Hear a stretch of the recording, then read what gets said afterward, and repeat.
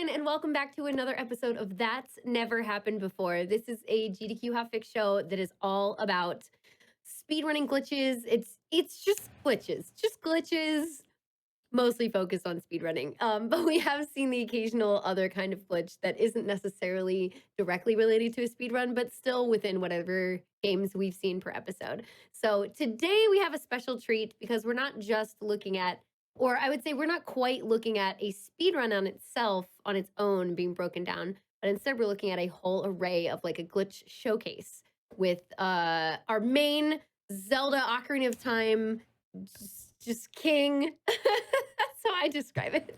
ZFG. So I want to say hi to ZFG. How's it going?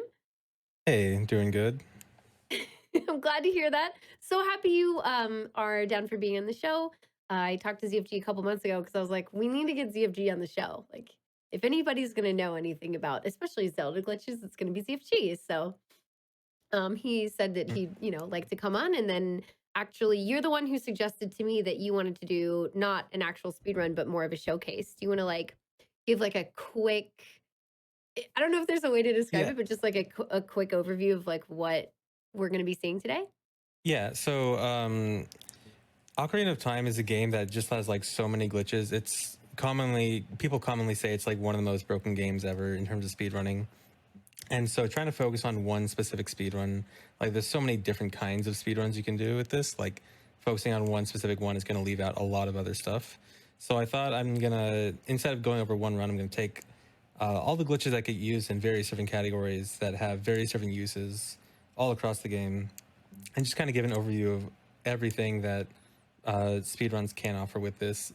And in addition to that, also some at the end, I'll also be showcasing some just like for fun, not really speedrun useful glitches because this game also has a ton of those, and some of them Hmm. are really, really great. Awesome. I can't wait to see. I'm super excited just to see the whole array because I like that it will be a combination of like things that can be used in different run categories and all of that. So literally just like show us, just I don't just educate us. But I say right before we start, I for those who don't know, like do you want to like give me a little bit of your background with running Zelda, especially Ocarina of Time specifically? Like how long have you been Uh, doing it and Yeah, so I've been speedrunning Ocarina of Time for I think close to 13 or 14 years now. I started way back in wow. like around 2007. It was just I was just interested in glitches in general, and Ocarina of Time also happened to be my favorite game, and that was just a very lucky coincidence that those two things lined up perfectly. And then I just was super into speedrunning this game because I thought the glitches were so interesting, and it's my favorite game. And this game also has glitches found so frequently. Like over the course of the entire time I've been speedrunning, we haven't really slowed down in finding new glitches. Like every year we're finding new stuff. Speedruns are changing. We have new ways to do things that we have like faster ways to do old things. We have new ways to do things we couldn't do before. So even though I've been running it so long, the game is always fresh because we have so many different things we can do all the time. Yeah. And that also contributes to having so many different categories. Again, I mentioned we have a lot of different categories that are all significantly different. Like most games have, their any percent category, their 100% category, maybe something in the middle. And sometimes some of those categories might not be super different. We have like so many Mhm. different categories, and every one is completely unrecognizably different from the next one. Yeah, which is really cool. And we've seen you run a number of them at GDQs, like on stage. Yeah, yeah. I think I've done like six or so different Ocarina of Time speedruns at GDQs at this point, where like That's it's awesome. and it's either been a different category every time, or if it's been the same category, it's been radically different. Hmm. Hmm. Yeah, yeah, yeah. I mean, again, I agree with you with like this run developing over time, or like just the game being broken more and more over time. I've noticed that too, even though I haven't been as involved in speedrunning Zelda games myself. I'm much more of a casual player, and then speedrunner. Like, I just love watching Zelda runs. I just love watching them. I don't know. It's always been something Yeah, that they're I've loved great. too. Mhm. Yeah, They're I know just they like are. they're I'm with so you. interesting because you can do like so much stuff that you would never expect to be able to do in these games. Yeah. Yeah, I agree. Yeah, what was I gonna say? Like there, yeah, throughout like all different Zelda games, and it's definitely something that I've been. watching for a long time. It doesn't matter like which one it is. I don't know. They're all fun. They're all fun to watch for me. Um, I was gonna. It made me think of when you were saying like it always is developing. Like there are always new things. Like you can even use Ocarina of Time to break other games now, like Yeah. Paper Mario. Yeah, the Paper Mario thing is one of my favorite things ever. Like that we can actually use Ocarina of Time to beat Paper Mario faster is the most amazing Yes. thing. If you guys haven't heard about that, I think that's going to be an SGDQ. Watch out for Yes. that. Watch out for Paper Mario being beaten by using Ocarina of Time. Yes, JCog will be doing that, and you might hear me talking to him as well during this upcoming GDQ. So it should be fun. But yeah, I'm really excited. I feel like there's going to be plenty to hear about, plenty to talk about. So I just want to let you get into things. Like whenever you're ready, we can do a countdown to the showcase. We just All right, have a yeah. timer for the sake of let me having a just timer. get things set up. I'm so excited.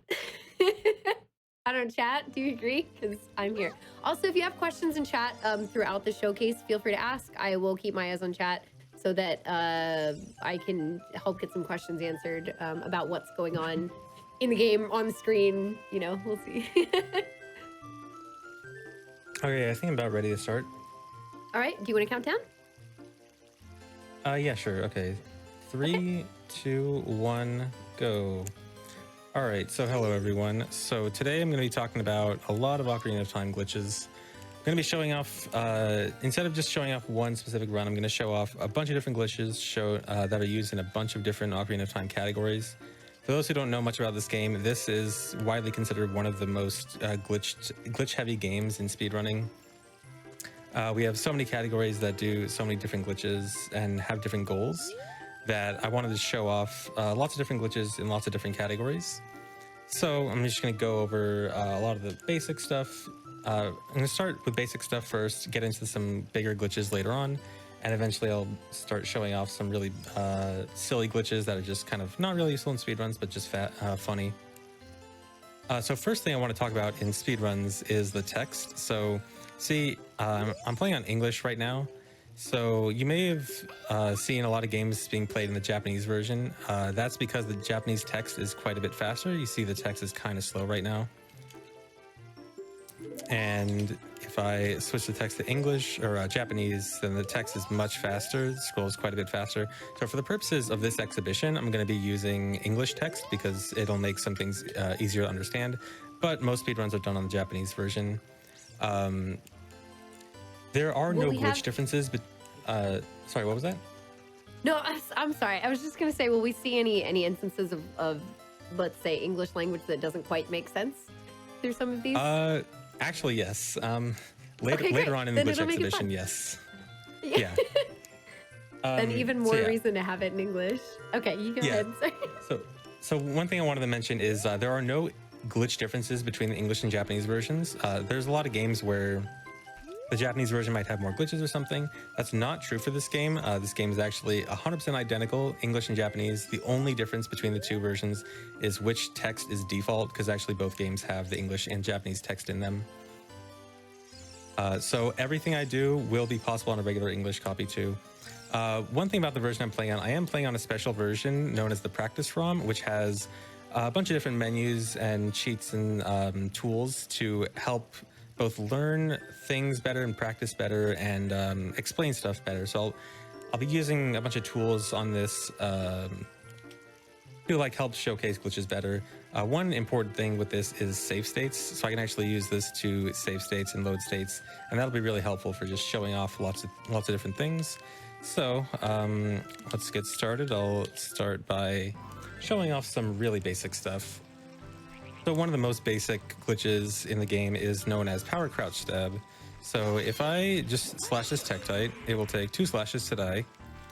And if I do a jump attack on it, it will die in 1 hit. Now, if I just do a normal crouch stab without doing anything, this is just done by shielding and pressing B, it'll take 4 hits. That's without doing anything beforehand. But if I do a jump slash first and then crouch stab, then it dies in 1 hit. So this is because a crouch stab does the damage of your last attack done. So if I do a jump slash and then a crouch stab, then it does jump slash damage. Jump slash doing twice as much damage as your normal sword attack. So by doing a jump slash and then a crouch stab, this lets you do very quick damage, because jump slash is supposed to be like a long attack that does more damage, but now you can do a very fast attack that does a lot of damage too. There's also another glitch that you can combine with crouch stab, which is known as the infinite sword glitch. So if you do a crouch stab and interrupt it by doing some kind of action, in this case, I'm going to try to read this sign. Now my sword has this kind of glow on it. My sword hitbox is now swinging infinitely.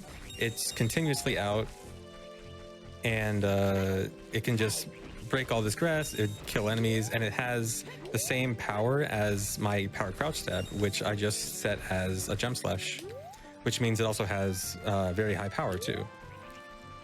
It also has this interesting property of, if you try to walk off a ledge, you just kind of don't walk off, you just kind of get stuck there. And also something interesting that happens if you, for example, are in the air and walk off this, then you just kind of get stuck in the air. So that's just another interesting property of infinite sword glitch. And so infinite sword glitch and power crouch stab are two of the most important basic tricks in the game. Another very important trick that is lightly related to power crouch stab is the forest escape. So when you first start the game, before you beat the Deku Tree, this guy is blocking your exit out to Hyrule Field. He says, like, you can't go out there, Kakuris aren't allowed out or whatever. There is actually a way out. So if you get in this corner here and look a little bit towards the side of the wall and then do a crouch stab in the same timing as you would ISG, then you will actually clip into this guard, ISG being the infinite sword glitch, short for infinite sword glitch. So you can actually clip into him.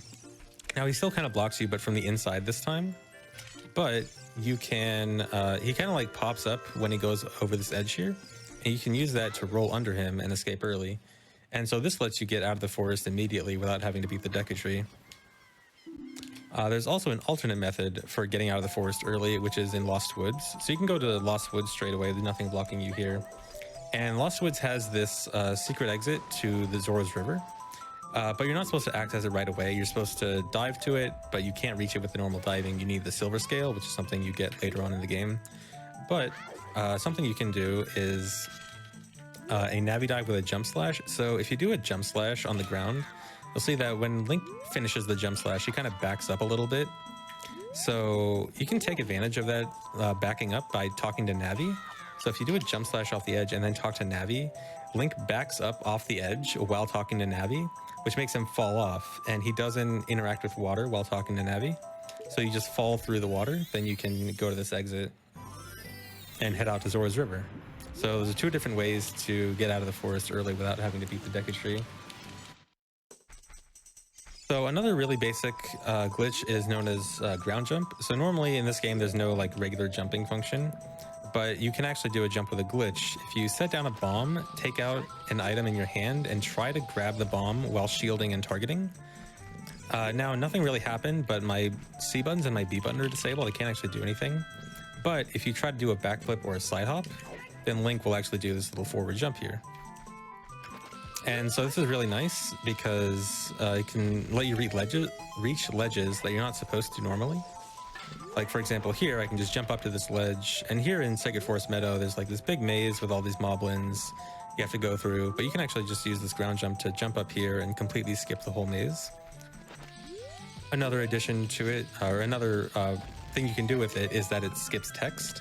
So normally right here, Navi wants to talk to me and tell me about this maze, but with ground jump stored, she actually will not talk to you. For example, if I get rid of it, then she'll actually talk. So it's also nice for skipping some NPC text sometimes. So we're already getting questions from chat. Maybe after like each section, like each thing, there might be a question or two. If it's okay, if I just like jump in. Oh yeah, sure. With something. Does it matter what version the ROM or card is played on anymore? So for the most part, no. There are some categories and some specific glitches are version exclusive, but the majority of glitches, I'd say like 95% of the glitches in this game are not version exclusive. Mm-hmm. There are certain cases, like the fastest any percent run, which is done in 7 minutes, is only done on the GameCube version. There are some glitches that might crash the N64 version, which I will touch on if they come up. So there's occasionally certain things, but the vast majority of glitches will work on any version. Okay. And Gotcha. if they Cool. are version exclusive, then I'll bring that up. Gotcha. Oh, I had something S paused. So I assume it was on my end. Sorry. Okay, yeah. Okay. Okay, so the next glitch I want to talk about is another thing you can do with the infinite sword glitch. So you can also do the infinite sword glitch with a bomb. This is the most common way to start it. And I showed off earlier that you can't really walk off ledges with it. And there's something else cool you can do with it is that if you shield damage in the air, for example, out of a backflip, then when it hits your shield, you'll just stay in the air. And so this is known as bomb hovering, although you can really do it with any source of damage on your shield, including enemies. So if you just have any shield, any damage in the air when you have the infinite sword glitch active, then you can just hover around. And so right now, what I'm doing is shield dropping bomb shoes. So bomb shoes normally run on the ground, but if they have no ground to run on, then they'll just instantly explode in the air if I just use the shield with bomb shoes. And so this is how those bomb shoes are just instantly exploding. Now, something I do need to mention is that if you just try to do a backflip and then shield drop a bomb shoe, you'll actually backflip too far away from the explosion and it won't hit you. So because of this, you actually have to do something to shorten your backflip. In this case, I'm using hover boots because hover boots have a shorter initial backflip. You can also do things like if you try to use the hook shot in the air, it'll shorten your backflip and that'll let you shield damage also. You can also try to angle a hover, like if you try to walk in an up left direction and then backflip diagonally, then this will also shorten the distance you go backwards. So it's a really, really important, really cool trick you can use to either cross big gaps or climb up really high. Like right now, I'm using this to go over to Ganon's castle way early. You're not supposed to get to Ganon's castle, obviously, until super late in the game, but with this, you can just hover all the way over there. And so I did this starting off a ledge. You can also start it off the ground, but it's a little bit different. So if you try to start it off the ground, you'll actually fall down instantly if you're not high enough. So see, after just a second or so, I just fall back down to the ground. You actually need to get a little bit higher in order to stay in the air. Luckily, 2 bombs is enough to do that, though. So you can set 2 bombs side by side and backflip into the explosions consecutively. And then this gives you enough to start to hover off the ground. And then you can just start backflip, shield drop bomb shoe. You can just keep going. You can also shield drop a bomb shoe and then backflip to get a little bit of extra height. And so yeah, that's bomb hovering. Pretty important glitch. Very, very nice and useful. Here's one particular use of it. So here in Lon Lon Ranch, normally you're supposed to race Ingo to win Epona, and then he like locks you into Lon Lon Ranch and you're not supposed to leave, and then you can eventually jump over a fence with Epona, and that's how you finally get Epona. Turns out you don't actually need to be on Epona when going over this fence if you want to win Epona. So what you can actually do is get the infinite sword glitch and start a short hover near the fence and backflip over the fence, and then suddenly you're in Hyrule Field with Epona, even though you never had Epona before. So just That's a very awesome. quick way to steal Epona. Okay, I actually have a question. So if somebody was Sure. trying to do bomb hovers for the first time, in terms of like the timing for it, or I don't know, anything around that, like basics wise, like what would you say is the first tip you would offer to somebody who's trying to do their first bomb hover? Yeah, so most likely a common issue with people trying to start bomb hovering first is just having Kikiri boots on and just doing a regular backflip. Like I mentioned earlier, you need something to shorten your backflip. If you backflip, just do a regular backflip, you'll usually go too far. So using hover boots will shorten your backflip is usually the easiest way. Also, if you're against a wall, since that'll prevent you from moving backwards, that'll help. That's But smart, yeah, hover boots is usually the easiest thing for new people. Cool. Nice. All right, so next I want to talk about super sliding. So this is another super important trick because this is your go fast trick. So it looks like this. So what's happening here is I want to grab an object while coming up from my roll and while shielding. So it looks like this. And I want my shield to get hit as I'm coming up from the roll. So I'm going to use a bomb, and this is going to hit my shield as I'm coming up while trying to grab the grass. And it'll start pushing me really far backwards. And now this is known as a super slide. I'm going backwards super duper fast. And so to do this, you need something to grab and something to hit your shield. And luckily a bomb can actually do both of those things. I did it off a bomb and a piece of grass there, but you can actually do it with just a bomb because a bomb is both grabbable and can act as a damage. Oh, it's a bit tricky off a single bomb. Oh, come on. I just got good at this again the other day, and now I'm bad at it again.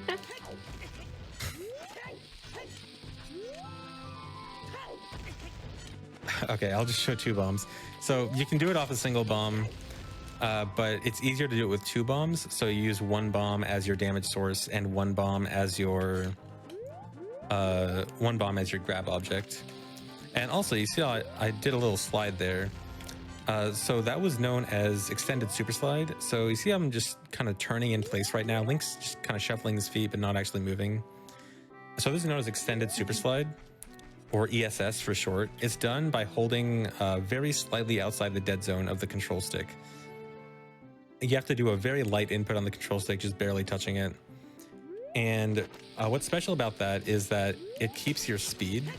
So if I do a super slide and I hold that extended super slide position, I do lose a little bit of speed before it starts, but then I continue with this slightly slower but still relatively fast speed. And so this is why it's known as extended super slide, because it extends your super slide. But you actually can get max speed out of it if you roll into a bomb like this. And then as you roll into the bomb, if you hold the ESS position barely outside the dead zone of the control stick, and quickly as you get hit, you have to hold the Z and R button to target and shield. Then you will come out of it with a very high speed. And this is known as a hyperextended super slide. So this is the same speed as a super slide, but with the ability to change your angle. So one of the downsides of regular super slide is that you can only go straight forward in one straight line. This allows you to turn without losing any speed. The downside of it is that it's a bit harder to pull off because you have to hold a very specific control stick position the entire time. If I let go of the control stick at all, then I instantly lose all my speed. And also, you aren't going directly backwards when you do this. You're actually going at a slight angle backwards.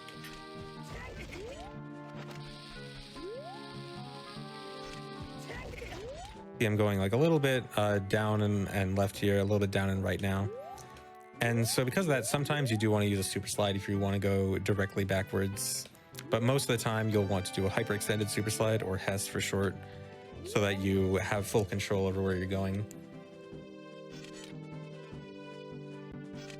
So here's some other uses for it. So more than just going fast, you can also use it to cross gaps if you combine it with the hover boots.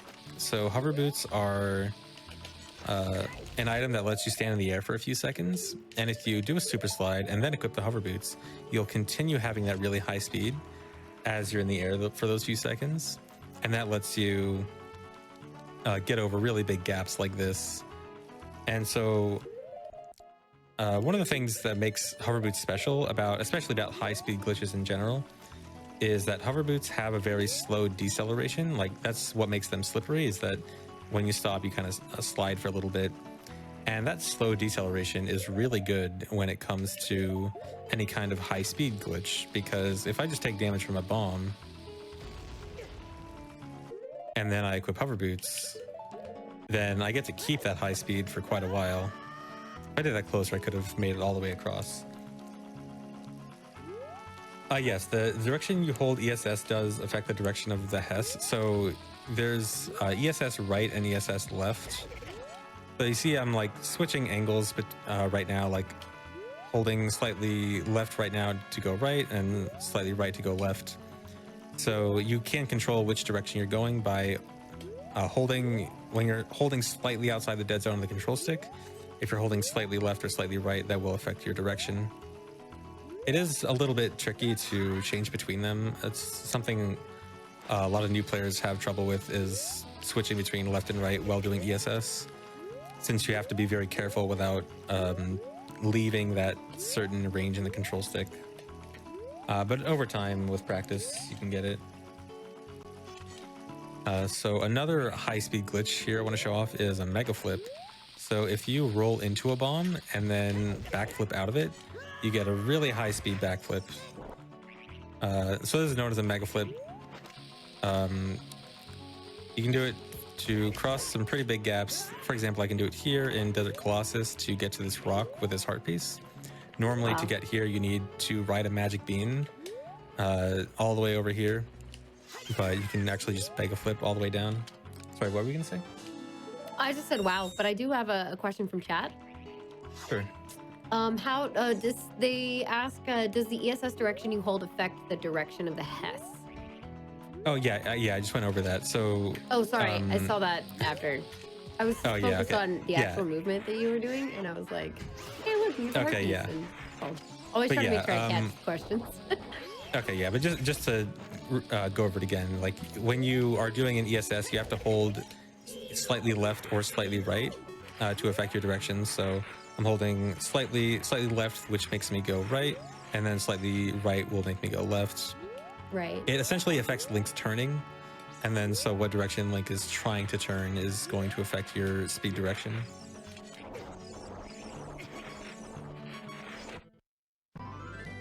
Okay, so one more interesting high-speed glitch here is in the water this time. So water is pretty good at preserving your speed, especially if you shield damage in the water.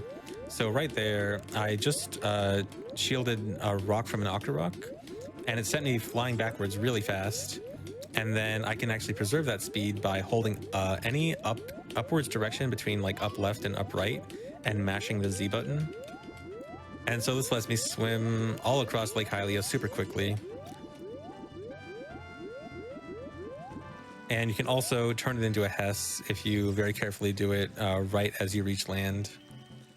And also I should probably go over how fast all these things are actually. So I just put a number on screen. That number that I just put on, the 5.5, that's my speed value.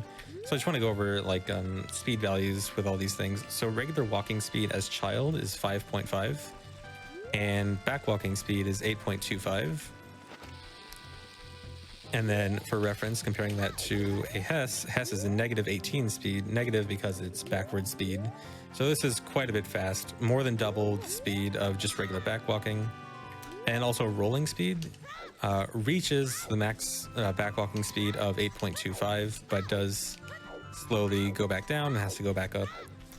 So rolling speed is faster than just walking forwards, but back walking has a constant top speed. And then also adults speed values are a little bit faster. Adult has a max walking speed of 6 and back walking speed of 9. Same with rolling speed. Slide hopping is also 8.25, just barely slower than back walking as adult, barely faster than back walking as child. But super slide and Hess again also have the exact same speed. Super slide also being negative 18. So yeah, super sliding and Hess are very, very fast, very good.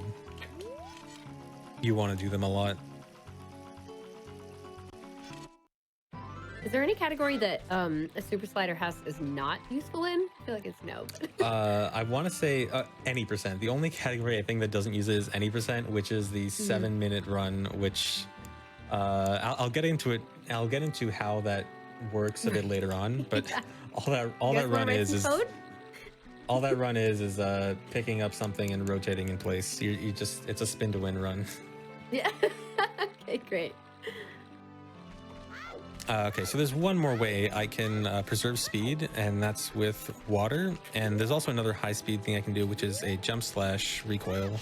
So if I jump slash against this fence, you see my speed was temporarily at 13, which is pretty high.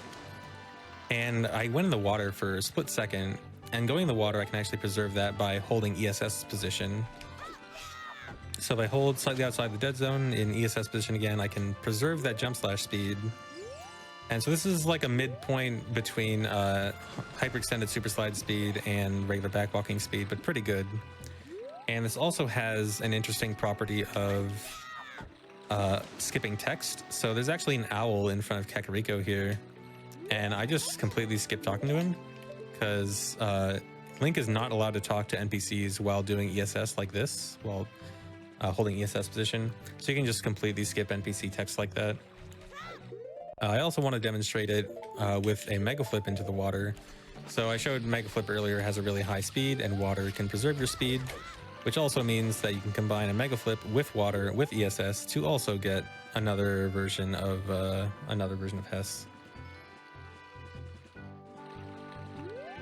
So a lot of speedrun categories will first go to Kakariko right after leaving the forest. Most speedruns will not be the Decatry, do the forest escape, which I showed earlier, and then we'll go straight to Kakariko. And so this trick right here, this water extended super slide to go to Kakariko really quick, is very commonly used. And the reason why, so there's two reasons why most speedruns commonly go to Kakariko first.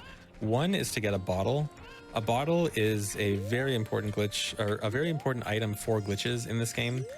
Most of the bottle glitches I'll be going over later on, as they're part of the more significant glitches portion, which I'll be doing later in the showcase. But another reason is to get explosives early. So you saw most of the things I did with that is for bombs and bomb shoes, or using bombs and bomb shoes for most of those glitches. So it's really important to get bombs and bomb shoes as early as possible. And the earliest place you can get is actually in Bomb of the Well. So just like how I did the forest escape with Navi Dive in Lost Woods, you can do the same thing to get to Bomb of the Well, where you jump slash and talk to Navi, and then Link falls through the water while talking to Navi. And you can enter Bomb of the Well. This is supposed to be a very... sorry, go ahead. Also, how tight is the timing for like the backward slash or the jump slash and then hitting the Navi? Oh, the timing for the Navi Dive is extremely lenient. It's Oh, okay. A lot of people will say it's like baby's first OOT glitch. It's like, okay. you can probably pull out your cartridge and do it right now within like a minute. It's super duper easy. Yeah, I should just do that on the side. Yeah, it's just jump slash. It's just jump slash on the edge, mash C up while Navi's trying to talk to you. Very easy. Okay, it's just a mash. Okay, gotcha. Yeah, there's no timing involved in it. Just mash. Okay, so Bomb of the Well is supposed to be a very late game area. You're not supposed to get here until you learn Song of Storms as adult, and then you have to play Song of Storms to empty the well. But thanks to the Navi Dive, you can get here early. And we want to get here early because of bomb chews, as I mentioned earlier. So the bomb chews here are actually blocked by something that you're supposed to blow up with bombs, which would be a problem. You're supposed to blow this up with bombs, and then below here is a bomb chew chest. But we can get there without bombs. It's a little bit tricky, but we can do it. So what I want to do is going over here. There's a hole in the ground right over here. So in Bomb of the Well, you're supposed to get the Lens of Truth, which lets you see like fake floors and stuff. And right here, there's a fake floor that leads to a pit, and you fall down and you get trapped in the basement. Well, not really trapped, but you know, you don't want to fall in there normally. So what I want to do is I want to do a hover off of this enemy here. Also, I'm doing a trick known as inverted camera here, where if you release target, press down, and then target again all really quickly, you can actually turn your camera around, which lets you see behind you when targeting, which is really nice and helpful for this. And so I want to get close to this pit, and I want to shield damage in the air and hover off of this enemy right as he comes by. So right now, I'm almost over the pit, but I'm also almost over land. I'm really close to land. In fact, if I just tap up, I'll actually fall back down. So what I want to do is tap up and then press the Ocarina button. And this will make me not land and actually fall through the pit and go into the basement, except the basement didn't load properly. Now See, there's nothing going on here. You can see a few textures, but basically nothing's loaded. So no matter where you are in a dungeon, all of the collision is always loaded, even if full rooms aren't properly loaded. And so everything, I can still walk around here and everything, and I can actually use a special tool on this version called Collision View, where I can actually see all the collision that's going on here. So you wouldn't be able to see this in a normal game, but this helps demonstrate what's going on. So this is all the bottom of the well basement, and you can actually see the whole area down here. And also, I just swam through some water. So that water is the same water that extends from above. So there's supposed to be a bunch of shallow water that goes all around bottom of the well, but that shallow water actually extends downwards infinitely. And so I can actually even swim through it from down here. Now this is really important because if I go over here, there's some more water I can swim through. And if I turn on collision view, you can see I can actually use this water to clip through the ceiling here. And so I clip through the ceiling. If I swim a bit forward, I can land in this room. And this is this room that has bomb chews. So this is really important in most longer than 10-minute Ocarina of Time speedruns. You very often will come to bottom of the well almost first thing to grab bomb chews, because any explosives is super important, and this is one of the fastest ways to get bomb chews. All right, so next, another super important sequence break, arguably maybe even the most important sequence break in the whole game, is the Door of Time skip. So normally in the Temple of Time, there's a door blocking the Master Sword, and you're supposed to beat the 3 child dungeons, Decatree, Dodongo's Cavern, and Jabu Jabu. And then you get the Ocarina of Time, and the Ocarina of Time will let you open the Door of Time. That takes a long time. I don't want to do all that stuff. So turns out there's actually a little crack between the Door of Time and the wall here, and that can be exploited. So what I want to do is a backwards side hop to get through this crack. And to do a backwards side hop, what you can do is if you hold slightly down on the control stick while targeting, Link will slowly backwalk, and if you roll, Link will do like a sideways roll, and when he comes up from the roll, right now Link is able to do a side hop or a backflip, but he's actually going to do the side hop or backflip in the direction that he's facing right now. So if I were to press down and A, which would normally cause a backflip, he'll end up doing a backwards side hop because he was facing to the side. So what I can do is I can use that. The backwards side hop is actually enough speed to get out of bounds. I need to do a little set up an angle here. I'm going to try a backwards side hop. And this should clip out of bounds, and then after you clip out of bounds, you can jump slash back inbounds into the Door of Time. Then you can come back here, and you can go straight to the Master Sword. And so you can do this pretty much right away. If you combine this with the Forced Escape, you can get to the Master Sword in under 10 minutes. It can be one of the first things you do in the game. And so this is what most speedruns that become adult at some point do. There are a lot of speedruns that actually don't become adult at all, but any speedrun that does eventually become adult, you probably want to become adult almost instantly. And the reason for this is that adult can actually do anything that child can do, adult can, or anything that both child and adult can do, adult can usually do it faster.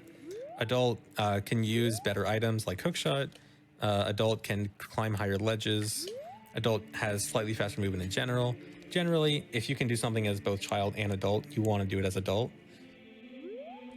And so most speedruns end up trying to become adult as quickly as possible, sometimes with the exception of getting Bomb Shoes or Zelda's Lullaby pretty early, since those are 2 pretty important items. Zelda's Lullaby useful just for like your standard purposes like getting magic.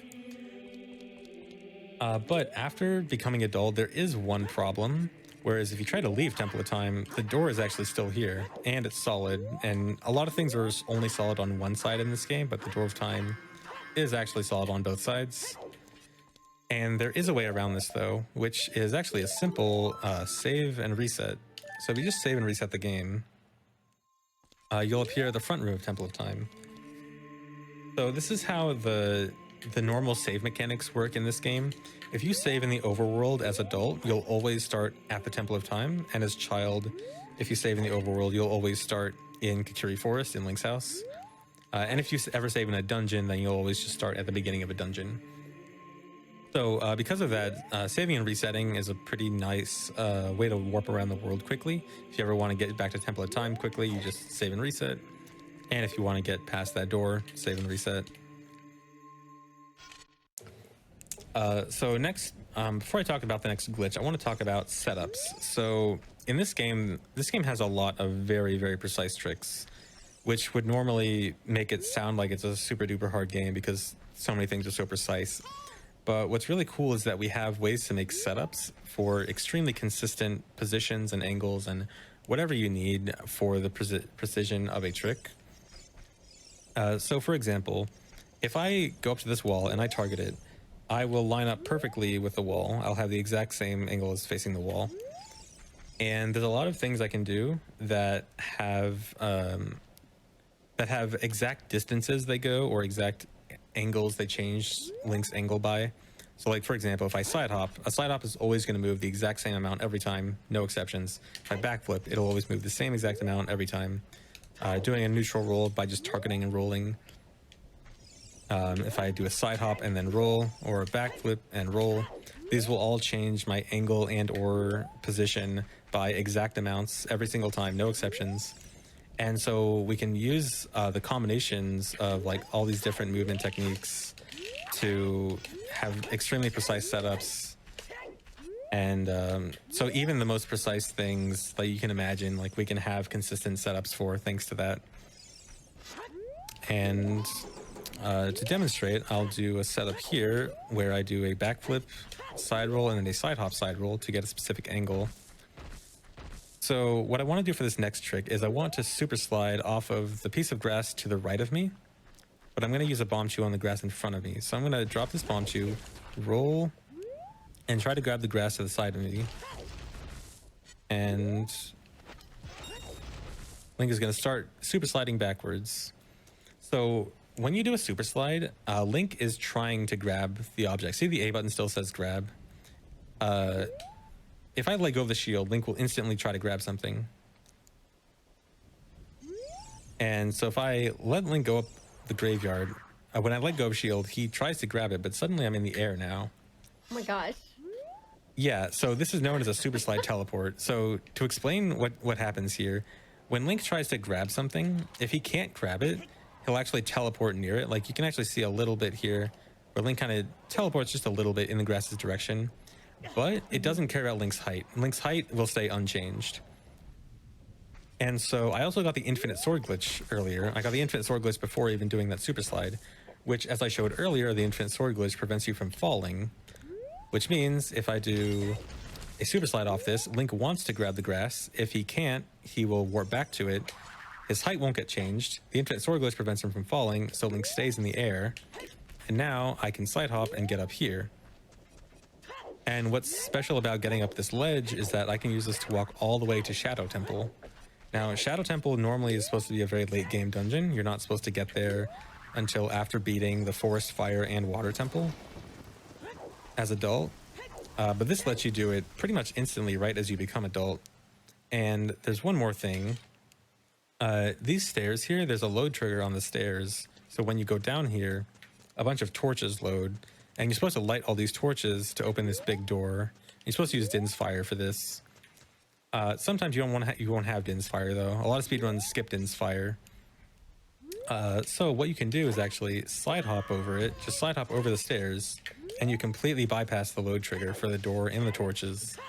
And you can just walk straight into Shadow Temple with nothing blocking you. And you also get a nice view of the sky outside there. Can I say one of the best parts about hearing this so far is that I often have questions that come up in my head and they're almost immediately answered. So you're doing a fantastic job explaining so far. This is why I'm talking so little compared to usual. Thanks. Yeah, I'm experienced with this because I know that people ask this stuff all the time because a lot of the glitches in this are not very intuitive. So I completely understand when people need to ask questions, and so I've gotten used to it. Yeah, for sure. Okay. So there's actually another method of getting up to Shadow Temple that's also pretty cool. So I just put a number on the screen. That number is Link's Y velocity. So -4 is just gravity. You'll see it'll change a little bit if I do a backflip or side up or whatever. Just Y velocity.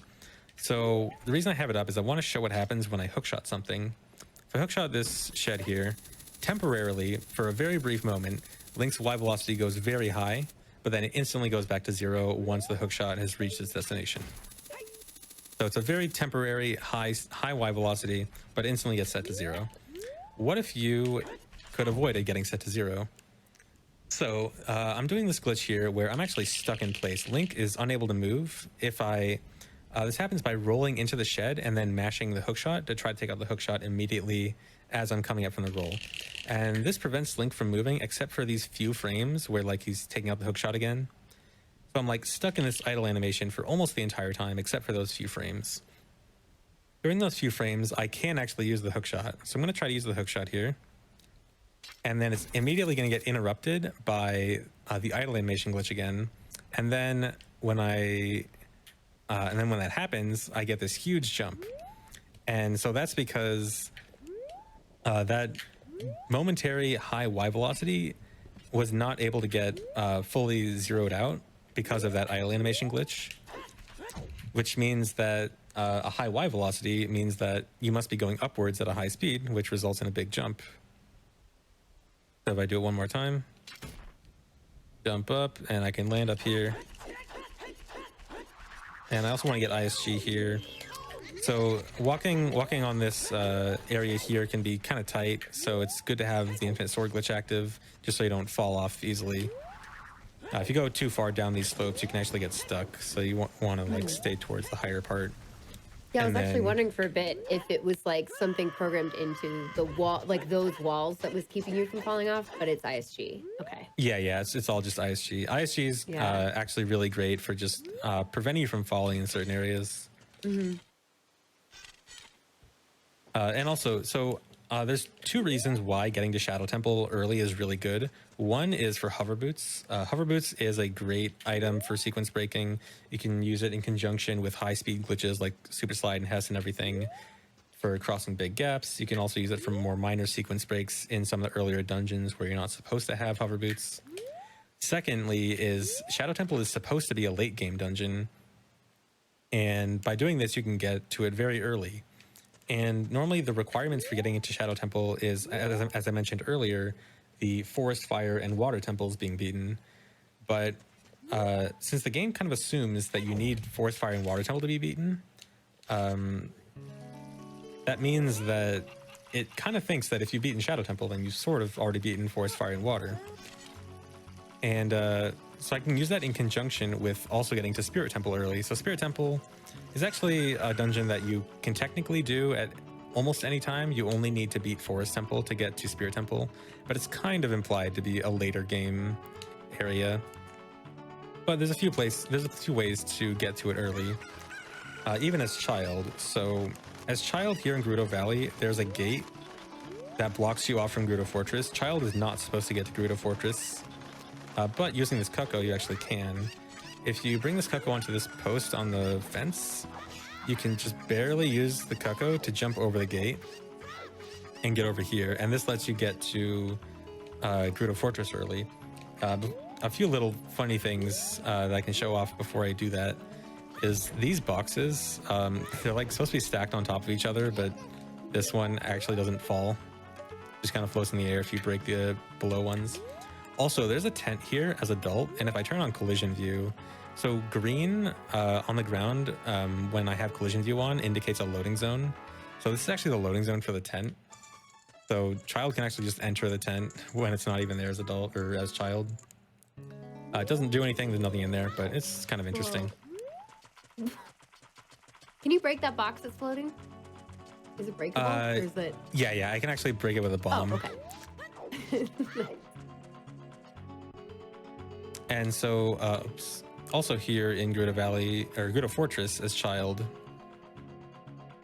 so there's this big gate here, and the gate, you're supposed to get rid of the gate by getting the Gerudo card as adult, and then like there's a Gerudo that accepts you as a member, and then opens the gate for you. But as child, you can actually bypass the gate by going out of bounds here. So you can do a side hop right over this ladder and land on this little out of bounds area. And this wall here is only solid from one side, so I can side hop back inbounds and just completely skip the gate and go straight into Haunted Wasteland. And it's not only child that can do it, adult can also get past the gate. So as adult, for an easy way to get past the gate, I want to intentionally get caught. When you get caught here, you get thrown in jail. And getting thrown in jail actually puts you in a relatively good position. This is kind of high up in the fortress. So you're supposed to use the hookshot to get out, hookshotting this wooden panel over here. And if you hookshot this corner right up here, you actually get clipped into the top of the jail. So now you're at the very top of Gerudo Fortress. I want to get on this railing, and by doing a side hop side roll and then just holding up to walk up to it, you can actually get up here. And then if I put on hover boots, you can roll over here, change your angle quickly to a side hop with hover boots, and then land on the same exact out of bounds area. And then also walk over here and do this to go to Haunted Wasteland early. And now for Haunted Wasteland, I'll show it both as child and as adult. So as child, there's actually a few different items you're supposed to have to get through the Haunted Wasteland. One is you're supposed to have either hover boots or long shot to get past this quicksand. Child has neither of those, but there actually is something you can do. If you backwalk over the edge here, it won't sink you fast enough, so you can actually just backwalk through the whole thing.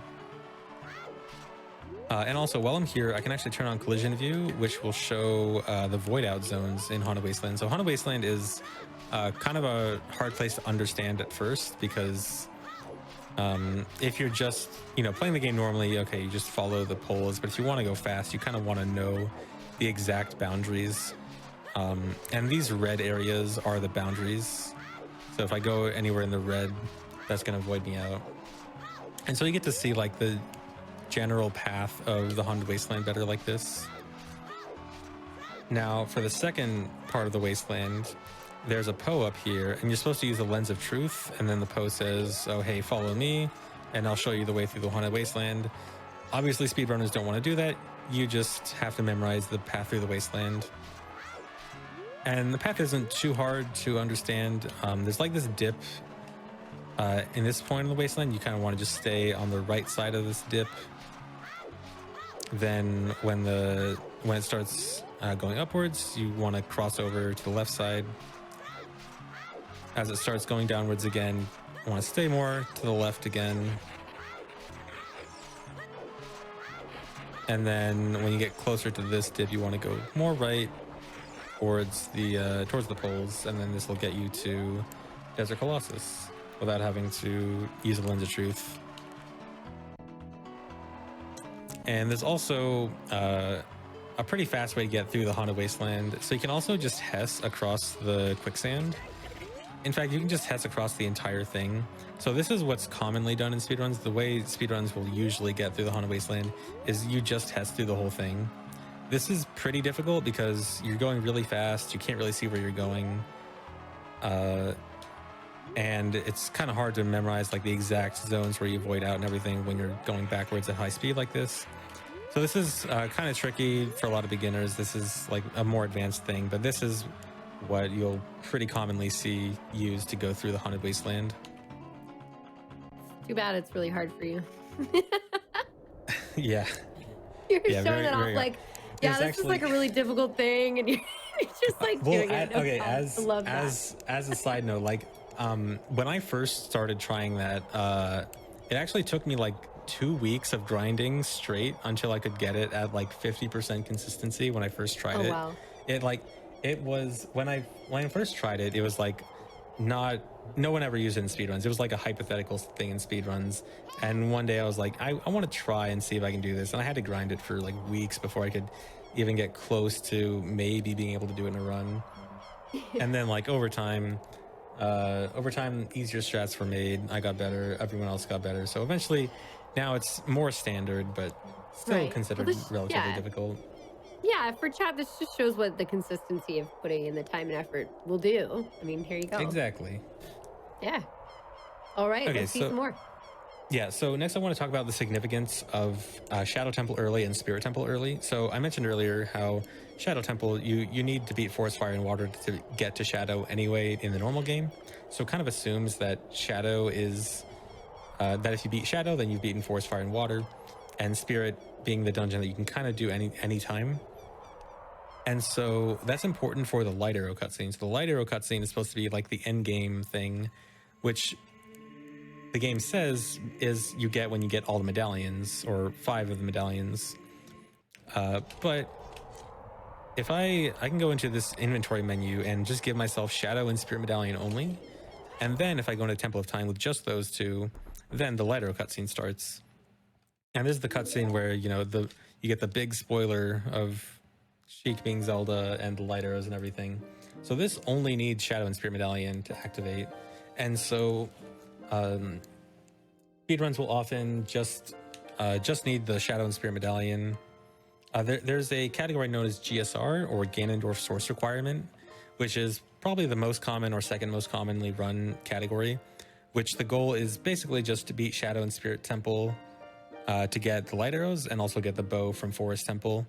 And it basically does the glitches that I've shown off. It's just like doing Forest Escape, getting Bomb Shoes, becoming Adult, beating Shadow and Spirit Temple, and then you can go be Ganon, and also getting the bow from Forest Temple, since you need that for that too.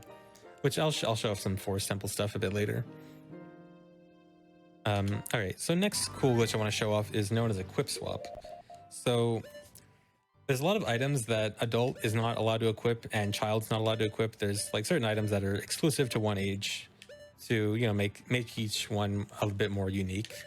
But there actually is a glitch you can do to equip stuff that you shouldn't be able to do. Like, for example, I just equipped Deku Stick. So this is known as Equip Swap. So what you do is you hover the cursor over an item that you want to equip. Then you move to a different item screen, either the equipment or the map screen, depending on which side you're doing it off of.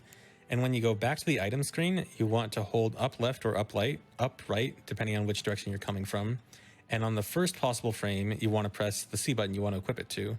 So I'll move back here and quickly press up left and C right, and it'll equip the item that I was hovering over before over the first item slot that the cursor moves to, which in this case is Din's Fire.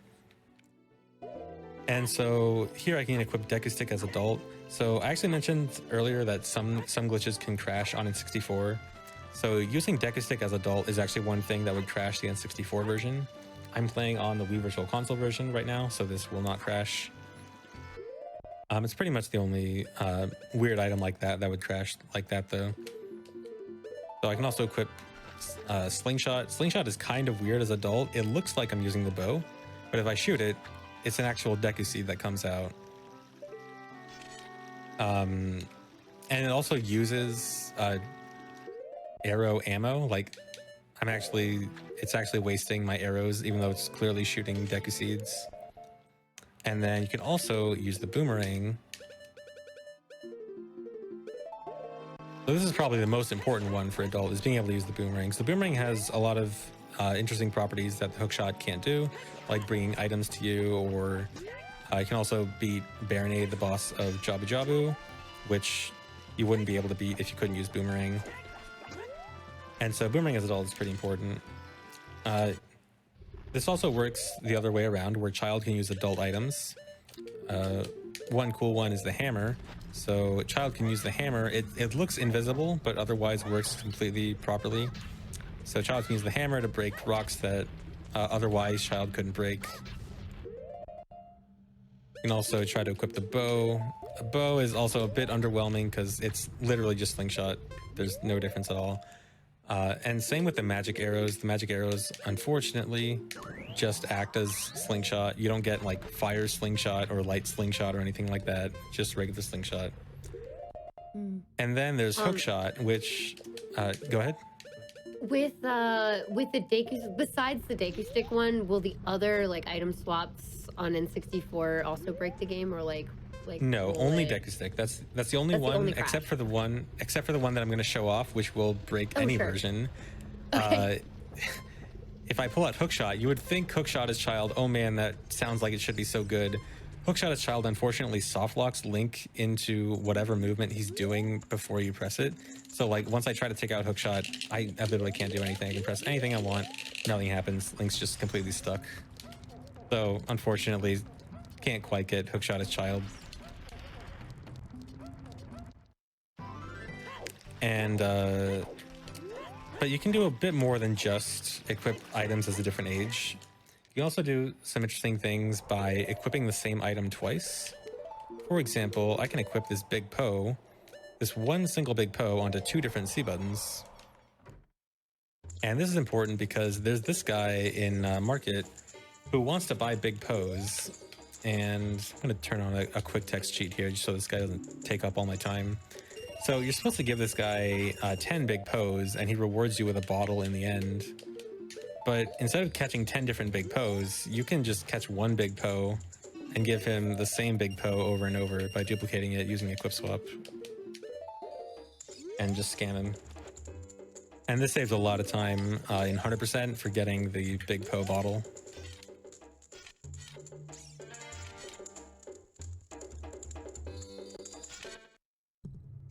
All right, so next I want to start moving on to some dungeon glitches. So we're going to get into the dungeons and show off some of the sequence breaks that can be done in dungeons. Starting off in Jabu. Once you get the boomerang in Jabu, your goal is to find a bunch of tentacles and kill all the tentacles using the boomerang.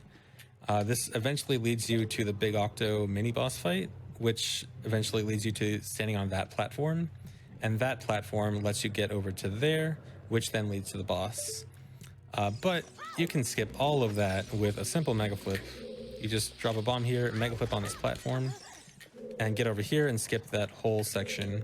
There's one problem though, which is this switch is a switch that you're supposed to hold down. It's supposed to be held down using the boxes over there, and I can't really bring the boxes over there. But there is something I can do. Turns out this switch is just close enough to the door that you can actually get to the door before it locks again. So if you do a really careful roll directly to the door and open it just the right time, you can open it right before, literally the frame before it locks again. And then in this room, there's a switch on the ceiling that you're supposed to climb up and boomerang, but you can actually boomerang it from the bottom here, just by throwing it up there. And then that opens up the way to the boss room. Now, there's also one alternate method I want to show off. This actually isn't used in speedruns that much, but it's really cool. It's one of my favorite things to do. So you can do a hover off of this Beery. This enemy is called a Beery, just a little jellyfish enemy. And every time you shield damage from this enemy, it moves upwards a little bit. Come on, get over here. So yeah, every time you shield damage from this guy, he moves up a little bit. Oh, come on, I can't. No.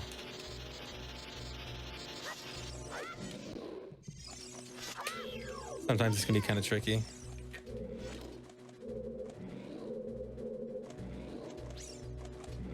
Get over here. Sometimes luring enemies, tricks that involve luring enemies can be annoying sometimes.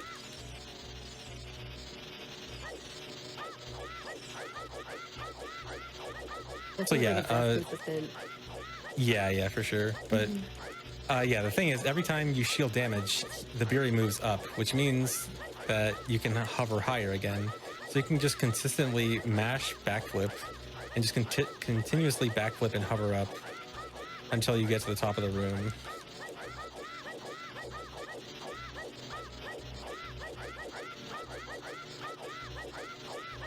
Once you're at this point, like, how do you know if it's still working since you can't see? Because it's well, because I can hear Link not being able to move anymore. So Okay. at that point I couldn't hear Link anymore, so I knew it wasn't working. But yeah, you can just do that to continuously hover up the entire room. Let me try. Okay, let me try one more time. Okay. Okay, here we go. This should be a good one. Yeah, so you can just continuously hover over and over again, and Link just continues to go up.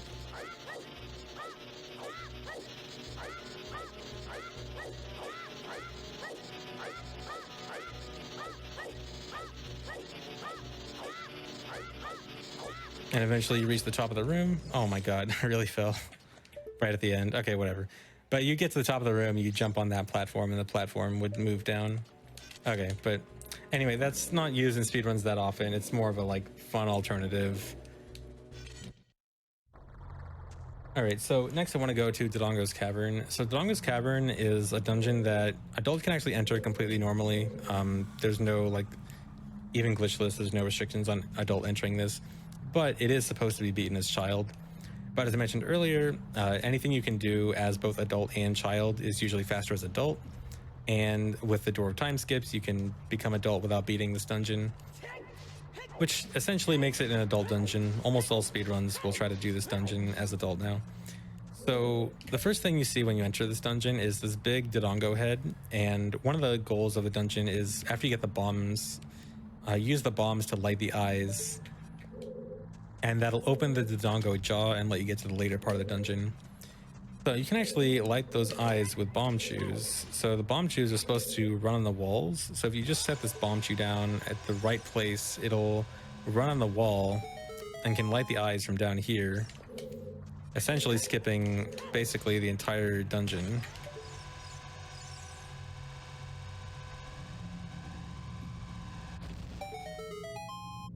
Yeah, you just light the eyes and then you can go straight to the end. But you wouldn't necessarily want to go to the end right away because you don't want to skip bombs. Bombs are a really important item. So I want to get to bombs quickly though. So one thing I can do to get to bombs quickly is this next trick called a hookshot jump. So first I need to get to low health. This trick does involve a death and a fairy. So I have a fairy in my inventory and I'm going to die soon. So what I want to do is, so I did a hookshot jump earlier in Shadow Temple, or to go to Shadow Temple, and I can do a similar one here. This time I'm going to use a death to interrupt my hookshot. So I'm going to jump in the lava, and I'm going to try to hookshot this ladder and die at the exact same time, and then Link jumps up and lands on this bridge. So this bridge is only solid from one side, only solid on the top, not solid from the bottom. So Link just flies up through it. That's amazing. And yeah, this is a fan favorite trick. Everyone always loves this trick. And it gets you right to the bomb chest. Nice. Do you have like somebody asked earlier if you have a favorite glitch, and then I also want to ask what you think is the most hilarious glitch. My favorite glitch overall is Hess, but hookshot jumping is also pretty high up there because I love hookshot jumping too. Mm-hmm. Most hilarious glitch, I'll save that for the glitch exhibition because there's Great. multiple that fall into that category. Okay. Okay, sounds good. Okay, I also want to show off another hookshot jump. So this is, I mentioned, hookshot jump's a fan favorite. This one is potentially the fan favorite glitch. Everyone always loves this one. So I want to go get fire arrows. So normally to get fire arrows, you need either the Lake Hylia to be filled, which means you've beaten Water Temple, or you need the long shot plus Scarecrow Song. So let's say I don't have Scarecrow Song and I don't have Water Temple beaten. I still want to get to those fire arrows. So I'm gonna see if I can jump over there. So you actually can't make that gap with just like a super slide plus hover bits or something. It doesn't quite reach. You can hover over, but it's a bit slow. But what I can use is this Skulltula.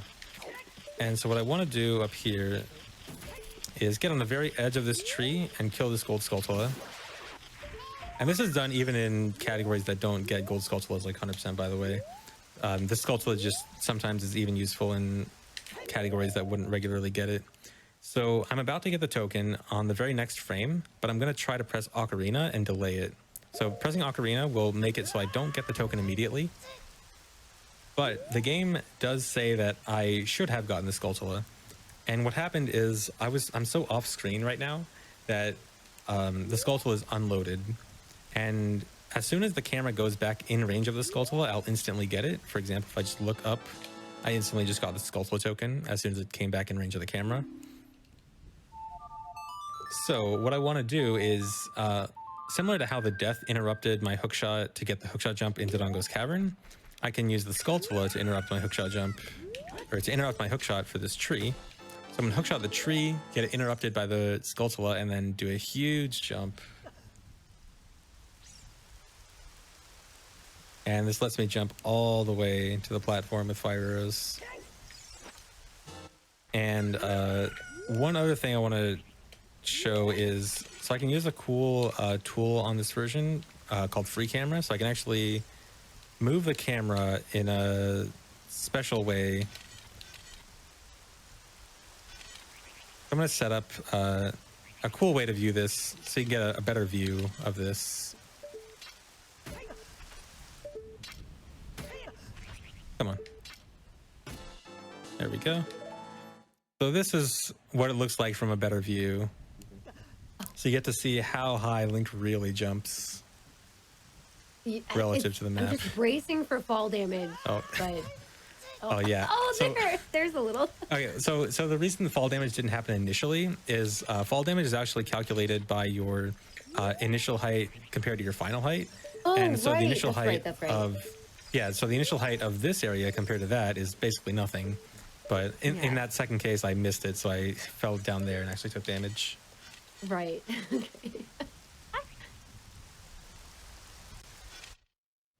All right, so now going to Shadow Temple. So I showed off some ways to skip the Shadow Temple door earlier, but I want to show one that doesn't involve walking around the out of bounds area, because sometimes you actually do load in from just playing the Nocturne of Shadow, but you still want to skip the door. So what I'm going to do is called a bomb push. So if you just set a bomb down on the ground, the bomb actually has collision and can push Link around. And if you set 3 bombs down at once, which is the maximum number allowed at once, you actually notice that it pushes the Link a little bit more. And so the push of each bomb is added together. So you can actually use that to push Link past certain things. So I'm going to get on a very precise part of the stairs and side hop into the bombs. And the bombs push Link enough to completely bypass the load trigger down on the stairs. And so now the torches didn't load again, and I can just walk into Shadow Temple.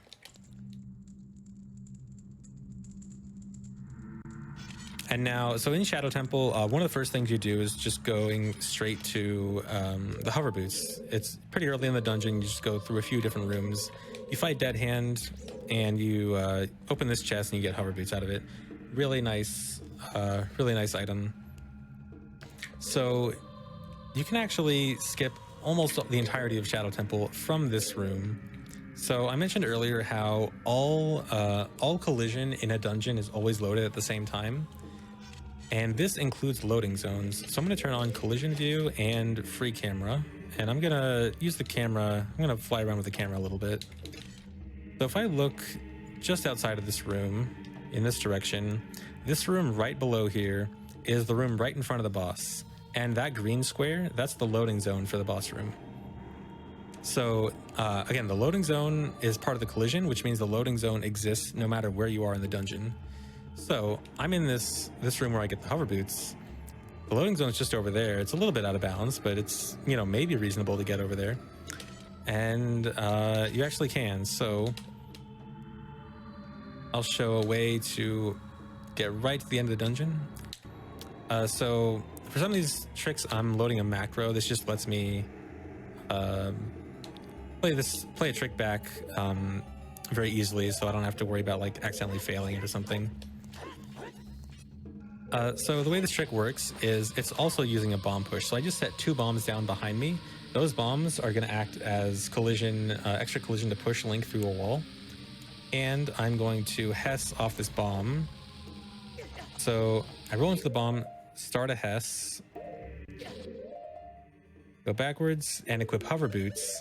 The Hess plus the bombs clip Link out of bounds. Then you can turn the Hess a little bit, do a jump slash, and land in the loading zone for the boss room.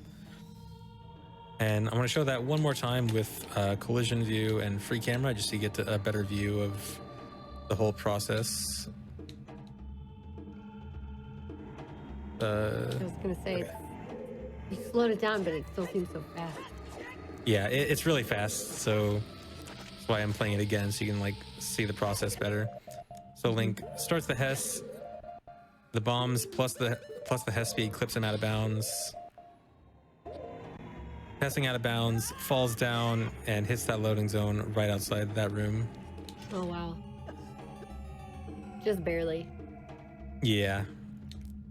And but sometimes you don't want to skip all of Shadow Temple right away, because there are other things you can get in Shadow Temple. For example, like 100% might want to get gold Skulltulas. So going down Shadow Temple a little bit, you get to this room where there's the spinning scythe and a bunch of silver rupees, and you're supposed to collect the silver rupees to open this gate, and then there's a key inside. I don't want to collect the silver rupees though, so I want to show off a glitch that I'm going to use to get there. So if I just roll into a bomb and I shield and hold down, you'll see Link does like some kind of weird slide thing. Looks kind of strange. So if you do the same thing while also trying to pull out hookshot, Link ends up doing some really glitchy animations. And if you saw that real quick, it looks like Link was out of bounds for a second. So if I do this again, if you let go of Z while Link is doing these glitchy animations out of bounds, you can aim the hookshot under the ground. And then with this, I can just hookshot past the wall straight to the key and skip that whole room. Now, you're supposed to go back out there and then go down a different path to the deeper part of Shadow Temple. But there's also this path over here. This leads to this cage room, and outside this cage you see a boat, which is part of the later part of the dungeon. And there's also this block. So later on in the dungeon, you're supposed to pull this block, which opens up a shortcut that you can use if you want to get back here early. Now, it sure would be nice if we could, use that shortcut early without having to go through all the dungeon, and of course we can. So if you get in this corner, do some side hops, and then quickly go into C up, move a little bit to the right, and then get out of C up again, and do a jump slash, you will clip through this gate, and you can just go straight out. This skips a very significant part of the dungeon. And then for this next part, for getting to the boat, normally you need to push this block. You can also hookshot the ladder, or you can also just jump to this wheel.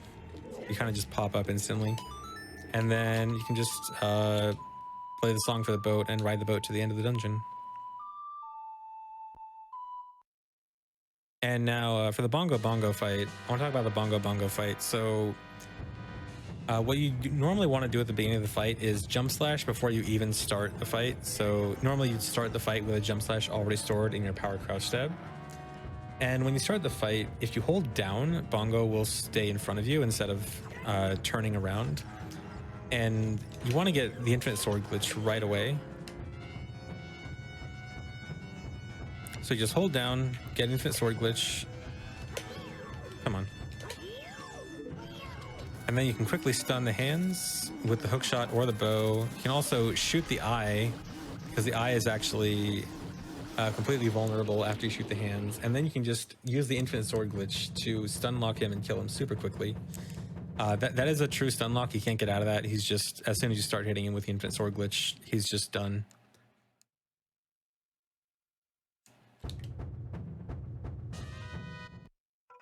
All right, so next I'm gonna go to Forest Temple. So when you get to Forest Temple, the first thing that happens, or one of the first things that happens a few rooms in, is this cutscene with a bunch of Poes and the elevator. So these Poes will spawn and then they'll push the elevator down. And the goal of the whole dungeon is to eventually kill all the Poes, and then the elevator gets brought back up, which then lets you access the basement, and then you can get to the end. You can actually get to the basement much earlier. You can actually get to, I keep pausing late, you can actually get to the elevator right now by dropping a bottled item, either a bug or a fish. If you catch it right as the elevator is about to be pushed down, like this, then you catch that thing in the middle of the cutscene, and then closing the text box will actually let you gain control in the middle of the cutscene. And then I can just walk over to the elevator and get down here way early. So it like breaks the So camera in a way. yeah, exactly. Okay. And so this is really nice for getting a gold Skulltula early. This is really good for 100%, so you don't have to go through all the dungeon to get this gold Skulltula. And of course, skips the need for killing all the Poes, but there's a different reason why we can skip killing all the Poes anyway. Because there is a very easy and quick boss key skip you can do right at the beginning of the dungeon. So on this railing here, I want to get just barely over the railing. And to do this, I'm going to backflip and use the hookshot. So if I just do a normal backflip, Link goes pretty decently far. But if you use the hookshot right away, then it stops all of Link's movement. So I want to use that to just barely get over the railing. Like this. And then if you try to grab the ledge here, the railing clips you into the floor. And now I'm kind of out of bounds, or I have access to out of bounds. And if I turn on collision view again, and I look down here, there's a green spot. That green spot is the boss loading zone. So I can just jump and go straight to the boss. It's right there. Wow. Very Somebody wanted conveniently to know, placed. it says ask CFG how to show Link looks during a weird shot. Yeah, sure. Phrase that earlier. Yeah, it's quite interesting.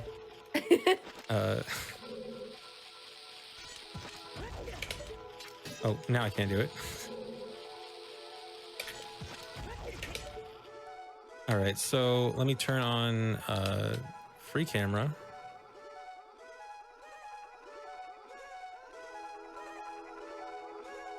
I gotta find Link.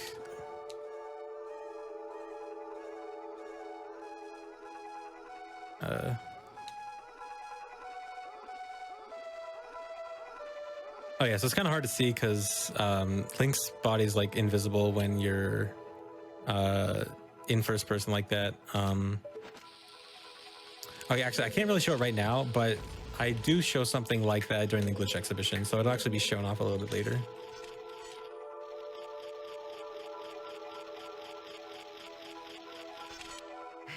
Okay, so so even though you can skip right to the end of Forest Temple, you sometimes don't really want to do that because you do want to get the bow. The bow is the main item in Forest Temple, which is a pretty important item. So here in this room, there's normally a fight. You have to fight some Stalfos, and you get a key as a reward. And then after you go through the dungeon a bit later on, you get to the top of this room, and you fight another set of Stalfos. And after beating those Stalfos, you get the bow. So you might think, oh, if the second Stalfos fight's at the top, then you just hover to the top, and that should skip most of Forest Temple, right? It doesn't quite work like that. The fight for the second set of Stalfos has a special condition, which is you have to enter the room above a certain Y coordinate. So you have to enter the room at a certain height, or else the fight just doesn't start. And this door is not even close. It's like near the top of the room, or like, you know, right around that area, so that the door at the top activates it. There is, however, a way we can change where we enter the room. And this is a glitch called entrance point glitch. So when I open a sliding door like this, the door only closes once Link gets a certain distance away from it. And so, you know, normally Link takes a few steps away from the door and then it actually closes. If you do something so that Link doesn't get far enough away from it, for example, I'm going to crouch tap the door and then equip hover boots. This gives you a little bit of a boost backwards. Now the door isn't closed yet. So now your entrance point or your respawn point, like used for if you void out or something, is set when the door closes. So if I say walk this direction, now my entrance point got set walking this direction a little bit away from the door. And if I void out, let me get some health so I can void out. So I'm gonna use a cheat to void out. And then when I respawn, you see it walks me like towards the wall, which normally would be impossible. So you can use that to change your entrance point. So what I want to do is change my entrance point somehow so that I can enter the room at the top. And to do that, you need to do a bit of a series of some interesting glitches. This is a really cool one. So first of all, this will require a death, so I need a fairy here. And we come out this door, kill this guy so that he doesn't bother me. And I'm going to set up for a very precise position for entrance point glitch. And I'm also going to set down a bunch of bombs. So these bombs I just set down, this is for another bomb push. So I'm going to do entrance point glitch plus bomb push. So Link is going to crouch tap the door, equip hover boots, try to open the door, move really far away from it, and the bombs are going to push Link far enough away so that he's inside the door frame, or not inside the door frame, but inside the wall next to the door frame. Now from inside the wall, I'm going to drop a bomb and try to hookshot that chest. At just the right time, this is going to cause a hookshot jump so that Link jumps up here. And so the door at the bottom only closes once you get a certain distance horizontally away from the door, but it doesn't care about your vertical distance from it. So the door is still open. Now when I move away, the door finally closes. It finally reset my entrance point. Now you can mega flip against this wall here to get out of bounds. After Link falls out of bounds for a while, he's going to void out. The void out is going to respawn him with the new entrance point set at the top of the room. And now the Stalfos fight starts, and now you can fight the Stalfos and try to get the bow. Fighting these Stalfos, you can just like crouch stab them when they let down their shield. They kind of have a certain rhythm of when they let go of their shield, like they kind of let go maybe like a second or so after you hit them, or after they shield you. See, I'm like waiting a little bit. Would this trick be best for? So this is typically used in, actually I think nowadays it's pretty much used in any category that needs to get the bow, which is 100% MST, which is Medallion Stone's Trials, which is basically all dungeons plus the trials in Ganon's castle, and also Ganondorf's source requirement, which is the category where you do basically just Shadow Temple, Spirit Temple, and getting the bow from Forest Temple. Gotcha.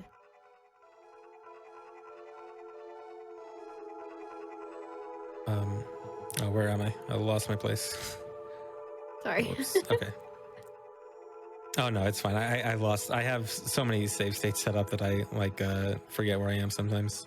Yeah, there's definitely a lot. This is really, really cool. Yeah. There's so much to go over. Okay, so next I'm gonna go over to Fire Temple. So in Fire Temple, you normally the macro going. In Fire Temple, so you normally want the Goron tunic to make sure you don't die from the heat. So if I go in here, there's gonna be a timer that comes up. So this timer is based on your health. So you get 8 seconds per full heart, or 2 seconds per quarter heart, or more specifically, 1 second per eighth of a heart. So you may actually see that hearts are just displayed in increments of 1/4, but actually the game keeps track of health in increments of 1/16.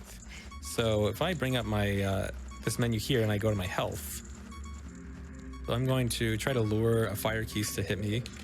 Come on. Come over here. So it'll initially do half a heart of damage, but then this fire damage continues to do extra damage in increments of 1/16. So what I want to do here is I want to have exactly 1/16 health.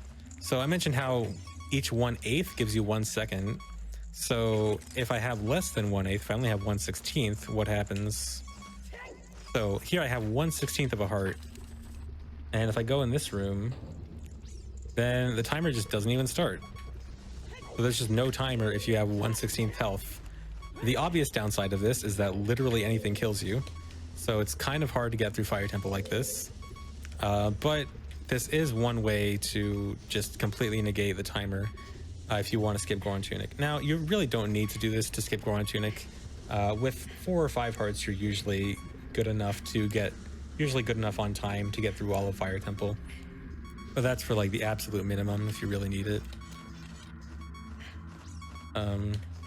So going a bit higher in Fire Temple. So the first few rooms in Fire Temple, you just get a few keys. It's pretty normal.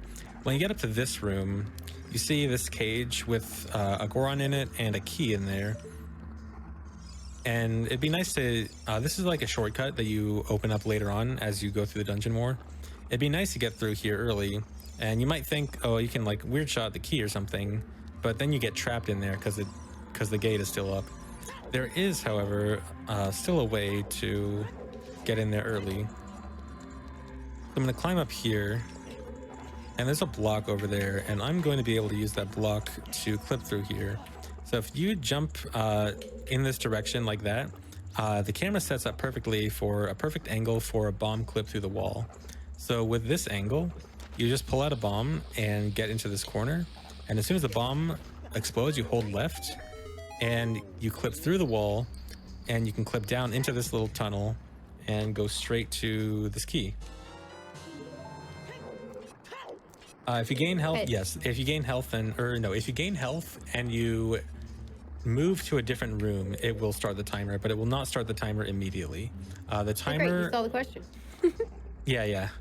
So the timer, once you enter a heated room, the way the timer is then, it just stays until you leave the heated room. But if you then leave a heated room and then go back into it, then it will recheck to see what to start the timer at. And yeah, so this trick is really nice because if I climb to the top here, this is the top of this big boulder room maze. And this room is quite a bit slow to get through. There's like multiple keys you have to get. You have to go through a bunch of rooms just to get to the top of this maze, and then you can fall down there and go get that key. So this lets you skip quite a bit of Fire Temple. So going a bit further in Fire Temple later on, you come to this this room. This is the fire maze, and there's a bunch of fire stuff going on here. There's these proximity firewalls, which once you get close to them, fire will start to come up and try to block you from going that path. Those firewalls are actually pretty slow to come up, though. You can actually, if you go fast, you can get right past them. So if I just do a Hess, you can just Hess right past them before they even get a chance to come up. And now normally towards the end of this room, there's this big firewall, and you're supposed to press this switch to push it down. But you don't actually need to do that because you can actually clip through this firewall. So I'm going to turn on hitbox viewer now. So I've shown collision viewer a lot. So this lets me turn on hitboxes. So these firewalls have a very interesting hitbox. They're cylinders that follow Link as he moves. And it being a cylinder, cylinders are relatively easy to clip through, especially when it's one next to a wall like this. So something very easy you can do is just take some damage, then back up and backflip, and you just go straight through it. Just go straight through the wall. And while I have this on, I want to just show off some interesting hitboxes. Here's the sword hitbox.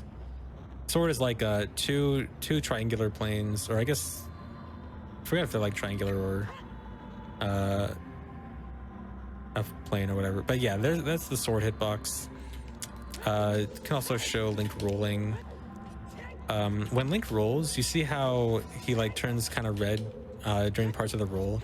That's invincibility. So when Link, if Link takes damage towards the end of his roll, during that portion where the hitbox viewer is red, he actually takes no damage because he's invincible. And that's actually the reason why stuff like super sliding and mega flipping all work. And also why you don't take damage when you do something like a mega flip. Because that's all during Link's invincibility time. And going a bit more higher in Fire Temple, when you reach the absolute peak of Fire Temple, you get the hammer, the dungeon item. Normally you're supposed to use the hammer to go find the boss key and then get to the boss. But really, you can actually just go straight to the boss right now. So what I'm going to do is drop down here with a specific angle that I get from just grabbing the ledge. And I want to get in this corner and hit this wall with the hammer, and then equip hover boots. And the hammer sends you backwards really fast, and the hover boots let you preserve that speed for longer. So this high speed lets you clip out of bounds. From this out of bounds clip, you can jump slash, and you fall down basically the entire length of Fire Temple, and you end up falling into the boss loading zone, which is conveniently right below. And there's an alternate method for this with a Hess. I can also show this with a Hess. I'll turn on collision view too. This is pretty interesting. So you can also Hess clip out. Link barely misses the collision for that room right below. Then you do a jump slash and you fall and eventually hit the boss loading zone or right above. So we've seen it with now Fire Force and Shadow. Do the Spirit Temple and Water Temple also have these same, like, we're gonna drop into the loading zone with some kind of giant jump thing? Because it seems like a pattern. Essentially, yes. So Water Temple actually will be showing both of those coming up soon. But Water Temple will be a different kind of clip. It's not from above. Spirit Temple has one from above and one not from above. But the one not from above is the more common one and the one that I'm going to show off. A lot of the dungeons actually have multiple different boss key skips. I've only shown like one method for each of them, but each dungeon actually usually has like multiple different ways to skip the boss key. Okay, sweet. All right. Okay, so next is Volvagia. So Volvagia is a really interesting boss. So there's actually multiple different fast ways to beat Volvagia. So first thing I want to show off is using a weird shot. So before the fight even starts, if I try a weird shot with the bow, Volvagia is actually right under the arena, right there, before the fight even starts, and can take damage. So I can actually just shoot Volvagia a bunch right before the fight starts. Now, I can't kill Volvagia. Volvagia is actually special where Volvagia will only die after being stunned by the hammer. So it is completely impossible to kill Volvagia before the fight starts, but I can get Volvagia down to basically 0 health or at least low enough health that I'll kill Volvagia in one hit.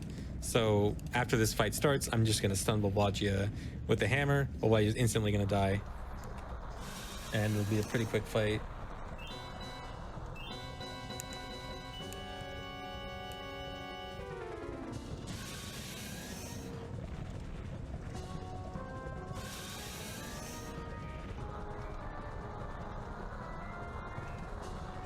Volvagia is going to go in the hole. Volvagia will pop out of a random hole. Stun. Jump slash. And then Volvagia is already dead. But there's some alternate ways to kill Volvagia too. Doing that before the fight starts is actually a little bit slow. It's actually a bit faster to kill Volvagia during the fight. Because there's actually a different way to do a lot of damage to Volvagia quickly. So Volvagia actually has 2 hitboxes, one for the one that pops out of the holes and one for the one that flies around. If I use a cheat to fall down below the arena and then turn on hitboxes, there's a bunch of these spheres right here. That is Volvagia's other hitbox. That's the flying Volvagia hitbox. You can actually hit that during the fight because you can use a bomb. And that bomb actually hits the hitbox below the ground. You can just drop a bunch of bombs on this hole and continually do a lot of really quick damage to Volvagia.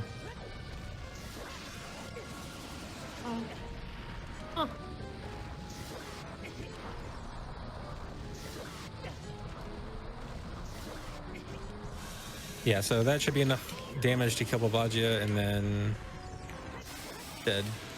And there's an even faster method where you do the same concept but with bombs and with bomb chews and Deku Nuts. So Deku Nuts can instantly blow up a bomb chew. So if I use a bomb chew, Deku Nut, bomb chew, Deku Nut, bomb chew, Deku Nut. And you can also see the Deku Nut hitbox, which is quite massive. But yeah, I can just do this to just do a ton of damage to Volvagia super quickly. One of the things I've learned about speedrunning is that for Ocarina of Time is that Deku Nuts are severely underrated casually. Yes, very. Deku Nuts are fantastic. Yes. But yeah, so that's another super fast way to beat Volvagia. Oops. Oh god, what am I doing? I almost ruined something. Okay. Alright, so next we'll go over to Water Temple. So normally to enter Water Temple, you need to have the Iron Boots and the hookshot, and you need to like a hookshot. You need to hookshot a certain thing to open a gate to enter with Iron Boots. Sometimes you don't want to have Iron Boots when entering Water Temple. It's kind of slow to get Iron Boots. So one way you can get in is with a clip out of bounds. This uses what's called a ledge clip. So I showed earlier how if you target a wall, Link will face directly towards that wall. The same concept works if you, when you grab a ledge. If you grab a ledge on the first possible frame, if you target, Link will target towards that wall still. And the way that Link moves his body when targeting that wall from that ledge grab completely puts him out of bounds. So you can use this to clip out of bounds, drop out of bounds in Lake Hylia. And the water in Lake Hylia extends really far. Like, even though the water is lowered because I haven't beaten Water Temple yet, the water basically still extends the entire distance of the lake. So I can swim in this out of bounds water, and I can just swim all around the inbounds portion and just swim right into the loading zone of where Water Temple starts. And also the camera kind of gets locked after a few seconds. If you get close to inbounds, then the camera can get unlocked. I kind of unlocked it there for a second and then messed up again. Oh no, I got lost. Well, okay, I used a cheat there, but it looks more like this. You just swim directly into the loading zone. Okay, so in Water Temple, I mentioned how sometimes you don't want to have Iron Boots. Iron Boots can be kind of slow to get beforehand. You can actually beat Water Temple all without Iron Boots. But you still need some way to get down through the water. So one way you can go through the water is with a spell dive. So I'm going to make use of these Tektites, and I'm going to try to use Ferora's Wind right as he hits me. And he's just going to push me off the ledge. I fall all the way down through the water, and I get to use a spell at the same time, which Ferora's Wind is pretty good in Water Temple. So this lets you get right down here and can go meet Ruto. So you might be wondering, can you just do the same Navi dive thing that you do for like getting to the bottom of the well earlier or something? So Navi doesn't typically talk to you in dungeons. The only way you can talk to Navi is by using an enemy. And it is technically possible to Navi dive using an enemy, but it is very precise, especially with these Tektites and the way you have to set it up. It's technically possible, but it's really stupid. So basically, the method you want to use is that spell dive. You answer my question again right before I can ask. Yeah. Yeah. All right. So Dark Link. Dark Link is a mini boss that casually a lot of people have problems with him. He's really hard for casuals, but if you know exactly what to do, he's actually fairly simple. So the first thing you can do is use Deku Nuts. So if you throw Deku Nuts directly at him, he actually dodges them, which a lot of people think means that he can't be stunned by Deku Nuts. Actually, all you need to do is throw Deku Nuts off to the side. So he won't actually dodge them if you throw them to the side, but the hitbox is so big that it still hits him. So you can just do this. Also, Dark Link's health is equivalent to your own health or your own max health. So Dark Link has the equivalent of 5 hearts right now, with a jump slash doing 2 hearts each. And then final slash, I can just, oh, okay. And then another easy thing you can do is if you target away from him and do a sideways slash like this, if you do this while he's behind you, he doesn't really dodge it, and you can just very easily just slash behind you like this.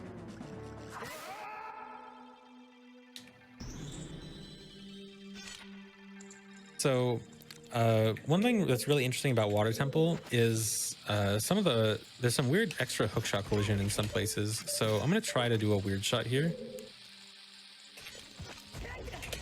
And come on. So there doesn't seem to be anything hookshotable down here, but actually if I shoot right over here, I somehow hookshot at the wall. And that might seem really weird. And also if I hookshot over here, I can also hookshot it. So if I turn on collision view, blue means hookshotable surface. And so for some reason there's a hookshotable surface here. So there's no confirmed reason for this, but it's believed that most likely there were hookshot targets here somewhere in development that were eventually taken out, and then they forgot to take off the hookshot collision. But for whatever reason, they are still there, and we can actually make use of them. And what's really nice is that you can do a weird shot into this room. This is a room with a key. They can get early with a weird shot if you didn't, if those extra hookshot collisions didn't exist, then you would actually be trapped in this room. But because they exist, you can actually just hookshot straight out with another weird shot. And there's another room here too. This also has the same thing, where the ceiling for both sides of this room, on the far side over here and the close side here, also have these extra hookshot collisions. And what's interesting about this room is these actually still exist in Master Quest. And in Master Quest, in this room, there is a big gate across that entire section that's supposed to prevent you from climbing up here, and you're supposed to come in from that door from the other side. But this hookshot collision still being there, it means you can just hookshot right over the gate, which is kind of silly. Pretty nice. So to get to the end of Water Temple, you normally need to have the Water Temple at the highest level and the long shot to hookshot over there. But you really don't need either of those. It's actually very simple to get over this gap. You can do pretty much any kind of high-speed thing with hover boots. Here I'm doing a Mega Slide Hop, and just equipping hover boots clears the gap easily. Super Slide Hess, whatever you want, hovering. Fairly simple gap to get over. So you can get here without long shot. And then over here, over this boss door, so there's no place to like fall in from above like some other boss key skips, but you can clip through this wall using something called a ground clip. So to explain a ground clip, I'm actually going to go somewhere else. I'm going to go to Goron City. This will just help me explain it a little bit better. So in Goron City, there's this rolling Goron who you have to bomb, who gives you Goron Tunic, and then also opens up this door that lets you get to Death Mountain Crater. So talking to him is actually pretty slow. He talks forever. You really don't want to talk to him a lot of the time. So you can actually clip through this wall and clip through the door by doing a Mega Flip or Mega Slide Hop down here. You just fall directly through the wall and fall in here. And so the way this works is you have to have a high amount of both horizontal speed and downwards vertical speed. And so this is achieved by having a Mega Slide Hop, which has, you know, your very fast horizontal speed, and then after falling a certain distance, you have a pretty good amount of downward speed. Now, if I go back to Water Temple, there's not really, it doesn't look like there's much of a place to get some downward speed, but there's sort of a little workaround you can do by doing a hover.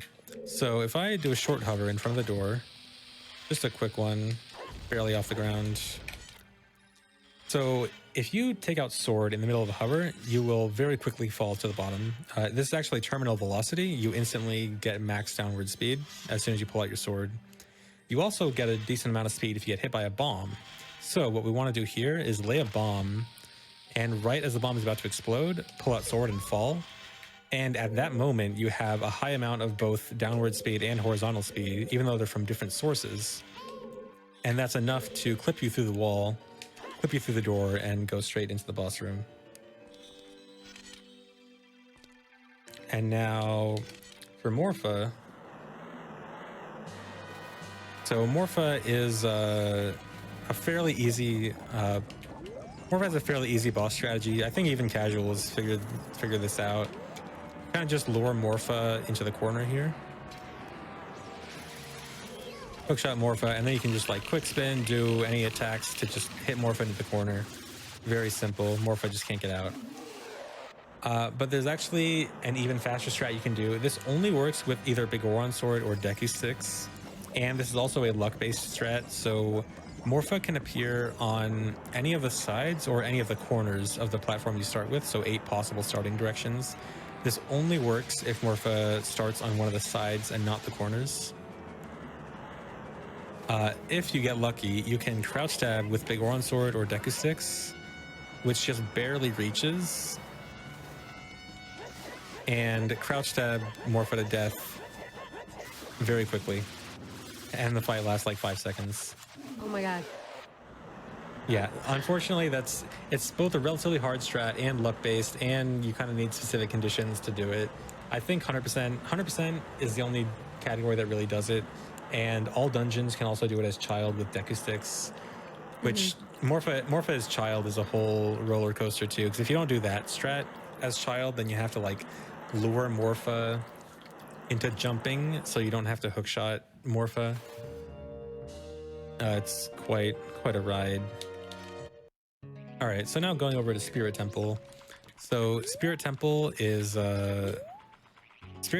quite a long dungeon normally. You have to, the first part is you have to do Spirit Temple as child, and eventually you work your way up to that hand up there, which has a silver gauntlets chest.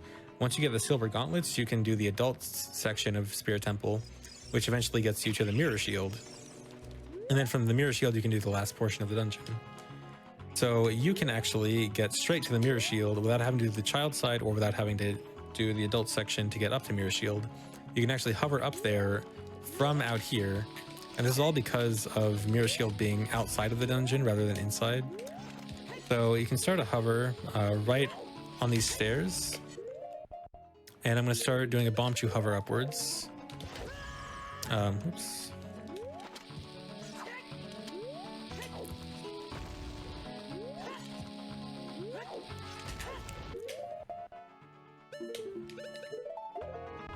So you do a few hovers upwards first, and then you have to turn around. So to turn around, you have to do something special where normally your angle is locked facing one specific direction when hovering, but there's one frame when you shield wrap a bomb chew where you can actually target the bomb chew where the green thing happens, like right here. And during that one frame, if you target the bomb chew there, you'll unlock the camera like this. And when you do this, if you hold up left or up right, let go for a second, and then press a different direction, you can change your facing direction. So this allows you to turn around in a hover. So then you start hovering the other direction. You also want to be careful with gways. They can mess up your hover. This guy looks like he's... Okay, now he's flying away. From here, you backflip up, and you would normally fall, but the infinite sword glitch prevents you from falling here. You do one ESS turn and then backflip up to this seam. So this is a very tight walk up here. You can only barely walk up here. This guy is gonna... Okay. You can barely walk up here, and then from here, you can hookshot the silver gauntlets chest. I don't care about silver gauntlets. Most speedruns do not get silver gauntlets. They're usually not that useful. But getting up here is a perfect position to do a super slide.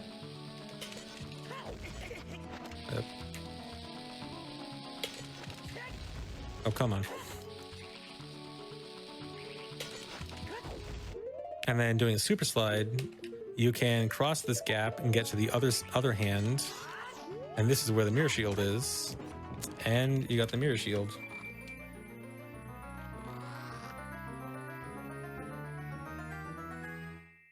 And then once you get the mirror shield, there's only a small portion of the dungeon left. Basically just getting the boss key, but really you don't even need to get the boss key because there's, as you can probably guess, a boss key skip. So this is the main room of Spirit Temple where there's this big statue. Later on in the dungeon, you lower a mirror and melt the statue's face to get inside, and then you can open the boss door. You can actually clip inside that statue. And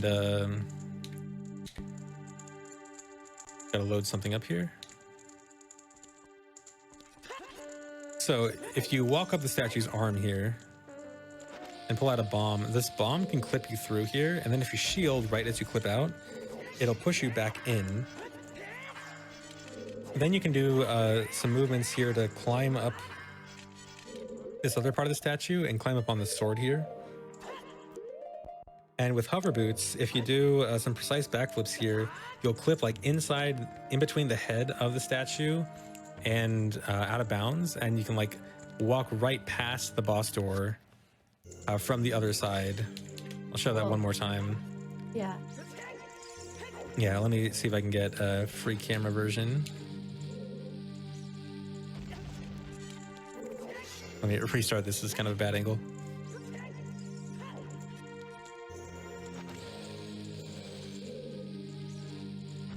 Yeah, Link barely clips out, clips right back in.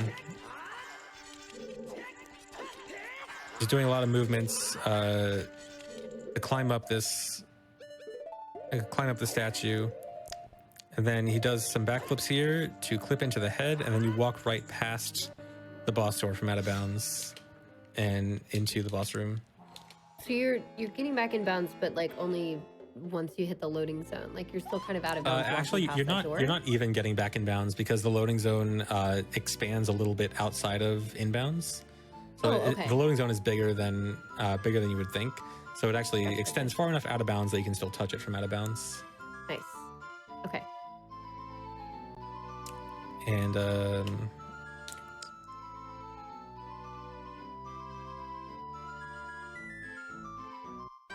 right, so now when you enter the boss room, you normally you're greeted with this iron knuckle, which is actually Nibiru, and you have to fight this iron knuckle. And then after this, there's a pretty long cutscene, and we really don't want to watch the cutscene. So what I'm going to do is I'm going to get this iron knuckle down to very low health, but not quite dead.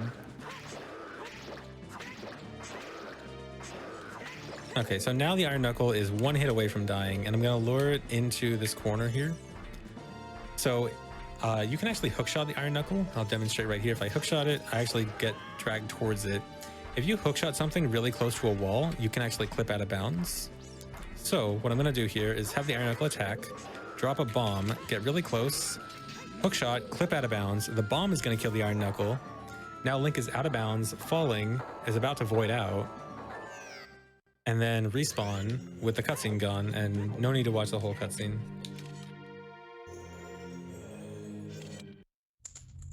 All right, now, so I'm gonna go. Oh, sorry. Go ahead. I was gonna make a joke. Go ahead. Oh. You're good. You're good. Keep going. Okay. Okay. Okay. So now I'm going to Gerudo Training Grounds, and in Gerudo Training Grounds, you're normally supposed to go through a bunch of what are supposed to be more difficult rooms. It's like an optional, harder mini dungeon. It's not really that hard. You're supposed to collect a bunch of keys, and eventually you get to the Gerudo's secret treasure, which is ice arrows, which most people probably know isn't really great. There's a faster way to get through Gerudo Training Grounds, though, which is a weird shot. You just do a weird shot, and you skip the whole thing. You can just hookshot straight to the end. And that makes that pretty long optional dungeon into something that lasts about 30 seconds in a 100% run. And you can also do something similar as Child. So I showed earlier how you can get to Gerudo Fortress as Child, even though you're not supposed to. And Child can actually clip into it. Even though you're supposed to talk to a Gerudo guard to open the gate, Child can clip in just by a simple jump slash clip. You just jump slash at just the right point, and Child can hit the loading zone and jump right in. So Child can't do a weird shot with a hook shot, at least. But there is another method that Child can do to clip in. So this is actually a Child exclusive glitch. When Child drops from vines, or in this case a gate, and then re-grabs it, for a very brief moment, Link actually clips a little bit through the wall, just very slightly. And if Link takes damage during that, he will clip entirely through the wall. So you just drop from the vines, pull out a bomb chew, grab it again, and then you just clip straight through, and you can go straight to the ice arrows. So now I'm going to go to Ganon's Castle. Ganon's Castle, when you enter it, has there's these 6 barriers you need to bring down. You need to go through all these trials, use the light arrow on a beam at the end, which will eventually bring down this barrier, which allows you to go into Ganon's Tower. There's something else you can do, though, to skip that entire process. So I'm going to turn on Collision View again, and there's something weird about Collision View here. So I mentioned earlier, green means a surface is a loading zone, and this entire wall, for some reason, is a loading zone, which is really weird. So you can't just touch it. Nothing will happen if you touch it. You have to be at least a little bit higher to activate it. So I'm going to do a little bit of a hover.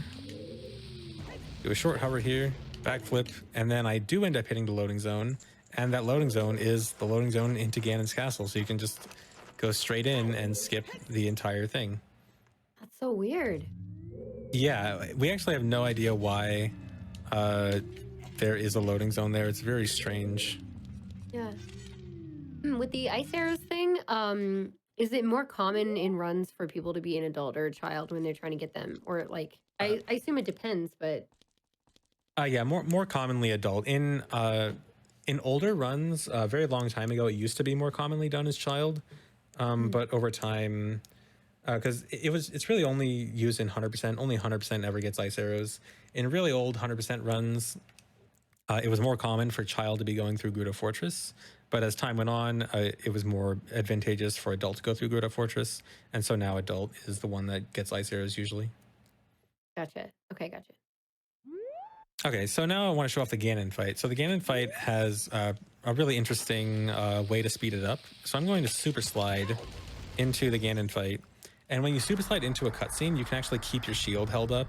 This is actually a something exclusive to super sliding and not Hess. You can't do this with a Hess. This is an advantage of super sliding specifically.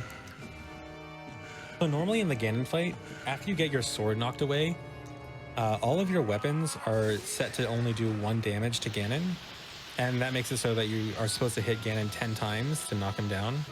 The exception to this is the Master Sword and the Deku Sticks, because those are 2 items that you're not supposed to use on Ganon anyway, because your Master Sword is supposed to be knocked away, and Adult isn't supposed to use Deku Sticks. So if you super slide into the cutscene and you keep the shield held up the entire time, you don't actually lose the Master Sword. Even though it looks like the Master Sword just got knocked away, I still have it.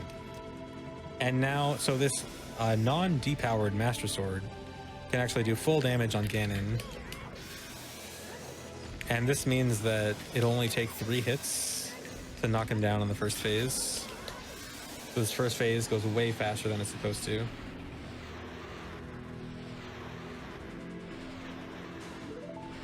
And then, even though you still have the Master Sword in your hand, you still have to pick this up. Looks like there's 2 Master Swords. It's required for the fight to advance. And then you can just continue to fight him. You can also use a crouch stab. Instead of super sliding into the cutscene, you can also do a jump slash before the fight, and then crouch stab using the hammer.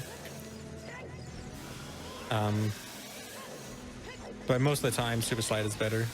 And then also you just continue jump slashing Ganon, and you fight him pretty quickly. Okay, so I think that's about it for the first section of this. So I actually have this separated into like 3 different sections. That was like the section of the more general glitches for most speedruns. The next section is going to be more about the bigger glitches. I think we want to take a break now. Yeah, I think it would be a great time. Well, especially for those who are seeing maybe some of this for the first time, you need a couple minutes for it to maybe sink into your brain because it's a lot of information and it's only going to get more wild from here.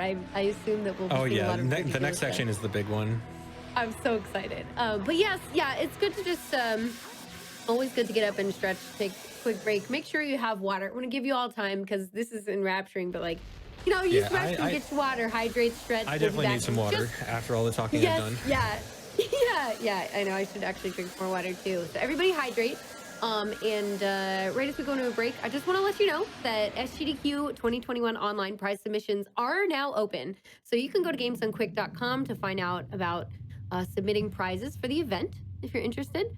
If you have only just started watching this now, like live, and you want to catch the rest of it, like go see it again, all of our content does go on to the YouTube channel.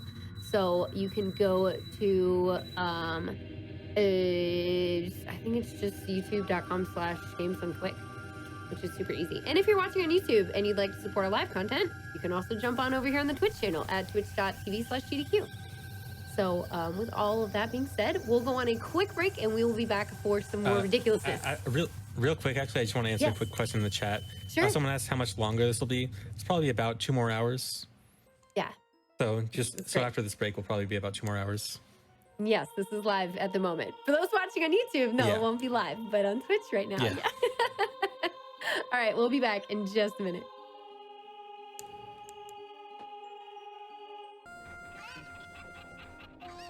Hello and welcome back to That's Never Happened Before. I am Kungfufruitcup. I am here joined by ZFG, who has been showing us everything Ocarina of Time glitch related. So far, we've been seeing a lot of glitches that are going to be very handy in all kinds of speedrun categories for this game, from beginner basics to everything. We've seen everything and multiple versions of it. So this has been really amazing. If you're just catching the stream now, I would recommend going back and looking at the VOD if you've ever been interested in these glitches, learning how to do them, or just seeing them, all of that. Definitely go back and catch the VOD, or even better, the YouTube video when that is uploaded, and just check this out. I'm going to be recommending this to like anybody who needs to just learn Ocarina of Time, glitch, anything, because this has been super, super cool. So hello, ZFG, once again. Hello. Hi. I know I've been not talking much this episode, and that's okay with me. Like I was just telling him a minute ago, look, I can sit back and just watch it. This has been fantastic. So yeah, I'm gonna leave it to you. Feel free to count down so we can start the timer back up and show us some more. All right, yeah, so we can go in 3, 2, 1.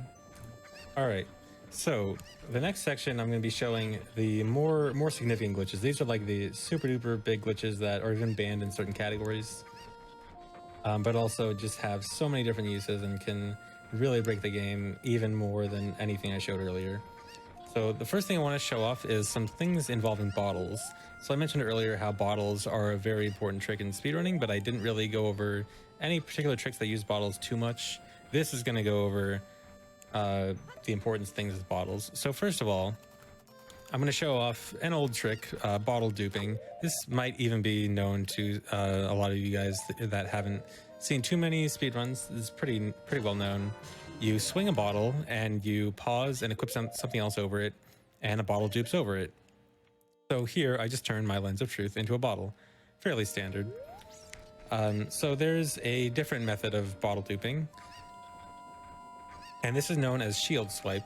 So what I want to do is I'm going to drop my fish, and first I have to explain how the game actually does the process of catching something in a bottle. So when you swing a bottle, it catches whatever you catch. It puts whatever you catch over the last item button you pressed, which makes sense because if you press C down, which has a bottle, then the fish should go in the bottle on C down. But sometimes that isn't the case. You can actually make it so that your last button pressed isn't the bottle, even though you're swinging the bottle. So what I'm going to do here is I'm going to pull out the bottle and shield and press a different item. In this case, I'm going to press Ocarina. That updated my last button pressed. Now I'm going to target, let go of shield while still holding the bottle. This will cause the bottle to automatically swing. And now the fish went over the Ocarina. And that's because the Ocarina updated to my last item button pressed because I never let go of the bottle button. And so now I have a bottle over my Ocarina. So you can't really do this with the sword, because if you shield with the sword, it actually pulls out the sword. So this means you can't really use it to dupe over sword-like weapons. There is, however, a way that you can dupe over with a sword. So I'm going to set down this bomb, and I'm going to have this bomb hit my shield, and on a very specific frame, I'm going to try to pull out the sword. Link is going to begin pulling out the sword animation, but then get interrupted. So he actually got his shield hit a second time, which interrupted it. Now I'm going to do the same thing. So it catches the bottle over my last item button press, which in that case was my sword. And now I have a bottle on my B button. Now if I pause, something weird happened. Suddenly I have a fish over my bomb shoe slot. I don't even have bomb shoes equipped. Something weird just happened. So this is known as reverse bottle adventure. This is one of the most significant glitches in the game and allows you to modify parts of your inventory based on catching something in a bottle on your B button. So to explain this, first I need to put some numbers on the screen. So all the numbers on the screen, I just put some numbers above and below the C buttons. Those numbers are each item's item value and the item slot that those items are equipped in. So for example, if I pause here, the item values, so I have a picture that I'm going to put on screen real quick. So these are all the item slot numbers. So there's 24 slots total from 0 to 23. And so the bomb is in item slot 2 and it is item value 2.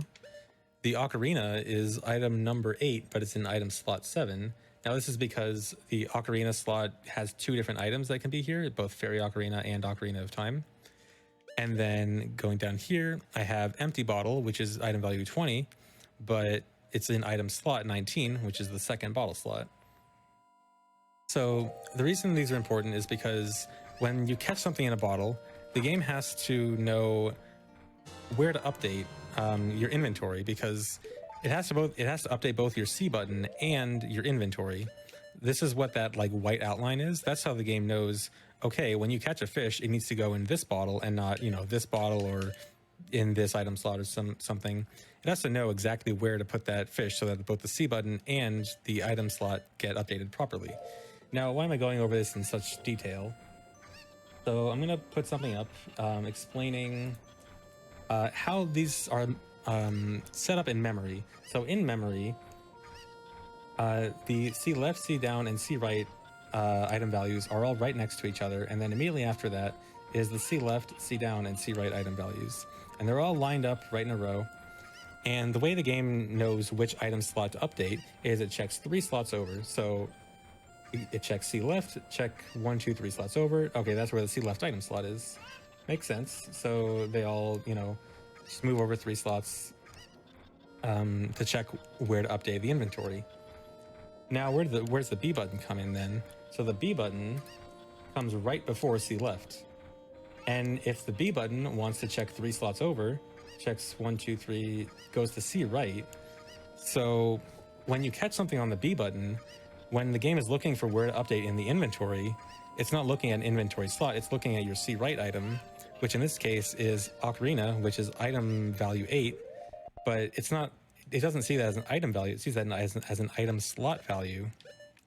So when I catch that fish on my B button, it then goes over item slot value 8 because it thinks that the Ocarina is actually the item value equipped. Oh, I probably should have taken that image off. I was doing that whole thing with that on. So yeah, okay, the game explaining with it. Yeah. So yeah, when you catch something on a B button, the game looks 3 item slots over, and that's where the C right item actually is. So it's interpreting your C right item as an item slot value. Now, there's only 24 item slot values here, but there's much more than 24 items that you can actually have in your inventory. So once you get past 23, once you get to 24 and beyond, that's where the bottle items start. And I'm going to put up another diagram. So this is what item slots modify each item slot. So this just shows like initially, you know, Deku Nuts affect Deku Nuts, Bow affects Bow, Slingshot affects Slingshot. As you go down the item list, then eventually it starts kind of shifting a little bit because of Ocarina and Hookshot. Since Ocarina and Hookshot have 2 different items that go in the same item slot, that means that the items further down the line kind of get shifted over a little bit. So that you have, for example, Boomerang affecting... wait, I'm reading this wrong. Yeah, Boomerang affecting Magic Beans, or Lens of Truth affecting Hammer. And then eventually you get to the bottle items. So the bottle items start affecting item amounts. So there's only 24 item slots, but like you can imagine past those 24 item slots, the game is counting the item amount values. So here we have, so the items that start modifying item amounts are Fairy. Fairy modifies Deku Stick. Fish modifies Deku Nuts. Bombs are modified by Milk. Bomb Shoes are modified by Poe, and so on. And then also the numbers at the bottom, those are the item values of what you're catching. So if you catch a fish on B, that's item value 25. That means it will update whatever item value it's supposed to be changing to item value 25, bugs 29, and so on. So if I equip Poe on, or okay, maybe not Poe, bombs. If I equip bombs on C right and I drop my fish, I had 5 bombs before. Now when I drop this fish, I am suddenly going to have 20 bombs, and if I catch it again, now I have 25 bombs.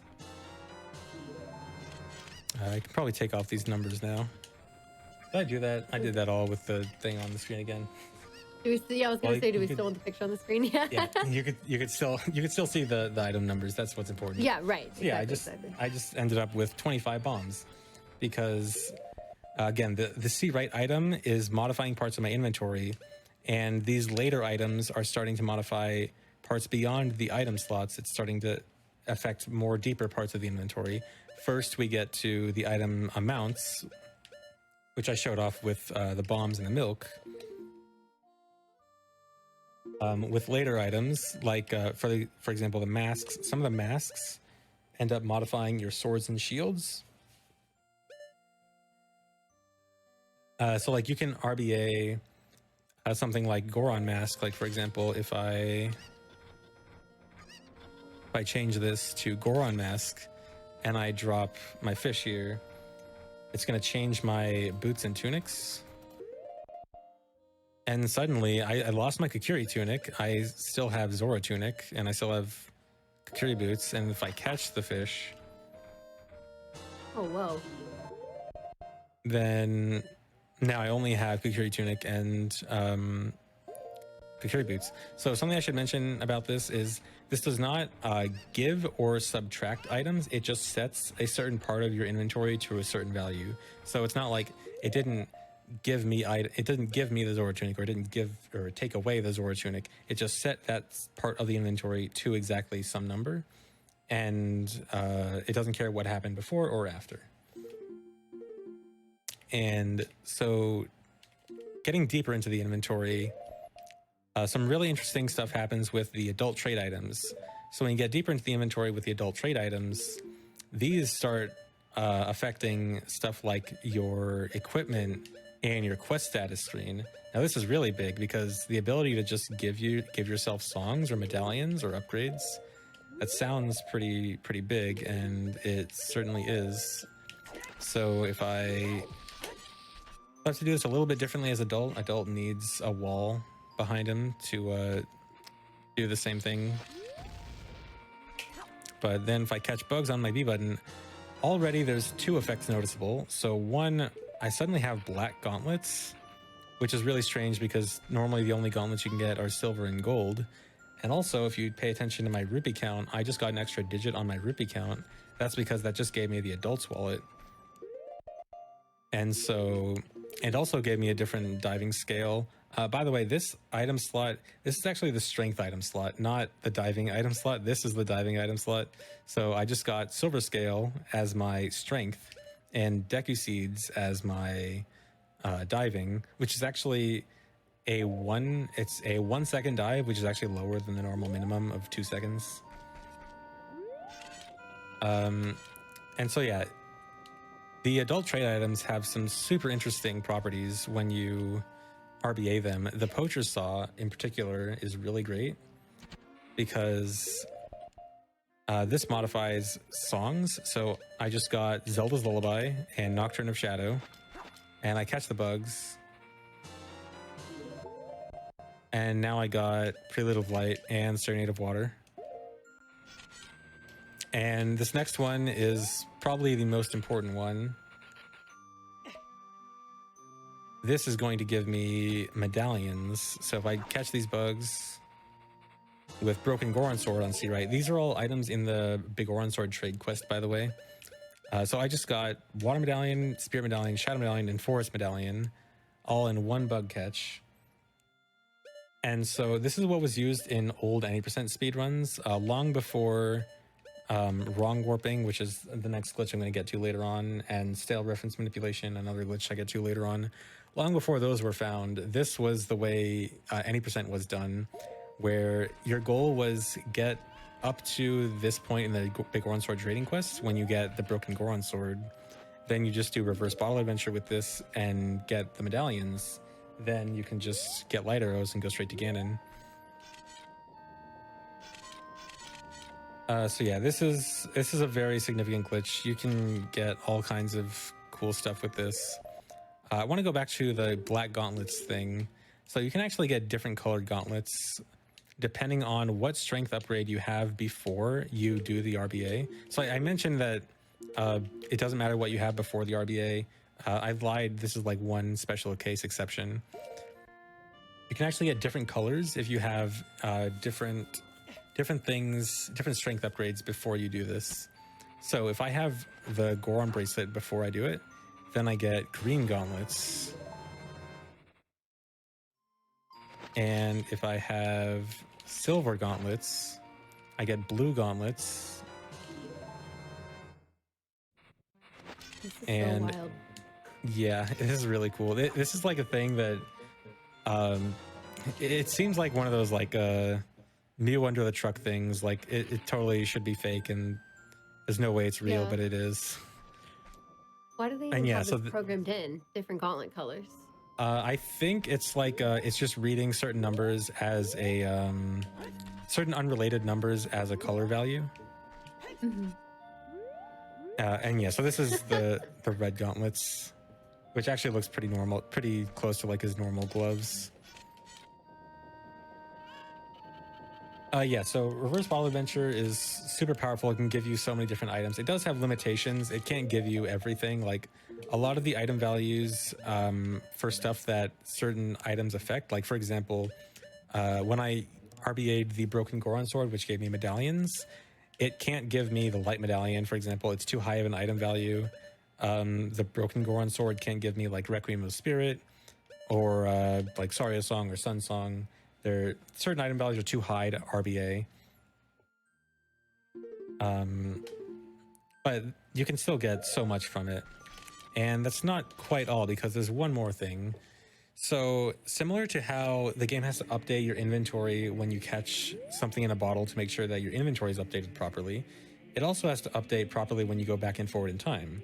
So for example, if I have a fish on my C right button right now, and I go back in time and I drop the fish and I become adult again, the game has to remember, hey, you dropped that fish as child, you shouldn't have it as adult anymore. So what the game does is it checks for any equipped bottles, and if you have a bottle equipped when you're going through time, it has to check, okay, was that bottle changed since the last time you went through time? If not, nothing changes. If something did change, it updates accordingly, right? So if you have a bottle on your B button, then similar to how it affects your inventory based on what item you had on C right for catching something in the bottle, this time it's going to update that bottle according to your C right item value.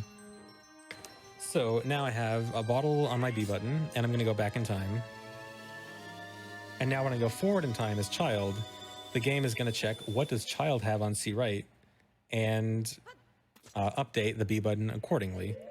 So let's say I have fish on C right. So fish is going to point to my Dekunut count, and my Dekunut count is 18. This means that when I pull out the Master Sword, the game is going to check what to update the bottle to. It's going to check my C right item, see the fish, see 18 Decunuts, and put item value 18 on the B button. Item value 18 is light arrows. So now I have light arrows on my B button, an item that should never be on the B button, but you can with Bottle Adventure. Another one is I'm going to try Long Shot. I'm going to use Equip Swap to equip Long Shot as child. And now I'm going to go through time. And so now it's going to see Long Shot, and Long Shot is going to point to the item slot with Furor's Wind, which means that when I become adult, it's going to put Furor's Wind on the B button. Now this is a really significant one. This is probably the most important use of Bottle Adventure. I should also mention, when updating your B button going through time, that's called Bottle Adventure, and catching something on your B button to modify your inventory, that's called Reverse Bottle Adventure. Even though you need to do Reverse Bottle Adventure to do Bottle Adventure, we have great naming in Ocarina of Time. We have things were named very well in 2006, so that's why things are like that. Yeah. Yeah. It's perfect. But anyway. It's in the correct order. Works well. Exactly. It perfectly You know why logical. Adventure? Like why the word adventure? I don't know. I'm pretty sure it's just because the guy who found it didn't speak English very well. Oh. Shout outs to Kazooie. Kazooie is actually an old OT glitch hunter and speedrunner who found not only Bottle Adventure and Reverse Bottle Adventure, but also some of the earlier glitches I showed, like Shadow Temple early and Spirit Temple early, and Dwarf Time Skip. He's from Finland. His English was perfect. Fun. It was great. Yeah. Okay. But no, he's a great guy, and very heavily contributed to a lot of the early big glitches in Ocarina of Time. So the reason I was talking about Furrow's Wind. So the reason Furrow's Wind on B is so significant is Furrow's Wind is supposed to only be used in dungeons. And when you have it on your B button, it has the usability of wherever you can use your sword, which is almost anywhere, which means that Furrow's Wind can now be used almost anywhere. And this is really big, not only for just warping, setting warp points where you couldn't before, but also for the next glitch when I get into wrong warping. That's going to be a really significant one. And then one more I want to show off. This is just kind of a funny one.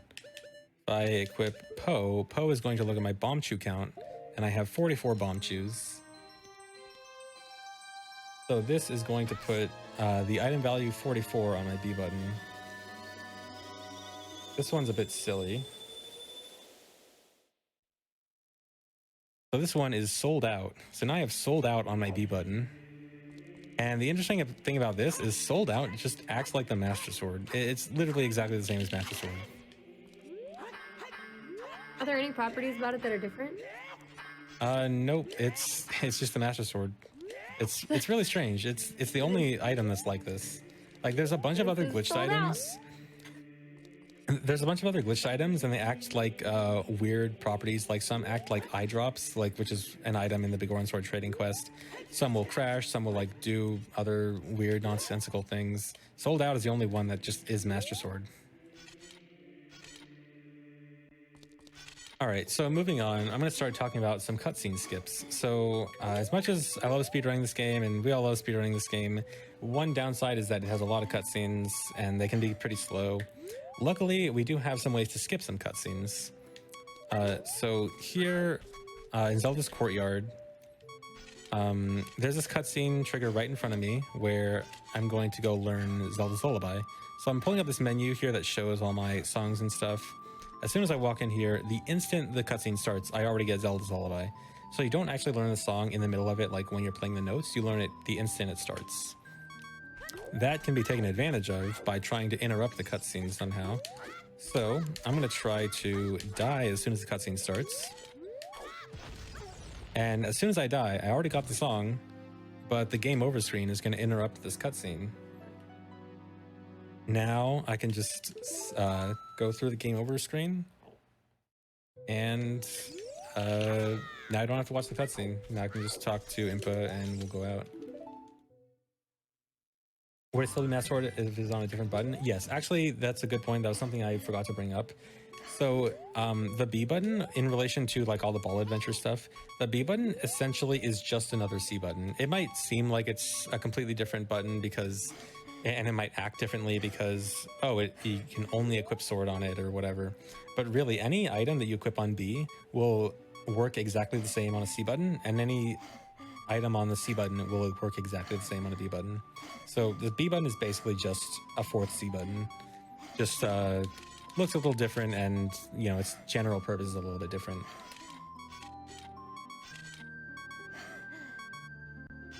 Okay, so going back to cutscene skips. So you can also skip the Blur of Fire cutscene. It's a cutscene trigger right over this bridge over here. And I also want to talk about damaging down quickly. So because you want to do a lot of death tricks in Ocarina of Time speedruns, you want to damage your health down pretty quickly, and this is one way you can do it. If you pull out the Ocarina right after a bomb explodes, this will waste Link's invincibility frames, but it freezes the bomb hitbox. So everything in the world is frozen, but Link will still waste his invincibility frames. You can actually use this to repeatedly take damage from the same bomb explosion. And you can take up to 9 hits of damage from a single bomb explosion with this. And so I want to do this to damage down low to a half heart.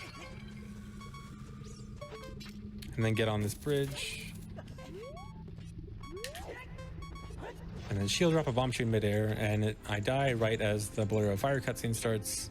And I get the Blur of Fire, skip the cutscene. Going to Ice Cavern, the Serenade of Water cutscene activates right after you get the Iron Boots, but you actually have to die right as you open the chest. So here, I'm going to use Frame Advance to die on just the right frame. And so if you notice closely, I actually already went to 0 health right as I opened the chest. You can even see it here. I'm already at 0 health. And the moment that I close out this text box, Link dies. Then Sheik appears, or Sheik doesn't appear, but the Sheik music appears. Or you get to listen to the Sheik music on the game over screen as you die. That sounds nice. Yeah, it's a wonderful, wonderful game over music. So you can also do the same thing for the Minuetta Forest, where you just die as soon as the cutscene starts. But there's also an alternative way you can do it that doesn't involve a death. So I'm going to get close to this ladder. I'm going to have this bomb hit me while I'm shielding. And so the bomb hit me onto the ladder, but then I shielded the bomb explosion while on the ladder and it hit me off. Now my A button says down and my camera is acting kind of weird. So I'm in this state where I'm kind of still on the ladder, but I'm not on the ladder, but I still have certain properties of it. Now, one interesting property of this state is that slippery slopes, I can actually walk up them. So this is a slippery slope. You're normally not supposed to walk up it. You're supposed to slip off right like that. But in this state, I can actually walk up the whole thing. I can get out of bounds here, side hop out of bounds. And now the Minuetta Forest cutscene trigger is really huge. If you look at the mini-map, as soon as I get into that like square area, it's gonna activate. The cutscene trigger is so big, it extends downwards forever. And so I hit the trigger from out of bounds, avoid out, and that just gives me the song, and I don't have to watch the cutscene. There it is. Wow. And this doesn't work for all song cutscenes. There are certain ones where certain conditions like won't let it happen. For example, when you leave Spirit Temple here, it starts the Requiem of Spirit cutscene. So some people might think like, oh, can you die as you enter the loading zone? But this doesn't quite work because this cutscene starts on the area loading. There's like no time for Link to die. So unfortunately, you can't do it for certain things like that. So the next thing I want to talk about is medallion cutscene skips. So here I'm in a water temple, and the water medallion cutscene is pretty long. And so theoretically, if you can skip the song cutscenes with a death, could you do the same thing for medallions? And so there's a few things I got to talk about before I do this. First is that you cannot use Ocarina in boss rooms, and this is important because the thing I need to do to make this work is to use Ocarina. As you can see, I have Ocarina equipped, but it's not usable. Luckily, there's a way around that. So there's a glitch called Ocarina Items, where first you have to catch something in a bottle, like these bugs. And then if you do a backflip, press the bottle button and then some other item that Link pulls out in his hands. He'll play that item as an ocarina. So now I'm playing a sword ocarina, or this one is also a fan favorite, the bomb ocarina, the bomb face. So you can play different items like an ocarina like that. And that way you can play an ocarina in the boss room. So if you play an ocarina right on the edge of the blue warp, you can't do it like straight into it. This won't quite work. But if you do it right on the edge, you will be able to walk around. While you have to wait a few seconds, but you'll be able to walk around while the blue warp is doing the normal process of like floating Link up and then loading the next room. So the goal here is to gain control and try to die right at just the right time for the game to give you the medallion without having to watch the cutscene. Hold on, I'm lost. I gotta be in the right place in the room. Okay, here. So, I'm going to do a setup here to get into position.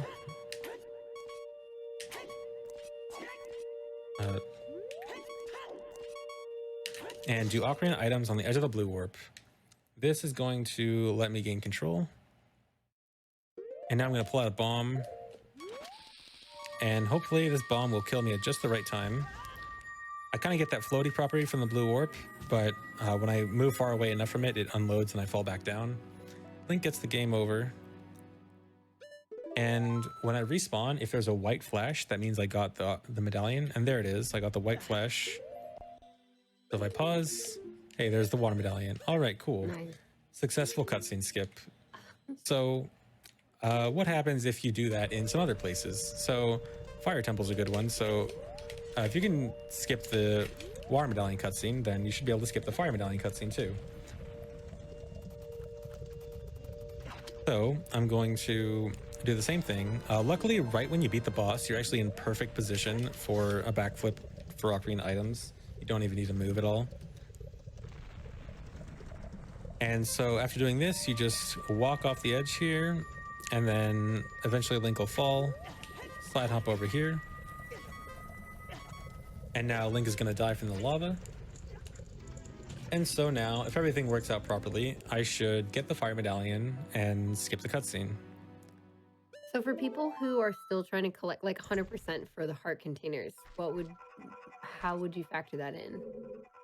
You can still get the heart containers, but you might need to either take more damage, or sometimes in 100% runs you would make a second trip to the boss rooms after dying to get the heart containers, in the case of it being like too much damage to take after getting the heart container.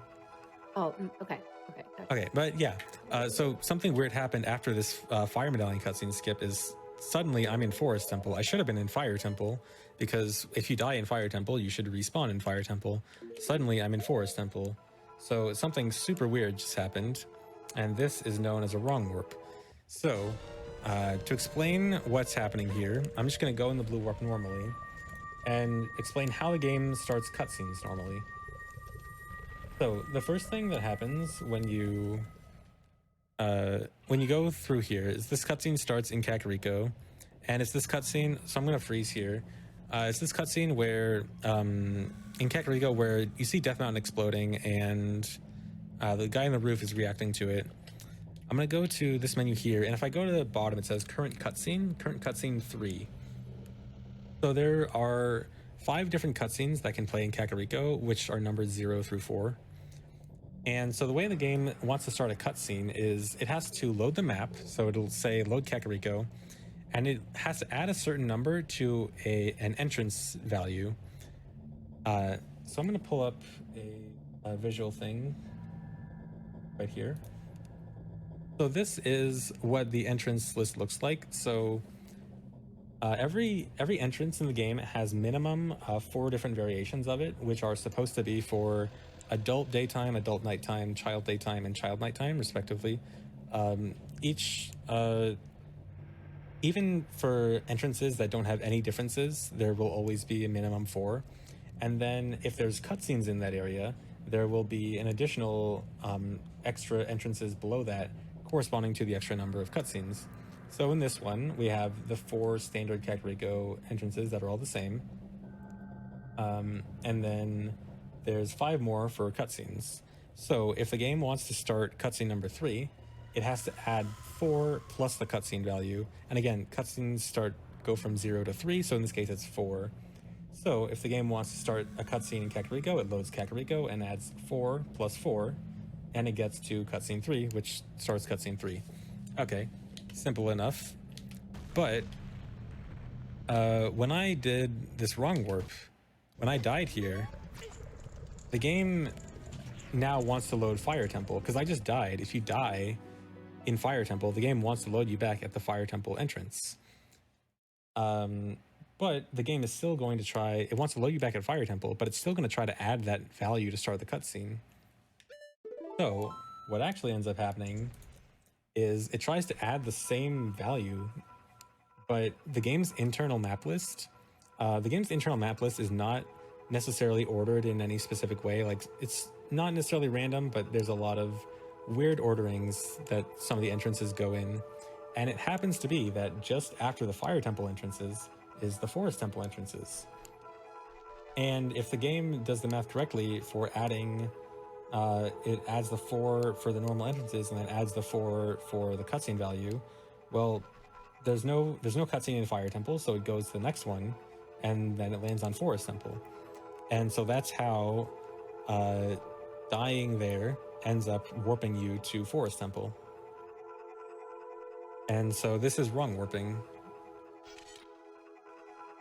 And That's so wild. I've never heard it explain it like without much detail, you could say. So not that I can remember any of these numbers, but it's super cool.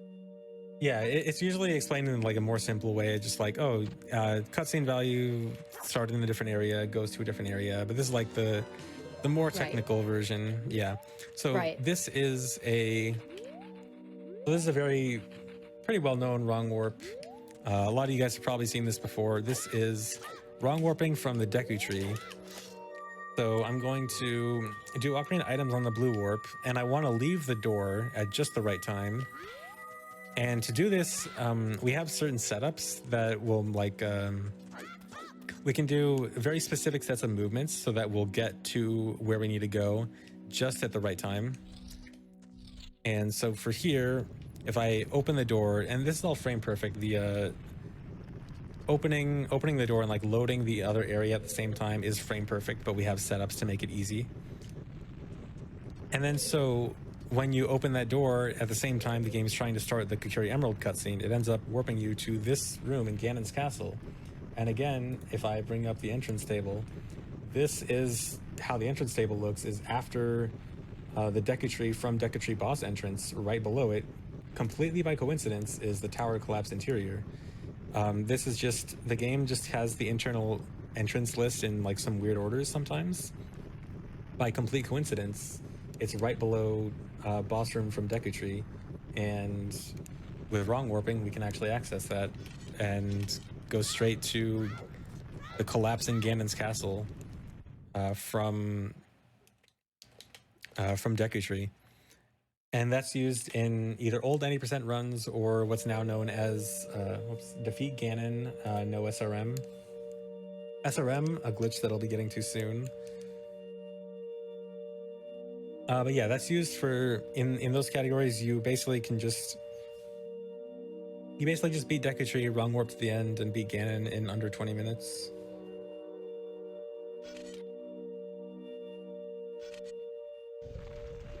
All right, so going back to Fire Temple, there's actually another wrong warp I can do from Fire Temple that's pretty cool. So in Fire Temple, in most boss rooms, you're not actually supposed to be able to go back through the boss door. It's actually impossible to open the boss door, but the loading zone there actually does still exist, even though it's not supposed to be accessible. So I am going to try to do that for Fire Temple. So it's actually kind of hard to get to because you got to get to it from out of bounds, and it's pretty high up.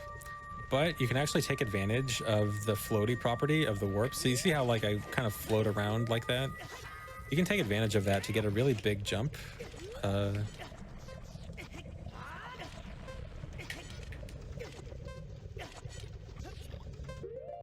So if I jump like this, while the camera's facing the blue warp, then you get this really big jump.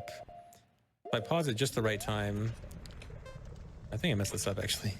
This might still work. If I pause at just the right time, I can actually get into the doorway here. I want to target and slash at the same time to load the blue warp, which will cause a wrong warp, hopefully. Okay, still worked. And this also wrong warps me to Ganon's castle, although a different room. And this is a very cool wrong warp because it also leads directly into another cool trick. So right after you do this wrong warp, you can actually do a clip out of bounds to get all the way to the bottom of Ganon's castle. So this is like the first room in the castle escape, and you can do a clip out of bounds to get all the way to the bottom. But it's a pretty tricky clip. There's mostly like pretty, there's not really any easily clippable walls here, but you can clip through this one little overhang over a door frame. This is actually a really precise clip. It's actually like precise down to 1,000th of a unit, but we have like specific setups to make it easy. And so you can do this side hop out of bounds clip all the way down to this bottom room here. You can hess down this room, and this leads to the very final room of the Ganon's castle escape. And you go straight to the end. And so this is actually how a lot of runs end nowadays. A lot of runs that require beating dungeons will typically do Fire Temple at the end, and then they do Fire Temple, wrong warp to Ganon's castle, followed by that collapse skip that I just showed, straight into Ganon. And so a lot of speedruns actually end up doing Fire Temple as the final dungeon, which is pretty neat.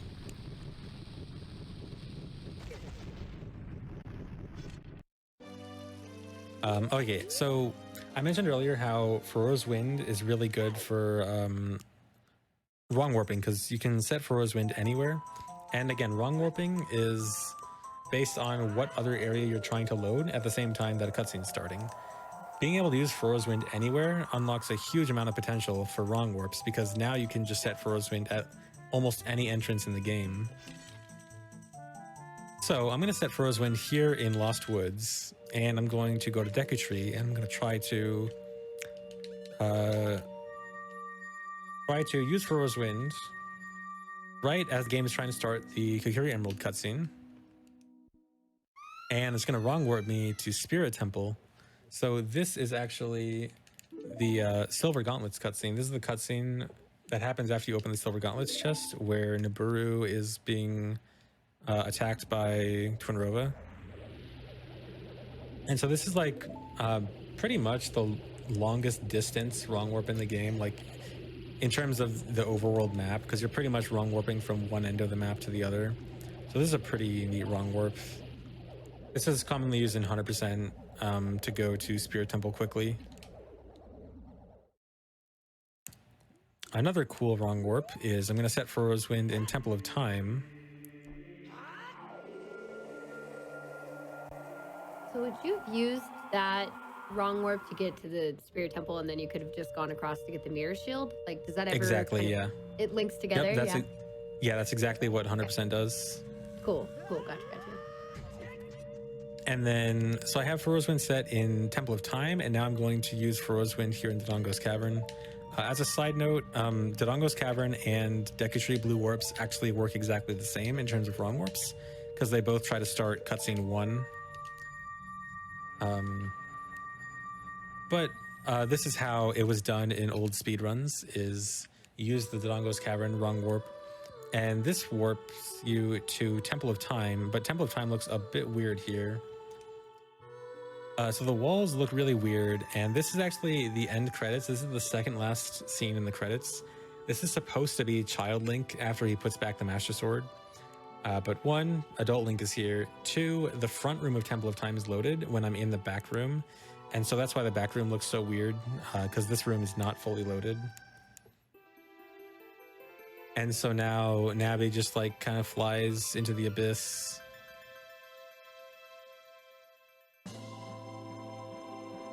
And so the other interesting thing about this is, because you're supposed to be Child Link, the next scene is also obviously Child Link, where Child Link meets Zelda again, and that's where the end screen happens.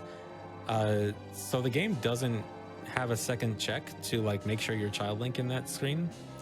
So right after this is still going to be Adult Link. So we're going to see Adult Link meeting Child Zelda. Child Zelda, that's so weird. Yeah.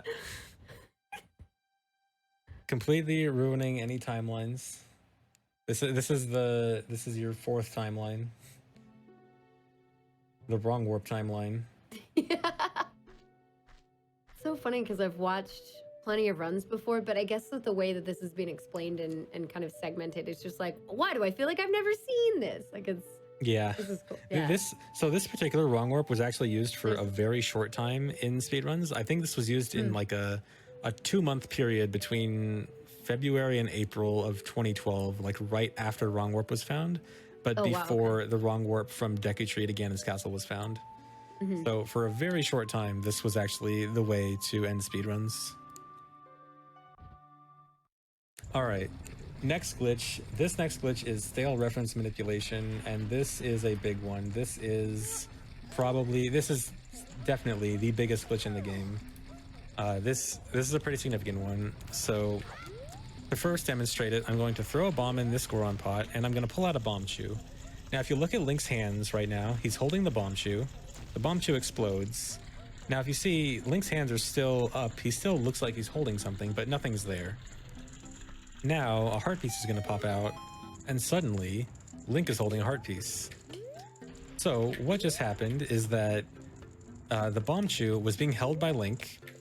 The bomb chew occupies a certain space in memory, and Link is making sure that he's holding that certain thing in memory. And the way the game does it is by updating that thing's position and angle relative to Link. When the bomb chew exploded, that place in memory opened up, but it didn't set Link to not being able to, or didn't set Link to not grabbing something. He was still grabbing something. Then as soon as something else loaded into memory, that heart piece, it loaded into the exact same place, which means that Link is now holding this heart piece. So this is stale reference manipulation. This is what happens when you make Link hold something when nothing is there, and then have something else load into that space in memory. So as a quick little visualization of it, so here's a little visualization of how some of the memory stuff in this game works. So all the things in the game that aren't collision and walls and ceilings like that are things called actors. Those are all the things that Link can interact with. And so these are what actors might look like. They can all be different sizes. They'll take up little chunks of memory. And so, for example, we'll say that Link is holding this little light blue space in memory. So then if Link is still grabbing that thing, but it goes away, then, okay, now it looks like Link is still supposedly grabbing something, but there's nothing actually there. So nothing's really happening. But then something else can load in that same space in memory. And now, this is an example of when something loads in the exact same space, then Link will end up looking like he's carrying it because it loaded in the exact same space, and the game is changing the angle and position in the exact same part of memory. But sometimes it can be a little bit different. Sometimes things can load in a completely different place in memory. Say if multiple different things unload, and then other things load in a new order. Where Link was modifying the position and angle data could be something that's not even angle and position data anymore. It could be some other data completely unrelated inside the code of that actor, which means that you can start modifying completely unrelated things just by moving around Link. And that is stale reference manipulation, and that's where we get into some really big glitches. So I'm gonna head over to Zora's River. Let me start a macro real quick.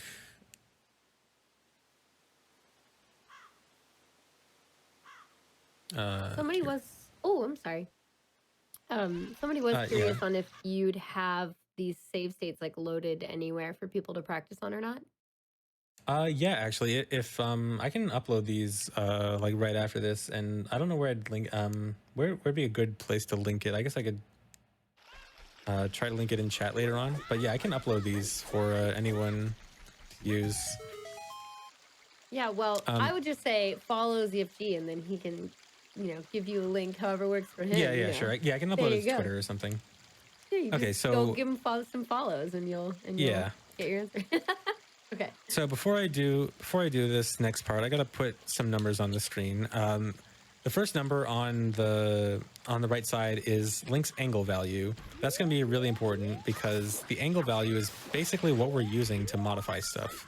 So SRM in general usually ends up requiring very specific angles because again, you're basically using Link's angle to modify things. So what I'm going to do here is walk into this Skulltula token. So this Bombchu is going to blow up. It's going to open up a space in memory, but Link is still going to be holding it. Now the camera's going to pan and something else is going to load into the same space in memory. What just loaded into there is a butterfly, but it didn't load into the exact same space because otherwise I'd just be holding the butterfly. It actually changed a function in the butterfly. And so you can actually see this butterfly here falling to the ground and actually falling underground. So we just changed a function that is used for its flight and changed it into a function that gives Link items. And right now its item value is 0. That 0 at the bottom of the screen, that is its item value now. And we're going to be able to so we just modified that function into a function that gives it items. And so we can change what item it's going to be using a Bombchu. So you can see that item just turned to 95 when I use the Bombchu.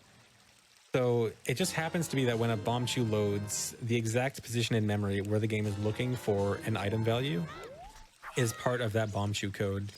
And it's using a very volatile part in memory for the Bombchu. You can actually notice that it's changing very rapidly. It's a very chaotic, the smallest little thing you do differently with like your position or camera is going to throw everything off. But it is consistent if you have very precise control over it. And so now this bomb chew is constantly changing the item value that the butterfly is trying to give me. And with very precise movements, you can control it to give you all these really cool items. I just got boomerang, hammer, wallet, a few other things I probably didn't notice. You're getting a ton of different items all at once. And you can't get quite everything with this, but you can get almost everything, or at least enough items that you care about. This is commonly used in 100%, and in 100% you don't necessarily want everything right away. You just want a bunch of important items, and that is a good way to do it. So I just showed the example I showed used a bomb chew for doing SRM, but that's not really the most common method for doing SRM. It's actually usually done by doing a super slide off of a grabbable object, usually a piece of grass. So the way most commonly SRM is done is you do something like this, where you do a super slide here. I'm going to set up a super slide, but I'm going to have a weird camera angle. I'm going to have this camera angle not making sure that the camera is not facing the grass. And so what this does is that when this room unloads, I'm going through this tunnel and the room is going to unload. Normally the game would say, hey, the grass isn't there anymore. You're not supposed to grab it. Because remember, Link still wants to grab the thing he's super sliding off of because the A button still says grab. So if I let go right now, he would try to grab it. But I'm doing it so that the camera is not making the grass on screen. This means that it's not really updating all of its functions properly. And when I get out of here, normally the game would say, if it was loaded properly, the game would say, hey, you're not supposed to pick up that grass anymore. Link didn't get the memo because it was off screen. Now the grass is fully unloaded, but he's still going to try to attempt to pick it up. And now he's just picking up nothing. And so this is how SRM is more commonly done. This is the iconic Link holding his hands up SRM pose. And so now when I walk in here, now this grass is going to load in the exact same place. And now I have this grass over my head.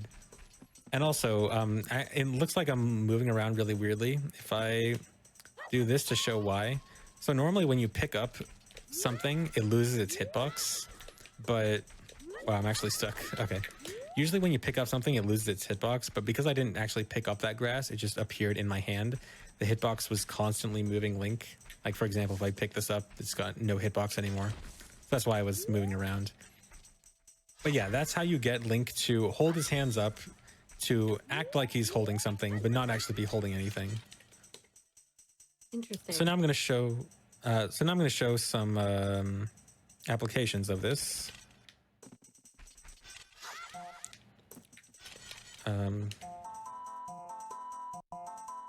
Gotta load a macro real quick.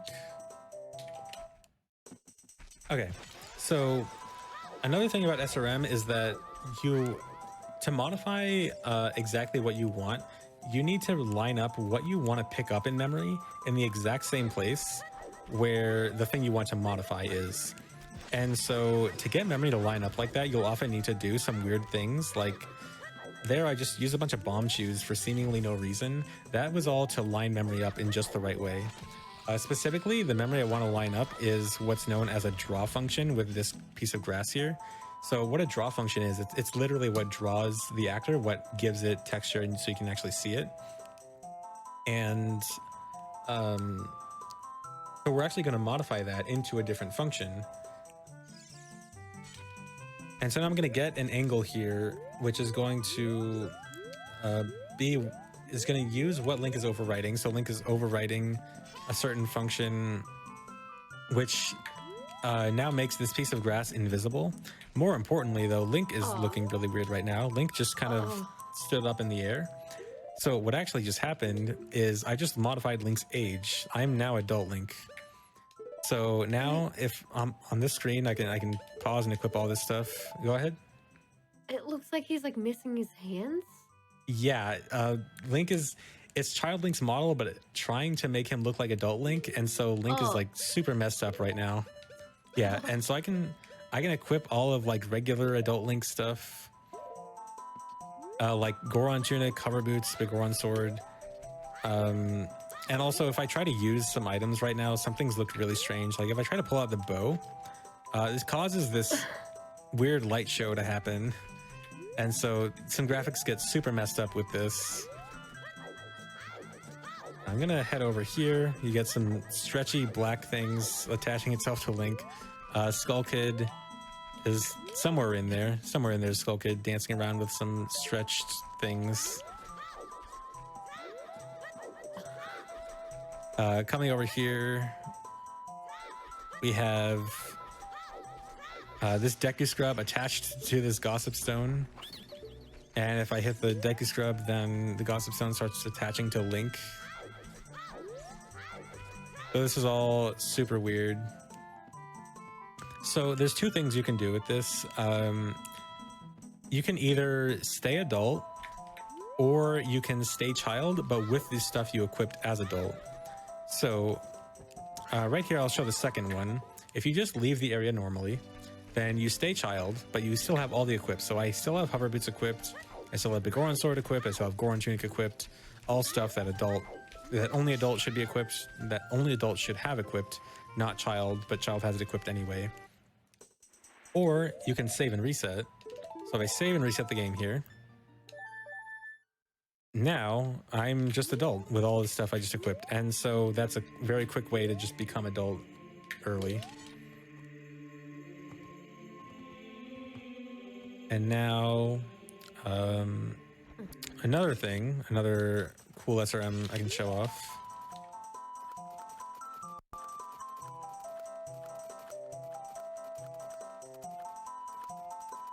So this next one, I'm going to modify my quest status screen. So quest status is the screen that has the songs, the medallions, spiritual stones, all that stuff. So I'm going to arrange memory in just the right way so that I'm going to end up modifying all the stuff on Link's quest status screen. So it's still the same setup. A different memory arrangement setup, but same like super slide setup. A different angle setup, because you need a different angle to modify different things. Then when I go through here, so I'm going to bring up a menu here. So this is the quest status menu I have. It shows all what I have here. As soon as I pick up this invisible grass, suddenly I just got a lot of stuff. And you can actually see it modifying my inventory in real time, seeing everything that's flashing, that's showing what I have and what I don't have. Whoa. So it's just a really cool demonstration of having what I can get with this, like how I can get everything. So you can't actually get everything at once.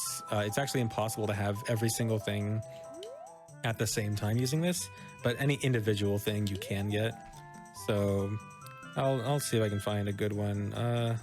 This one looks pretty good. You can get a lot of stuff there. And oops. So let's try another one. So this next one is another very significant one. I say everyone is significant, but they all have like crazy applications. So this next one is one that loads a special file type, I guess. So on the title screen, if you use cheats to move around on the title screen and you pause, the title screen actually has like a nearly full inventory. It has almost all the items. And there's actually a specific function in the game that's used to give the title screen to have like almost all the items. We can force that function to load using SRM. So this here is, again, the memory arrangement setup. So all that going back and forth there, the charging a spin attack, that's all to set up memory in just the right way. And I did a glitch there that kind of moves the camera a little bit. So I tried to go into C up at the same time as I shielded the Deku Baba. And you can see the camera is kind of in a fixed position right now. And that's because of that camera glitch. Now, what's going to happen here is I'm going to get out of the crawl space and try to read the sign as quickly as possible and throw a Deku Nut. So this lets me move around while reading the sign. Now, normally that would actually lock the camera in front of the crawl space, but by doing that camera glitch with the Deku Baba, now I have a free camera and I can actually still walk around with the normal camera. But it's going to deactivate as soon as I slash this rock. As soon as I slash this rock, the camera's going to zoom back, and I'm going to try to pick up the rock right before it deloads. And now Link is picking something up, but it looks like he's holding nothing. So this next part is, in actual speedruns, you have to do completely blind. But I'm going to use free camera so you can actually see what's going on. Okay. So Link has to walk all this distance, all the way to the load trigger in between this area and the Deku Tree area, completely blind. And he's still doing the whole SRM pose, holding the now not fully loaded rock. And as soon as he goes through here, things are going to sort of go back to normal, at least the camera will. So now Link is modifying a function that's going to make the game, it's going to make the game look for a function somewhere else in memory. And what it's going to point to is the file name. So this particular file right now has a particular file name that when the game looks at it in terms of like its numerical value equals this function that gives you a bunch of items. And now, so the game just gave Link all these items, 14 hearts, magic, almost a full inventory, all of that in just one glitch. Whoa. Yeah, it's pretty big. It's definitely one of the most significant SRM applications. This is used by a lot of SRM categories. Well, what you're doing in this instance, I mean, it reminds me a lot of what you do for any percent. Yes, actually. Definitely some overlap. Good for mentioning that, because I actually almost forgot about that. So any% does something very similar. Any% does essentially the same type of setup where like it is using that rock and Curie Forest with that frozen camera and everything. You do a slightly different memory arrangement setup, but essentially it's something that you can only do on the GameCube version, but you make it so that when you walk through the loading zone going to Deku Tree, the game just instantly starts the credits. And it's just over. So like at the point where the camera snapped back to normal, at that point the any% run would just walk straight again, and then like 3 seconds later be in the credits. Oh yes, so I should mention ACE. So that is arbitrary code execution. The thing that any% does to get to the credits is actually arbitrary code execution. So stale reference manipulation is such a powerful glitch that it does lead to arbitrary code execution. For those who don't know what that is, that's when you can write and execute your own code in the game using like regular things you can manipulate in the game to actually tell the game, hey, go run this code. Arbitrary code execution is banned in all speedrun categories outside of any% because it's just too powerful. If you allowed it in any other categories, then every category becomes a typing speedrun. You can actually make it so that you can type out your code on the file select screen, and then so you would just basically type your speedrun, which, you know, kind of defeats the purpose. So we only allow it in any%, which is the anything goes category. We never ban anything in any%, and that's why any% is now a 7-minute run that just does SRM and arbitrary code execution to go straight to the credits. Okay, so the next SRM, so the next two SRMs that I'm going to show are my favorite two types of SRM, especially when combined. So this next thing, I'm going to modify a grotto entrance. So grottos, the little holes you walk into on the ground, they like take you to a little, you know, underground cave, usually has like a chest or something in it. Usually they're not too remarkable. They have their entrance value stored in their actor data. And so because it's there, if we line up memory just right, we can modify it using SRM. So this start here is just memory arrangement stuff. We just got to use all these items to make it so that the things we want to modify line up properly in memory. So super slide off this. And when I walk through here, this is when the game is going to start modifying the grotto entrance. So I have to do a specific setup and drop this in a specific place to modify its entrance. Okay, so what just happened is I didn't just modify the grotto entrance to some regular entrance. I changed it to a glitched value. So the normal entrance list, it's a 2 byte value, which means there's like 65,000 plus total possibilities for it. The actual number of entrances is way smaller than that. I forget the exact number, but not even close to taking up the whole thing. But I just changed it to a number that's way out of bounds of the actual entrance list. And that means it's going to start looking at places lower in memory and interpreting that as an entrance value. So the place it's going to end up looking is Link's angle. So now I'm going to do an angle setup. And I'm going to try to set up for the angle 6001. When I go in this grotto, it's now going to try to load me to entrance 6001, which is Death Mountain Trail from Goron City. So I just warped all the way to Death Mountain Trail. Now, what's really cool about this is that my now last entrance is still that glitched entrance value, the one that looks at Link's angle to determine where to put Link. That means that anything that has to use Link's last entrance, so for example, voiding out, dying, getting grabbed by a wall master, all of those things are supposed to load Link at his last entrance. All of those things are now going to use that glitched entrance value, so I can chain these warps together. So I just warped here with a glitched entrance, and I void out again, and this also lets me do a glitched entrance warp. Now I'm in Shadow Temple. And so now this might seem like, oh my god, this is so cool. You can just warp anywhere in the game.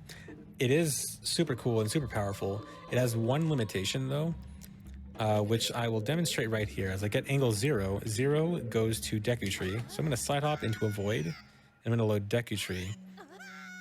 And I just fall out of bounds. And that's one problem with it, is that a lot of the time you will warp somewhere completely out of bounds. Not only is that bad, but my angle is an angle that's going to crash. So another thing I have to mention is that not all angles will warp me somewhere good. Most angles actually crash. So if you're not extremely careful with how you're doing angle setups, then you will just crash. 8000 is a guaranteed crash. So if this happened, you know, I'd be stuck falling and the game would crash. There is something you can do to supplement this though, which when combined with the warping is incredibly cool. So let's move on to the next one. So here I'm in Zora's River. Zora's River here is going to be the setup for the next SRM portion. So this part here is just going to be a lot of kind of, you know, doing random stuff or seemingly random stuff. But it all has the purpose of lining up memory in just the right way.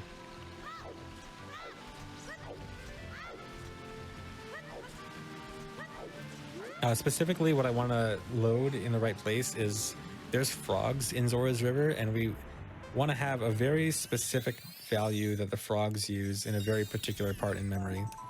And what we're actually going to use that for modifying is Link's boots and tunics. So now everything's set up. I just got to do the actual, well, almost everything's set up. Now everything's pretty much set up. Seemingly random movement. Yeah, sometimes people will jokingly call SRM seemingly random movement.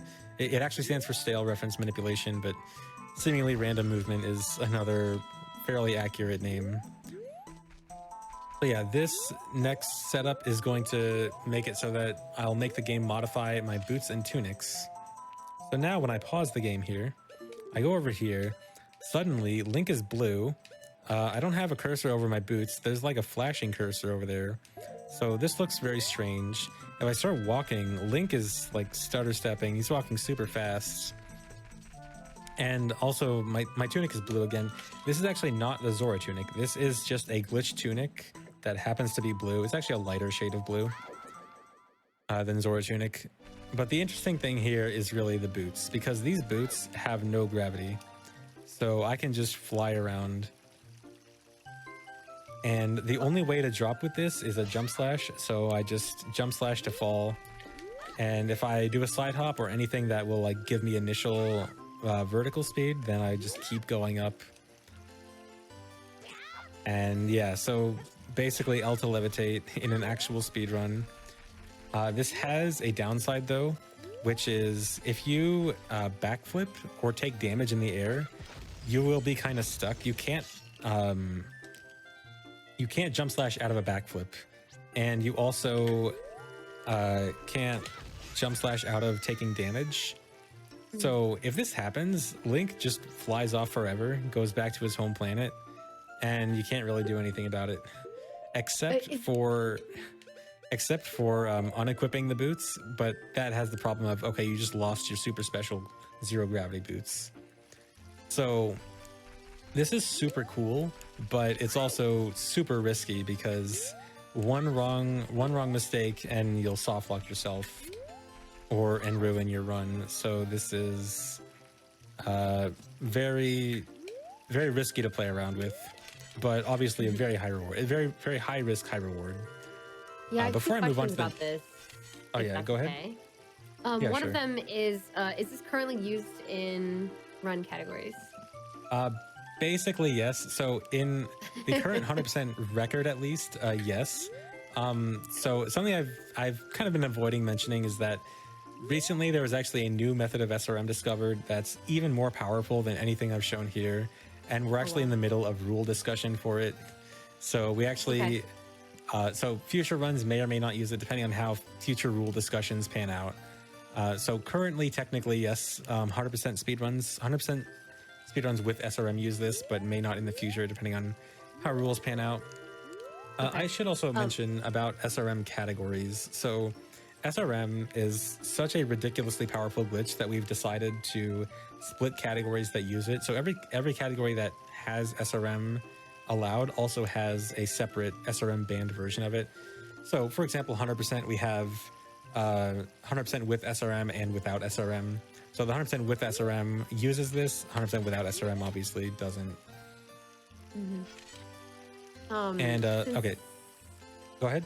Sorry, I was just curious. With his Tunicon, since he like kind of runs faster than normal, have you like looked at the runs? Like, what is his actual run speed? Oh yes, the run speed. I actually almost forgot about that.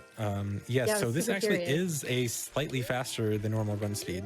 So I showed earlier, I showed that Link's normal walking speed is like 5.5. So it's 6.5 here, slightly faster. And his back walking speed is 10.08. Also slightly faster. Normal back walking speed is like 8.5. So slightly faster. But there's actually something even better you can do with this, is that if you shield damage in the air, you get super high speed. It starts out at super slide and Hess speed. It slowly decays, but it decays fairly slowly, so you can still get a lot of speed out of it. And also, one thing I want to mention about the fact that this is zero gravity and has like different speed values and stuff. So some people get the false impression that, oh, like this might be like a beta debug boot thing that was left in the game for testing or something. That's not the case. The way these boots work is the game is just looking at an unrelated place in memory and is interpreting that as data for the boots. So the place is looking to get like gravity data and speed data is something that's not actually boot data, but it's just interpreting it as that. So no, it's not like some beta debug boots. It's just the game looking at the wrong place. Okay, before I stop showing this off, before I move to the next one, there's one thing I want to show is other boot types. So this is known as F boots because it's the hexadecimal value F is the boot value that we use. So some people ask, what do other boot values look like? So most other boot values look like this. So Link just flew up into the sky extremely quickly. So to give an idea of what just happened, this is Link's Y coordinate right now. It just hit 100,000 in like a few seconds. It will take Link probably 5+ minutes to fall from this, even though it took like 3 seconds to get up to that height. So that is a ridiculous upward speed. It may sound very fun, but obviously that is not going to be useful in a speedrun. Quite interesting though. Mm-hmm. So I mentioned how it was kind of bad that the warping SRM, it was kind of bad that it, you could like fall out of bounds and, you know, crash and just, you couldn't really warp everywhere you wanted to. Well, the F boots kind of solve that, because if you're out of bounds, you can just float inbounds now. So I want to, where's the thing here?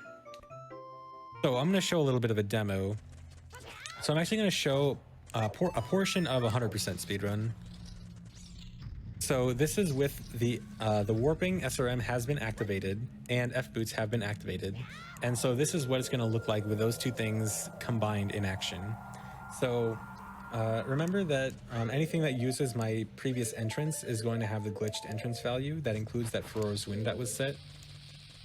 So when I use Furo's Wind and I warp back to it, it's going to check Link's angle, which reminds me that I should have Link's angle up. And so also when I fall out of bounds, that's also going to use Link's angle as a warp point. So this angle 708 is going to correspond to Shadow Temple. And also when you load into a different dungeon, it uses the same coordinates and room number as the dungeon you were just in. So dungeons have a bunch of different room numbers for, you know, all the different rooms. And the room that I just loaded in Shadow Temple is the exact same room number as the one I was in Dodongo's Cavern, and the same coordinates. So like if you were to overlay the two dungeons in the same place, I would be in the same place there.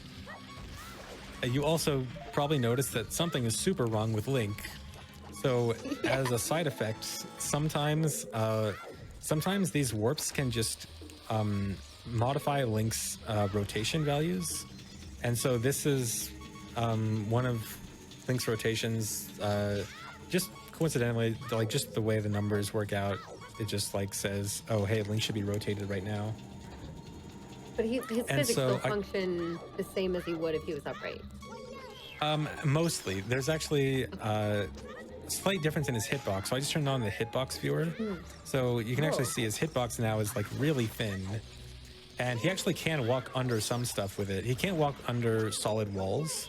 So like, for example, there's a gate here that I can't just walk under. There are some things you can, though. But yeah, he has a super thin hitbox now. So now I'm going to set up another angle, and this is going to correspond to warping to Jabu. And now the room I just warped to in Jabu is the room number for the room where you get the boomerang. So I'm going to jump slash down here, and this is where you fight the stingrays to get the boomerang. This is a really significant one because getting the boomerang in Jabu is really slow. You have to take Rudo around the dungeon. You have to escort her around. And even to this day, there's no non-SRM skip for it. So this is a really big one because it skips the most boring part of like almost any speedrun. Is like no one ever likes going through Jabu to get the boomerang, but finally with this we actually have a fast way to get the boomerang and skip all the boring stuff. Now I can warp again. Gonna go into this room this time. This is going to change the room number. And I'm gonna get the angle that corresponds to Shadow Temple again. It's the exact same angle, exact same warp to Shadow Temple, but because I changed the room number, now I'm going to warp to a different room in Shadow Temple. And I can also use shielding a bomb out of bounds to fly around easily to get to where I need to go. Now when I fall in here, I fall into this spinning scythe room. I can set Furo's Wind again for the next future warp.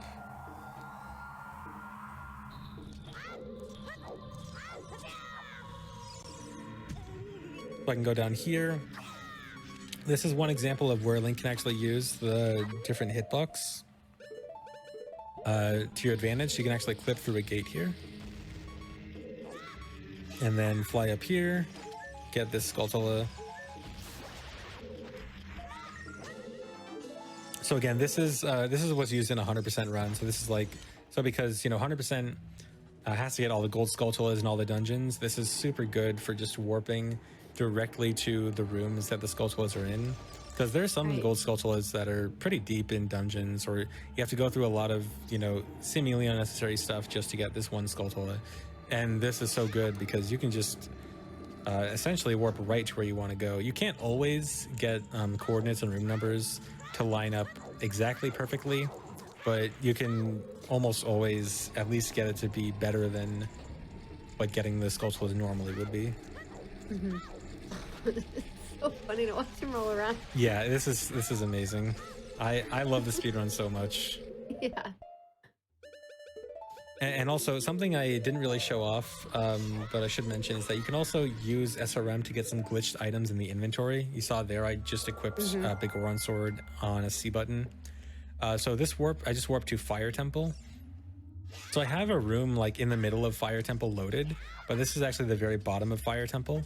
I can try to climb this ledge here, and when Link tries to climb the ledge, he just jumps straight up and doesn't stop and does this big Superman jump. And he just keeps going up until I eventually get to the place I want to go, right up here. And then finally I land up here, and then this is like right in the middle of Fire Temple, skipping like all the bottom area stuff. And then you can get this gold skulltula here, fly up to an elevator, jump up here. Okay, so I'll stop this demo here. This is just like a demo of what happens in 100% run. It's a lot more of similar stuff to that. But yeah, it's pretty crazy. Mhm. Okay, I don't even know so what questions to ask, so keep yeah, going. it's completely understandable to be Yeah. not really know what's going on anymore. This is like some every when I was doing speedruns of this, every single run, like no matter what, there would always be someone asking what is going on. I've never Yeah, seen this yeah. before. What happened to this We've al game? we've already seen that in chat a number of times. We've had Yeah, a lot of questions yeah. of how did people discover all this? I mean, this game's been out for, you know, over 20 years, and it's been Oh, actually, that is a good story. So great. the formal discovery of SRM was in October of 2019. However, after we really dug down and figured out exactly how it worked, we actually found out the first documented case of someone doing SRM without us actually knowing it was from 2007. It was from a video of a glitch hunter named Ekrite, who, what he did was he grabbed a gold skulltula token while holding a bomb shoe, and then the bomb shoe exploded, and then he started holding a lever, one of the enemies in like the Desert Colossus area. And we thought, oh, funny glitch, Link's holding a lever. I guess that's interesting. And then 12 years later, we found out that it's actually the biggest glitch of all time. And Yeah. so the formal way it was actually discovered was another glitch hunter, Glitches and Stuff, was looking for a way to see if he could take a gold skulltula token in between rooms in Forest Temple.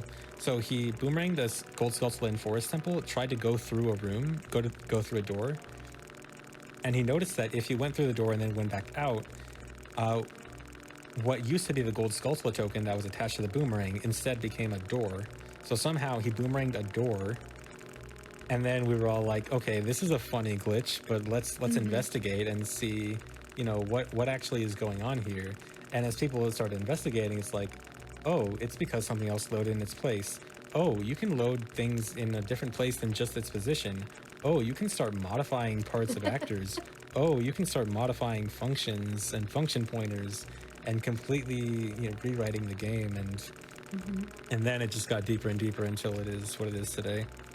Right. Now there's some new stuff being discussed, so Yeah, keep your eyes even on the more new game. stuff. Yeah. Wow.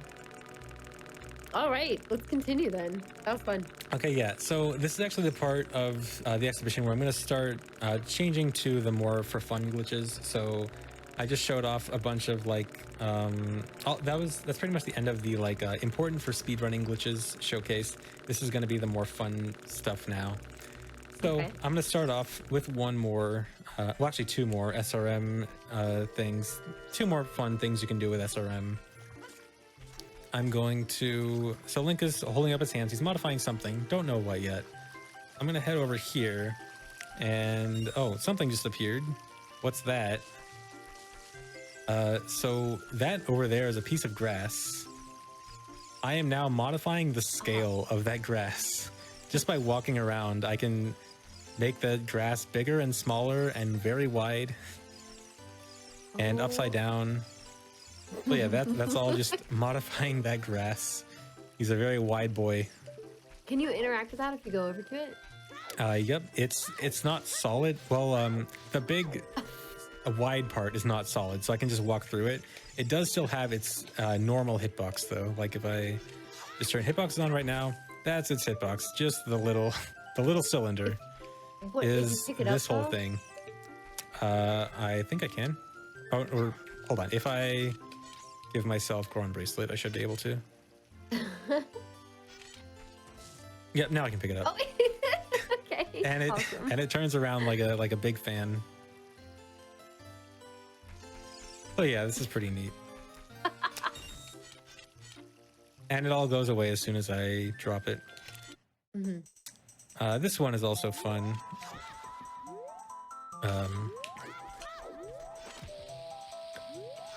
So these setups, I already have memory loaded up in the right way ahead of time, so I don't have to do the whole setup. So when I go through here, this Deku Scrub just appeared in Link's body. So I'm now holding a Deku Scrub. I've now become a Deku Scrub. This is the early version of the Deku Mask. And Oh my god. I can just throw him, and you can actually see the whole scrub above ground. Like when he's doing the shooting thing. And his hitbox actually is still over there. It's actually not where it looks like it should be. His hitbox is still in the typical place. And then he actually gets hit and acts normally.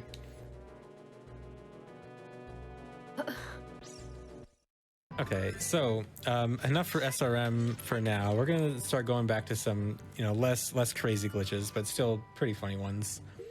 So first thing I'm gonna show off is called Rock Armor. So I'm gonna pick up this rock while the hover boots end. And now there's a rock in Link's body.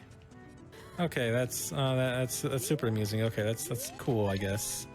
So what about something else a bit bigger? So this time I'm gonna try to do the same thing, but with this big silver rock. So I'm gonna super slide off the rock and equip hover boots and immediately grab it.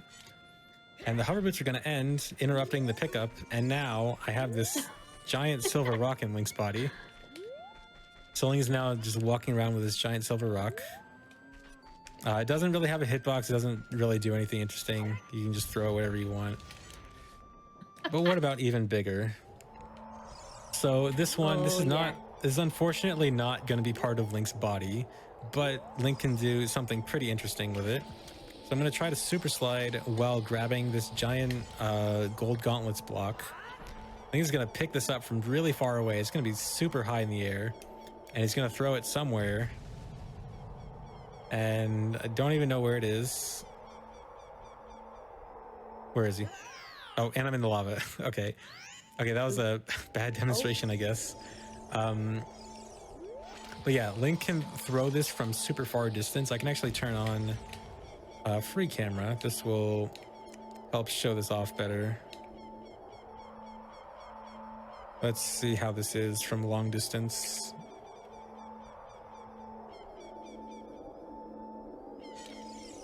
Oh, whoops. All right, so Link is picking up the rock. It's moving in the air. Gonna throw it, and it lands all the way over there, way farther away from where it's supposed to normally be. And you can actually still see it. It actually exists there, at least for now. If you reload the area, it goes to where it's supposed to be over there.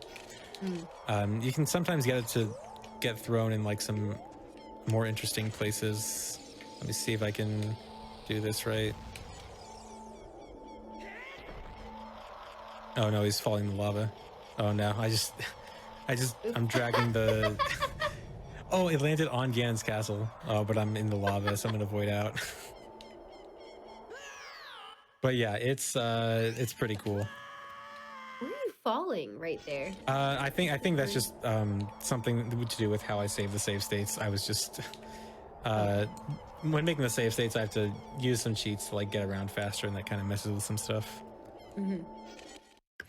Oh my All right, gosh. so next up, I'm going to go fishing. Another thing that messes with the save states is the sky. If you saw the sky, it was kind of weird there. So I'm gonna go fishing, uh, but I'm not gonna fish. I am going to steal. So if you dive at just the right time, if you try to cast the rod right as you come up from the water, Link will kind of pop out of the water and cast the rod at the same time, and this lets him run around while the rod is out. Doing this, you can actually go to the door, walk out, and steal the fishing rod. So now Link's a thief.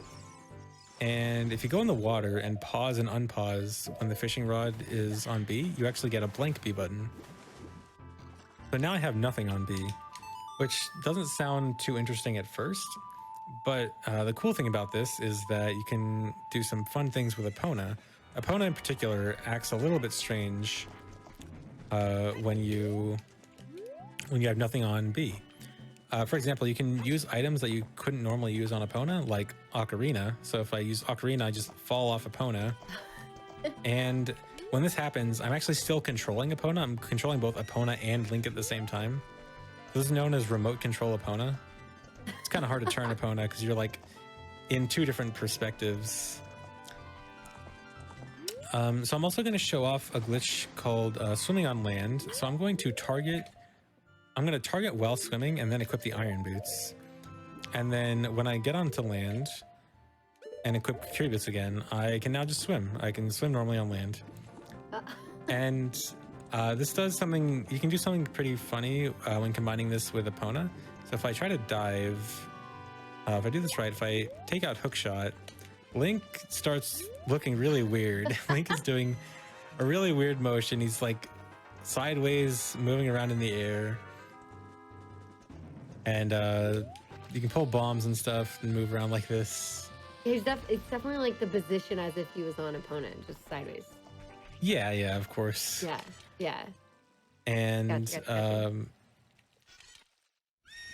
now you can also do something cool with hookshot on opponent. So I showed off hookshot jumping before. This is going to be related, but before I show that, if you hookshot on opponent and then get off opponent, you can just stretch the hookshot super far. There's no limit to this. You can go as far as you want. I can go all the way across the map. Unless I hit ground. If I hit ground, then Link just kind of freezes in place and you can't really do anything. I don't want to hit ground though. I don't actually remember. I think loading zones are disabled during this. Okay. But if I get close to it, I can do a hookshot jump, but it's a little bit different.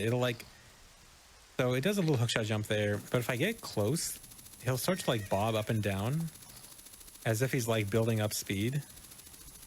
And if I do this right, okay, yeah, I can get a pretty big hookshot jump off that. Sometimes it's a dud and you'll like just fall straight down and it's not interesting at all. And then sometimes you get a really big one like that.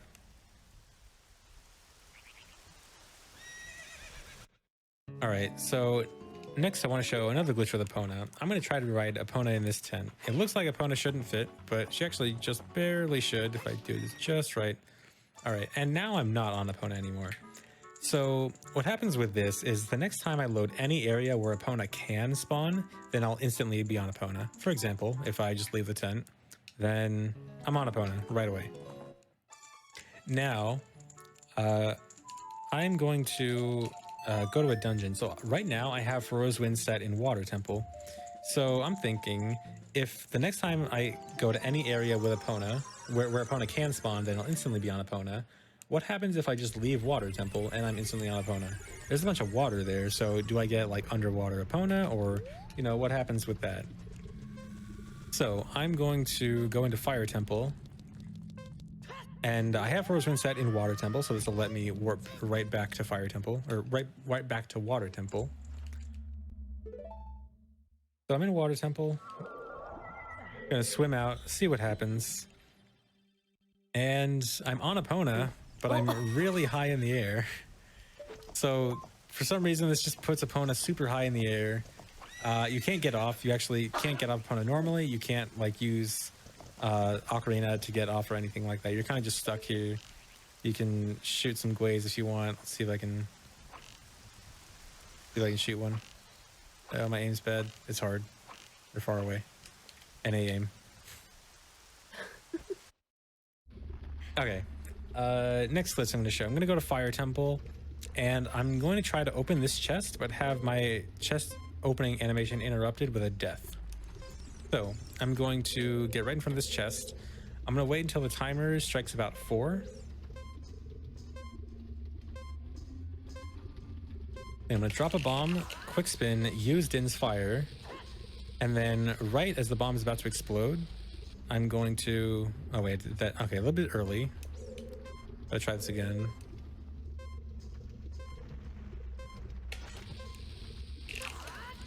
Try to use Din's Fire. The bomb is going to hit me, and I'm going to try to open the chest at the same time. Then, as I begin the chest opening animation, the timer is going to run out, and I'm going to die. The Din's Fire thing was necessary so that I could actually die during the animation, otherwise you couldn't die. So then the chest opens. I don't actually get anything. My A button says open now. And if I try to do a backflip or a side hop or anything like that, I just get this weird little jump. It looks kind of silly. But something more interesting happens once the timer runs out a second time. So I'm going to wait a few seconds. I'm ready. And then I can start side hopping and backflipping infinitely. And so we like to call this zombie hover. This is as a reference to a glitch in Wind Waker. So Wind Waker actually has a glitch known as zombie hover. It's actually a little bit different than this, but like it looks like the same concept, so we call it zombie hover.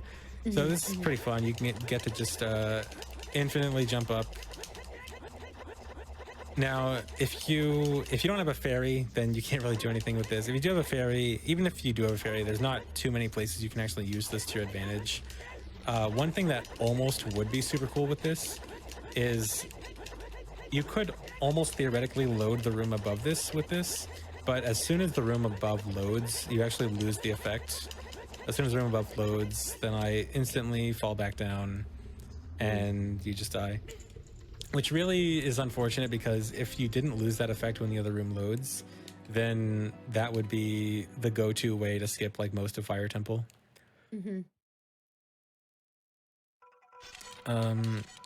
Okay, so now I'm going to go to Forest Temple. So earlier, people asked about showing what Link looks like during a weird shot. This is what you'll get. You'll get to see how Link looks like during a weird shot. But first, I'm going to do a ledge clip down here, and I'm going to fall to the room below this room. Now, this room is really strange, because if I try to go in to see up here, the camera just slowly pans in on Link instead of actually going in to see up. And this is true for any like first-person item, same with hookshot. So naturally, of course, I want to know, what does Link look like during a weird shot? So I'm going to try to do a weird shot. And so this is what Link looks like. His legs are super distorted. Let me see if I can get a better free camera view of this.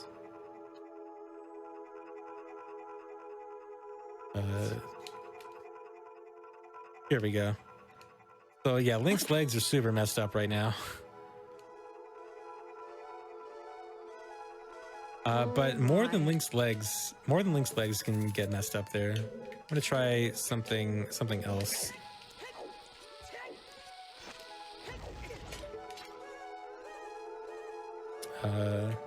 This might take a few tries. This is a bit weird.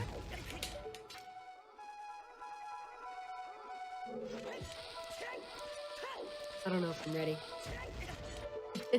You're probably not. Okay, here we go. Oh no! Link now no! has, I Link hate now it. has I hate 5. It. Link now has 5 mouths Nope. and no eyes and no eyebrows. Oh, that's so. So yeah, this is sometimes what Link looks like during a weird shot. Yeah, so this is like a wonderful, wonderful view of Link's face.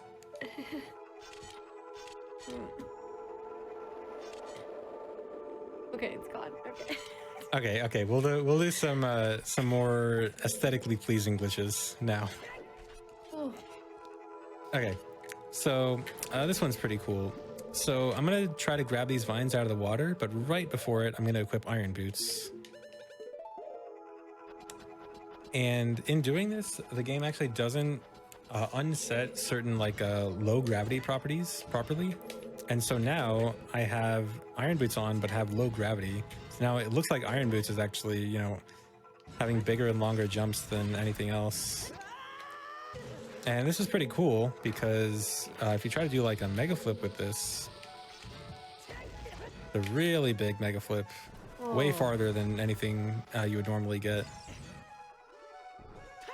So now I want to do the biggest mega flip I can. I'm going to try to go to the top of this room.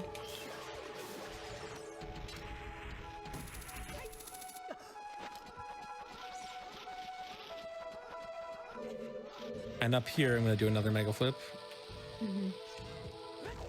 And this is going to clear the entire room and land up on this ledge here. Probably one of the longest like distance mega flips you can do. Is that ever useful? Without getting super high. Unfortunately, well, mostly not. In certain situations in randomizer, kind of. Oh, okay, in randomizer. Yeah, some of these random glitches that I'm showing off can occasionally be used in randomizer if you're using glitched logic. Yeah. The situations don't come up that often, but occasionally I've been able to make use of them. All right, this next one in the same room. So I'm gonna try to load. I'm gonna try to open this door and have it get interrupted as I with this bomb. So I just opened the room to the main room of Forest Temple, but I didn't leave this room, so both rooms are now loaded. Now what I want to do is go in the water here. So if I just look at the water here, there's actually no water, but the loading zone for the loading trigger for like the room below still works. And there's also an empty chest down there. So if I load the water, fall in the water like this, the chests come up and they start flying up. And so this is known as a rocket chest. You can fly to the moon with this. To the moon, chat. They're stated earlier. Yeah, to the moon. So this just keeps going up. So eventually there is a certain limit. When you get to 32,768 units up, the game will eventually kind of break down. On N64 it would crash, but on Wii VC, Link just kind of gets squished. I'm gonna load a save stage to speed this up. So as soon as I hit that number, Link is gonna start getting squished and then fall down. Yeah, so this looks super weird. Oh my god. And all right, so now I'm gonna jump off the chest and I'm just gonna jump slash straight forward and hopefully I land somewhere. Might be falling for a while.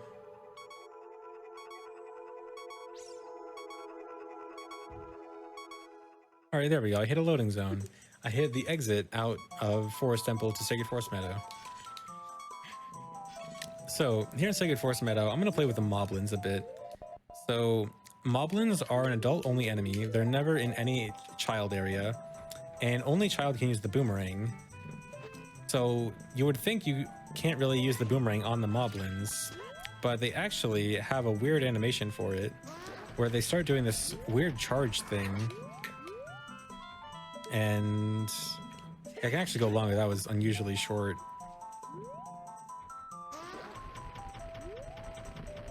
But yeah, they have this like unusual, he's like clipping through the wall.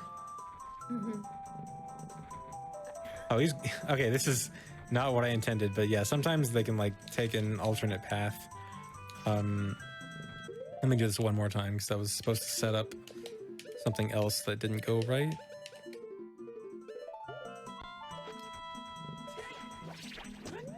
All right, so let's happen one more time.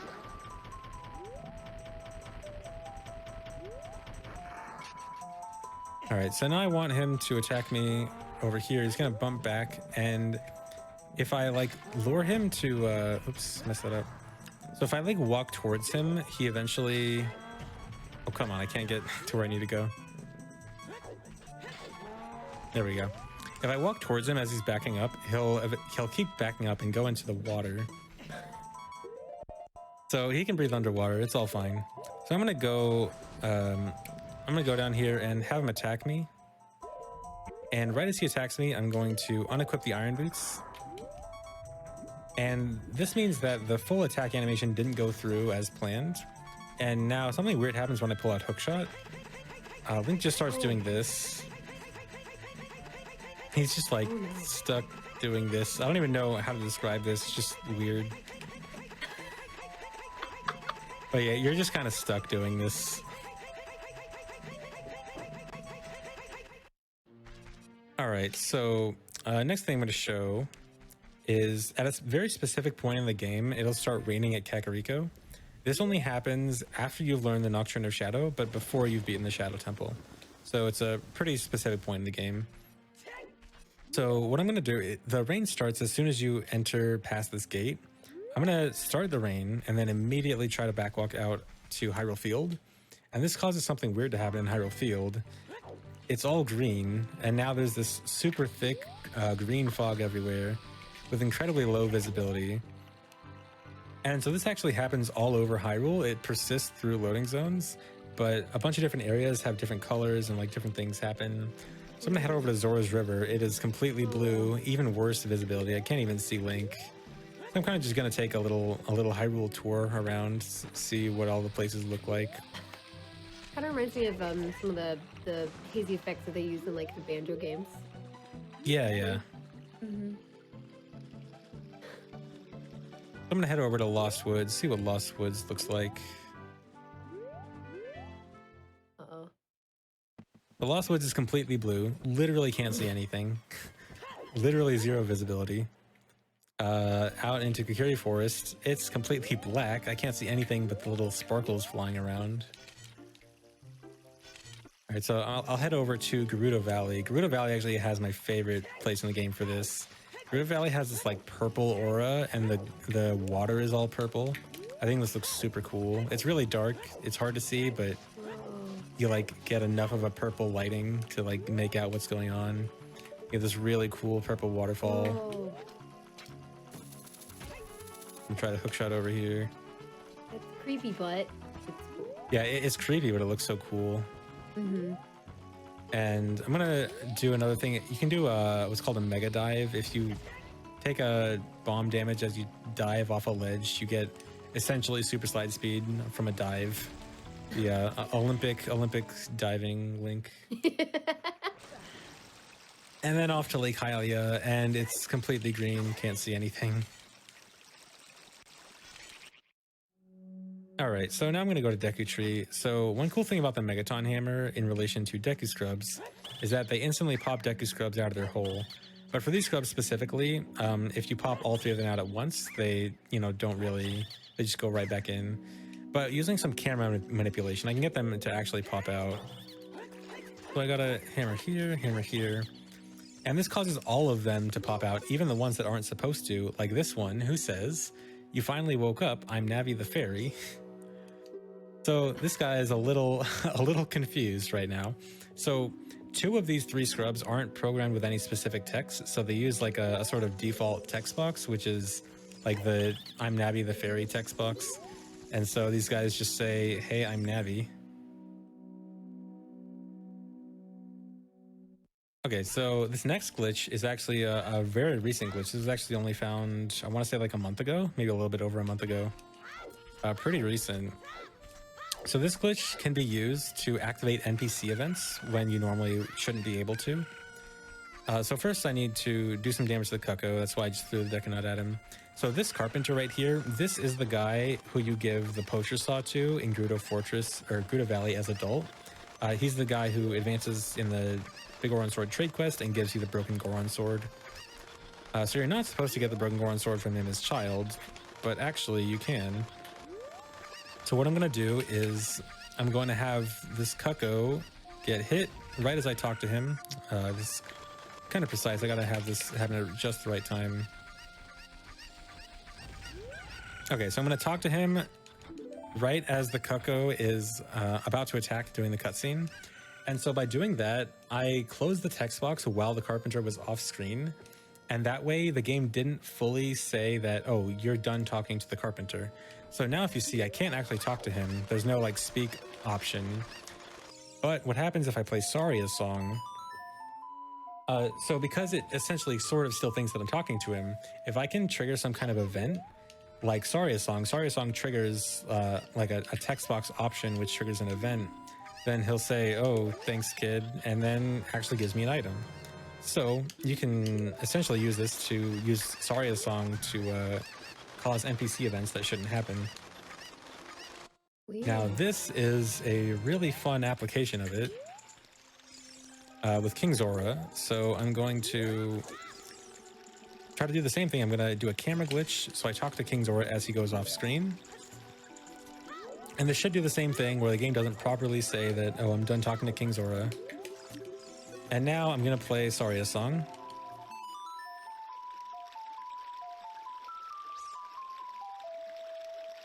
So now it's gonna trigger some event, which is King Zora moving. And so now King Zora's moving backwards, and also Rudo was just there. He's sliding over Rudo.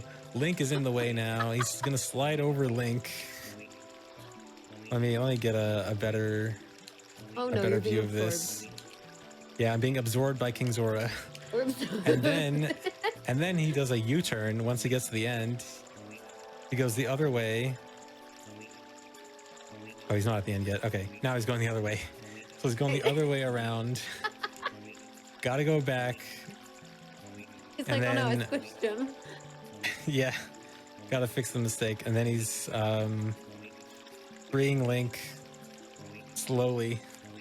Slowly Link is being freed from death. And then Rudo comes next. So yeah, this using this, you can rewatch the King Zora weeping cutscene as many times as you want. I'm sure everyone would love the opportunity to watch that over and over again.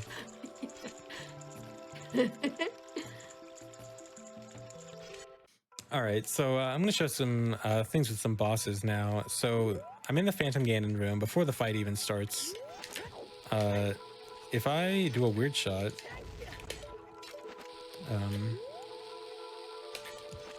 I do a weird shot here. Oh, come on. You can see Phantom Ganon. He's just kind of chilling below the arena before the fight even starts. Just on his horse, just observing the abyss. Similarly with Morpha, Morpha also exists before the fight starts. And you can't hit Phantom Ganon, he has no hitbox. Morpha, however, does have a hitbox. Not a hitbox that you can damage, but a hitbox that you can at least pull towards you with the hookshot. So you can just repeatedly weird shot and try to pull Morpha towards you.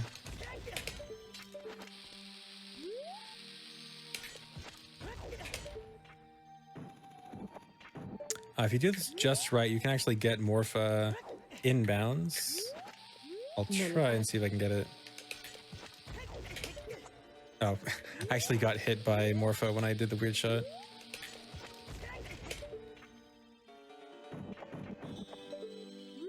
This can get kind of tricky. Oh my god, come on.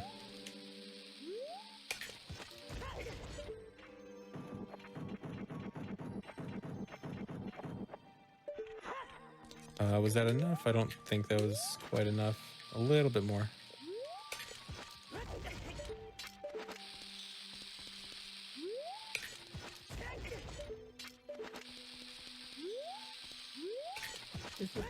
For sure. Oh. All right, here we go. And this should be enough to get Morpha inbounds. Hitbox is barely inbounds. And now, there we go. Morpha's inbounds before the fight even starts. And you can't actually do anything with it. You can't damage Morpha. You can Mega Flip off Morpha, I guess. You can do a little Mega Flip like this. Morpha can damage you, but you can't damage Morpha. Oh. But yeah, kind of interesting. Okay, next glitch, I'm going to show a funny cutscene. So this is the Goron Ruby cutscene that you're supposed to watch as child. Not only am I adult, but I also have the iron boots on, and this causes this cutscene to be a bit funny. I'll just let it speak for itself. So child Link is screaming, and Link is running around wildly with iron boots.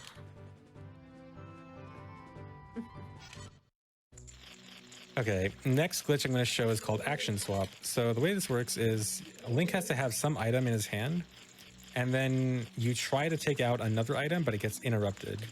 So I'm going to pull out Slingshot, and I'm going to try to pull out Sword.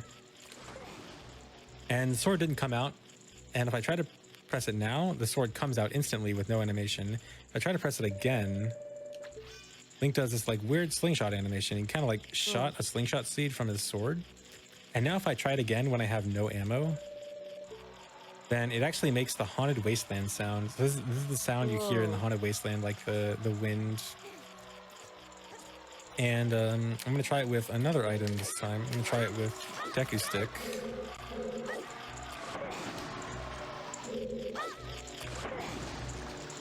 Here.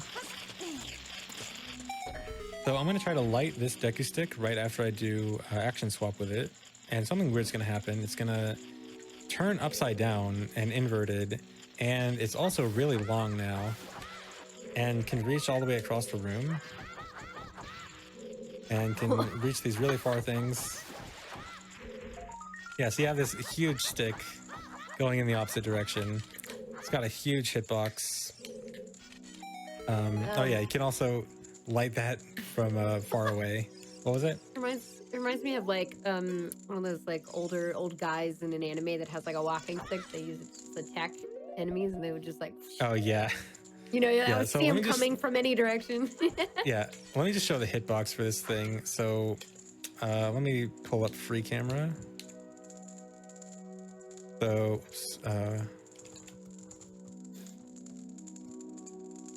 so you can see this is pretty long. It's way outside the room. That entire red thing is the hitbox. It is enormous. And it continues to grow. It continues to grow over time. It just continues to grow infinitely. Or I don't know about infinitely. I think it might eventually have a limit if you wait a super long time. All right, so next glitch I'm going to show is called Quick Put Away. So I'm going to pull out a bomb and pull out a Deku Stick. And right before the bomb hits me, I'm going to try to put away the Deku Stick. So it's invisible, but you can kind of see that Link is still holding something. So I didn't actually put it away. And if I press A now, he puts it away with no animation. Hence the name Quick Put Away. That's not the interesting part, though. The interesting part is what comes next. If I try to break the Deku Stick so that it doesn't do the full put away animation like normal, then something weird happens when I do a crouch stab. I can suddenly light torches with my sword. So doing that causes the game to set Link's crouch stab damage to a very severely glitched value that has a lot of different properties to it. So I just showed it has fire properties. It also has ice properties. I can freeze these floor raisers here. So I'm gonna bring up something on the screen real quick. Yeah. So this is all of the different damage types that this quick put away thing does. It does Deku Nut, Deku Stick slash, Slingshot, Boomerang, Master Sword slash, Big One Sword slash, Ice Arrows, Shadow Arrows, Din's Fire, Ice Magic, Unknown, Kakiri Sword Jump Attack, Big One Sword Jump Attack, and Unknown. So it does all of those in one attack. And you're also probably thinking, what is this with Shadow Arrows and Ice Magic? What are these things? So yeah, and the game unknowns. actually, yeah, and the unknowns. So the game actually does have unused damage types for things that were probably cut in development before release, like Shadow Arrows. We actually do know that there is data for like stuff like Shadow Arrows, Spirit Arrows, and Wind Arrows in the game, as well as like Ice Magic, I think Light Magic and Wind Magic, something like that. And so they were taken out of the game eventually, but there's still like remnants of it that end up getting used in this glitch. They don't really have particular use with this glitch, but it is just a funny thing to mention that like we sort of can get access to it, access to those damage types in the actual game. And so one cool, so there's a few cool applications of this. One is with hovering. So I'm going to do quick put away out here. Gonna try to break my stick properly. And then get ISG. Wait, I didn't do that right.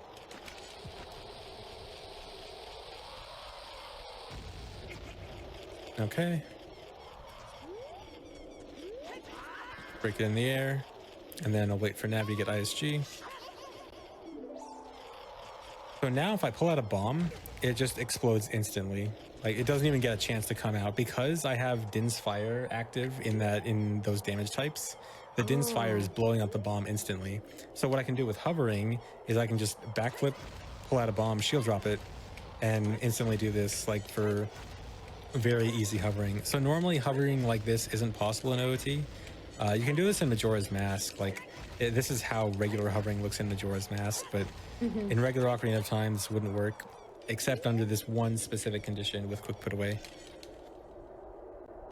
So this is also very strong against certain enemies. I'm going to fight an Iron Knuckle with it right now.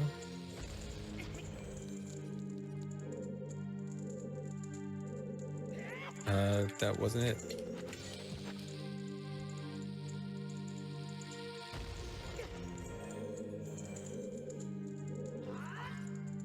Okay, so I'm gonna fight this Iron Knuckle, and 1, 2, 3 hits, and he's dead. So that killed him faster than even Big Goron Sword would. Wow. So this does 10 damage to Iron Knuckles, where even Big Goron Sword only does 8 damage. So unfortunately, it's not quite the most powerful thing in the game, like overall, because a lot of enemies have different priorities in how they deal with certain damage types. And because there's so many different damage types, a lot of enemies have different priorities where like certain other damage types take priority, and then like it doesn't really do that much damage, if at all. But Iron Knuckles is one that it does do a lot for. So the next thing, I'm going to combine it with Action Swap, the one I did back in Deku Tree with that big Deku stick. So I'm going to try to do that here. So I already have quick put away set up, and I'm setting up Action Swap now. So I just set up Action Swap there, trying to pull out the Deku stick as those Beamos were hitting my shield. I'm now going to light these torches with Din's Fire, and then light the stick that I just got. Or light the stick that I just did a quick put away with. So now I get that same inverted big stick. And I'm going to take this over to Shadow Trial. So I have 2 different glitches combined here. I have quick put away, which gives me the big inverted stick, and I have quick put away is the damage types, which gives me like the fire damage type and stuff, and Action Swap, which gives me the big inverted stick. So now I can do stuff like this, where I can light these torches from super far away.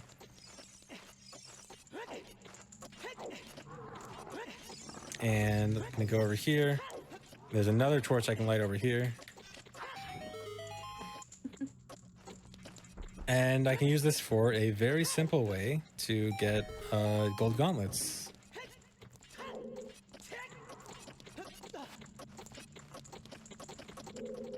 Before I get this, one last time, I'm just gonna show the stick length one last time with hitboxes, just because it's so huge.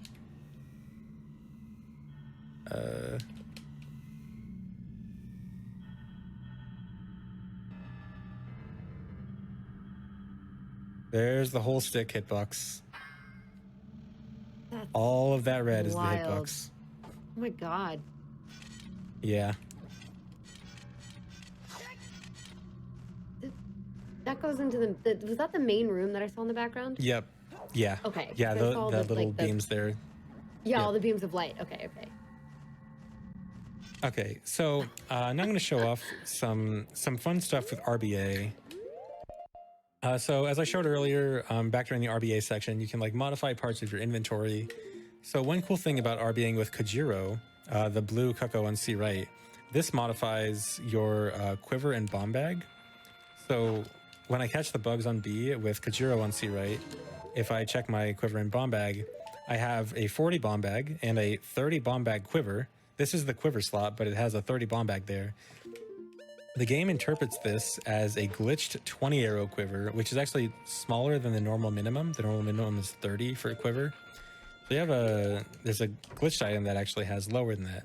So, you know, I want to get a bigger quiver. I don't want this, you know, small 20 arrow quiver. So I'm going to try to win a quiver upgrade from this archery game. So I do this archery game well, then this guy should give me a quiver upgrade.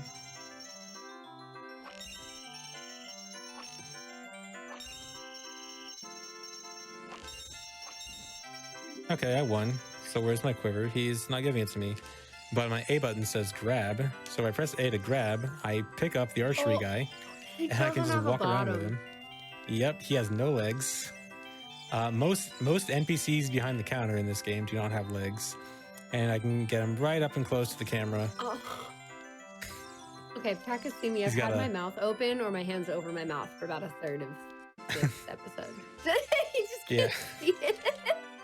Yeah, I love these, but it gets, there's still a lot more to come. I hated that. This next one is probably the biggest fan favorite glitch of all. I think this is probably everyone's favorite glitch. This is probably the number one. So I want to win a quiver upgrade again. Still looking for that quiver upgrade. Hopefully this one is going to give me it. Oh my god, I'm actually going to fail this. Okay, I didn't fail. Okay. All right, so I won the quiver upgrade. She's not giving me anything, but this time my A button says open. So I'm going to press A, and I'm going to try to open something. Something down here I can open, and I'll pull out a spooky mask. And I can continue opening this. There's no limit. I can just continue pressing A to open it.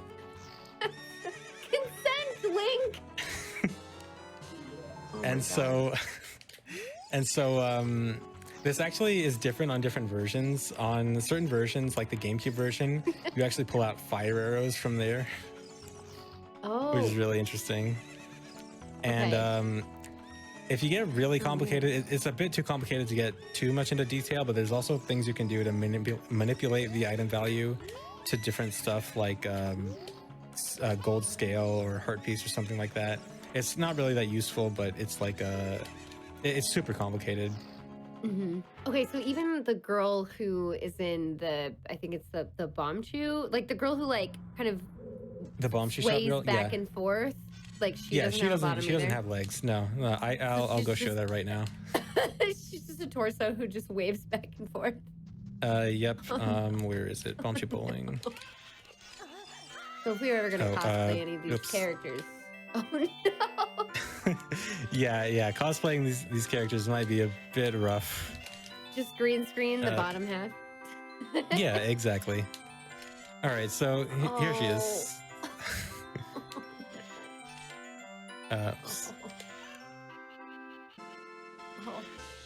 Nothing.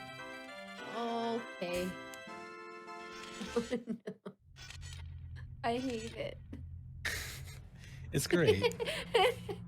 I hate it. So actually, as a side note, it actually is fixed in Majora's Mask. In Majora's Mask, they actually gave them all legs, even though you still can't really see them.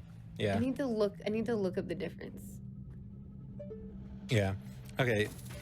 So another RBA oddity I'm going to show. So I mentioned with Kajiro, I can give myself a bomb bag. Something weird happens if you have a bomb bag before you get the bomb chest in Dodongo's Cavern. So I open the chest. It looks normal at first. It says, you know, I got a bomb bag. That's cool and everything. But when I pause here, suddenly my bomb chews are gone, and I have a bomb bag holds 20 in my bomb chew slot, and I can actually equip it as a C item. And if I use it, it acts like eye drops. It acts like eye drops from the end of the Bighorn Sword trading quest. So it's very strange. It's a very strange glitched item. It has one interesting thing you can do with it. So you can RBA it. You can equip it to a C button, so you can see if you can modify something cool with it. So if I drop bugs on B with that bomb bag on C right, it modifies my water temple keys. So I just got 29 water temple keys. A bit more than you really Great. need. Yeah. So Great. if you really want to maximize this, considering like getting all of the keys in water temple and the possibility of RBing 31 keys, you can actually get up to 37 water temple keys, which is a bit overkill. There's actually an OT category extensions category, like a little side category known as 37 water temple keys, where that is the goal. Just get 37 water temple keys. Oh, It's that's a great. pretty Yeah, fun category. I mean, this is a big enough game where you're gonna have some of those categories on the side. That'll just have Yes, for sure. random bits. All You right, know, so chat. now We've had a lack of questions about the nuances of what's going on. yeah, this is like a sit back and enjoy it and just don't ask Yeah. questions kind of point. That's kind what of I've part. been doing. Yeah. Yeah. Okay.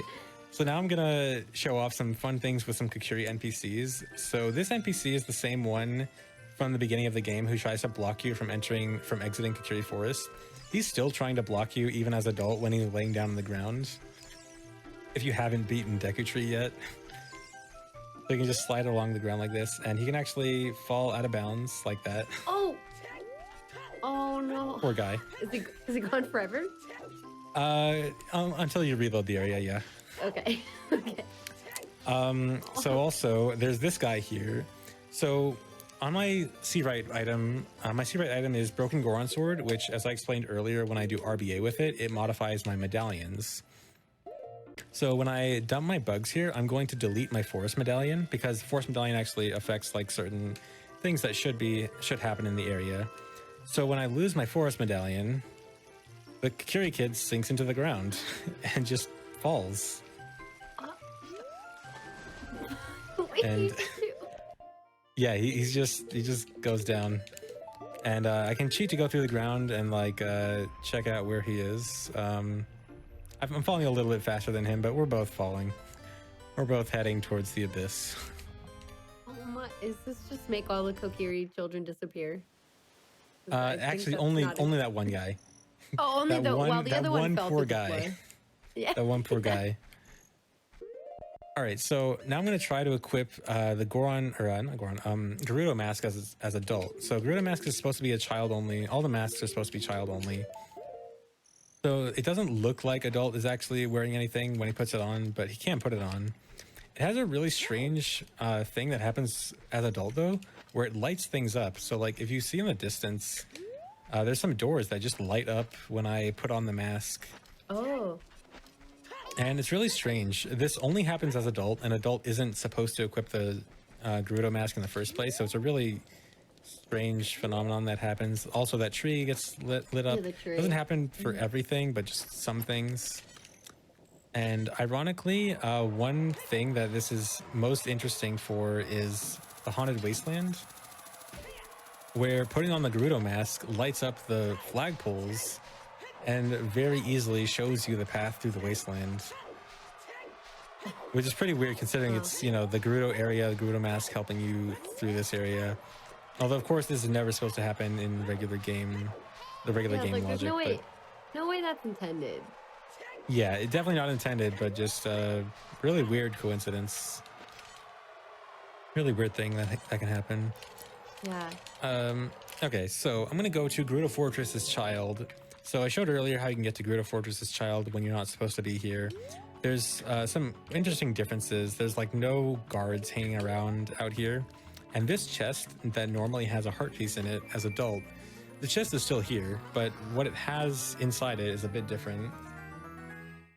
It actually has an odd mushroom for some reason. We have no idea why, but you can get an odd mushroom from the chest. Also, above the jail is a heart piece.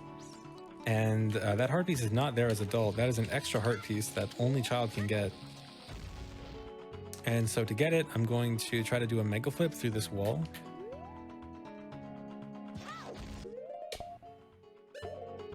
I'm going to mega flip straight through the wall. Come back out here. and there's a heart piece. And so this is known as the 37th heart piece because there's normally supposed to be 36 heart pieces in the game, but including this one, there's actually 37. And there's actually more that I'll actually be getting to soon. Somebody also asked about dying in the wasteland to get rid of the sandstorm. Oh, sure. I can show that off real quick. Sweet. Yeah, so you Now's see the there's time. a big sandstorm here. If you die, I'm just going to use this to cheat my health down to 0. So if you die and just respawn normally in the wasteland, there's just no wind anymore. So I respawn, and now there's no wind, much easier visibility. Yeah, it's not really much more than that. Pretty interesting. You can get through the wasteland much easier to see everything going on. You still hear the sound though. There's the sound of the wind, but then nothing actually happens.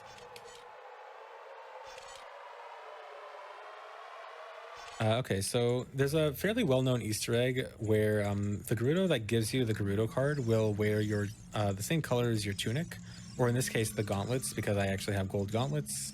She's wearing gold gauntlets color. But she actually will also change to the color of bombs. So now she has bomb pants on. Why does she do that? I don't know. I've never seen. I did not know that. Yeah. You can die normally in the wasteland. Yeah, I just cheated to make it faster. Okay, so now I'm going to show off some cool wrong warps that I didn't get to show earlier. So this first wrong warp, I'm going to set Furrow's Wind outside of this tent in Gerudo Valley. And then I'm going to warp to that Furrow's Wind point from Dodongo's Cavern. So again, for a wrong warp to work, it's going to try to load the Goron Ruby cutscene at the same time that I'm warping away back to the tent. This causes the game to load a completely different area. This is Zora's Fountain. Except things are a little bit different here. So Jabu, when he opens his mouth, has a second set of teeth. So there's actually 2 Jabus there. And there's a pedestal in front of Link that you can see. That's an Ocarina pedestal. That's not used in the final game. It can be seen in like some beta screenshots, but isn't in like the normal final game. But in this beta area, this is like a beta area of Zora's Fountain, and we can still see it. And so this is the cutscene where Jabu's trying to suck Link in, and this lasts for like a minute. So I'm gonna wait here for a little bit. Eventually it'll end. I can actually just use a cheat to get out of this. But yeah, so now I can walk around here, and this area actually has a high tendency to crash. So this might crash in a second. Sometimes the walls don't exist, so I can just walk through the wall there. Whoa. Yeah, the collision in this area is super wonky. If I try to use collision view, oh, now it actually looks more normal. Okay, this area is like different every time I come in here. Sometimes things are different than the last time I was here. But yeah, there's some other differences. There's Tektites when there's not supposed to be. There's some Octoroks where there's not supposed to be. You can check out Jabu's extra fins. Hopefully I won't crash. Usually, like, swimming around this area might crash. You can also see some extra fish in the water. Yeah, I guess I'll just end it there before it crashes. So now I'm going to do another wrong warp. This is going to be a wrong warp from the Jabu blue warp. This one's a bit more complicated because of Rudo being in the blue warp. Rudo wanting to talk actually makes wrong warping from here a lot more complicated. First, I'm going to use Din's fire to be able to move around while she's like kind of trapping me in the blue warp. So you can see how like I'm now, I keep getting warped back to where she is. Then I'm going to pull out a bomb chew and let her talk to me. And I want the bomb chew to blow up at just the right time so I can die. I'm going to die, the blue warp's going to start going, and this should cause a wrong warp. The game is going to try to load going back to the beginning of Jabu, but playing the Zora's Sapphire cutscene. And I'm going to load into Jabu. So there actually is a cutscene in Jabu, so it's just going to play the cutscene in Jabu that is associated with that cutscene number. This is the cutscene where Rudo finds the Zora Sapphire. This is right before the big Octo fight. So Rudo's not there, which is a little strange, but other than that, this seems normal so far. So there's not really anything else to do in here, so I'm just gonna leave. And this is where things start to get a little bit weird. So this tentacle is actually a different color than usual. That's not too strange though, but this door is very off-center. Doesn't really work properly because opening that door loaded that room up there.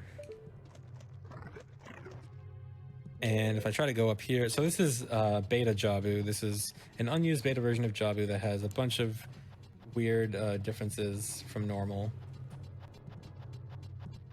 I'm going to climb up here. You can also see the sun here. The sun is somehow shining in Jabu. Sometimes you can see the moon. I think it's just not in the right position. So this area doesn't load properly. I'm going to fall down here. Growth. Yeah. And going in here, there's water here, but it's invisible. Nothing too much to show in this room right now. But if I go in this next room, I'm gonna go in this next room and look up. You see there's a water texture all the way at the top of the room. There's not actually water that extends that high. There's just like some texture all the way at the top.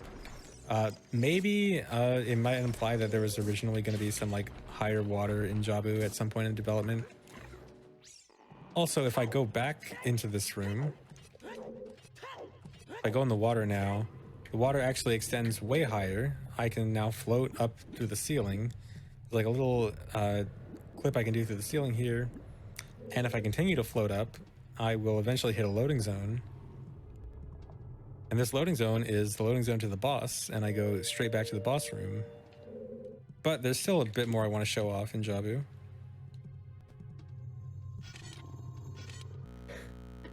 So, like how... the game crashed. Oh. I think that was just a random crash. Occasionally the game will randomly crash. I should be able to get back to that quickly though. Not too big of a deal. Yeah, I guess I should mention, I'm playing on the Wii Virtual Console version right now. This version is, for the most part, pretty good, but has an occasional tendency to randomly crash for no reason. It doesn't happen that often. I estimate that, like, in regular speedrunning, like, if you speedrun fairly frequently, you might get one every, like, 2 months or so. So it's, you know, kind of unexpected, but I don't know if it could have been something I did, or it could have just been or it could have been a random crash. So back here, so the tentacle changed color again. So the only way to get through this tentacle is by dying and getting revived by a fairy. This is again still in the beta Jabu area. And so I want to go into this door. So this door has a chest that's not in here in the normal game. And when I open this chest, it's going to give me a special item. It's going to give me another heart piece.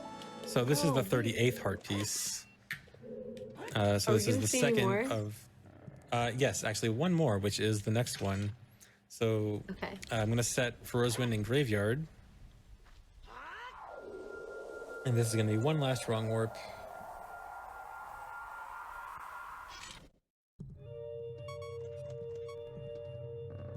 All right, so this is going to be another one from the wrong warp with Rudo. So I have to do this Din's Fire thing again so I can gain control.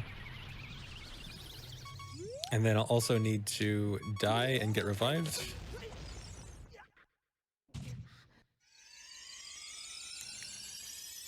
So by doing this, I'll be able to use Furrow's Wind right after I close her text box. I missed it. It's a 1-frame window actually for this. So I'm going to return to Furrow's Wind right as the cutscene's about to start.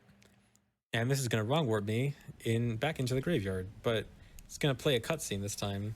So this cutscene that's playing is the cutscene where you play Zelda's Lullaby to open up the Sunsong grave, and then there's like a thunderstorm, and the thunder blows up the grave.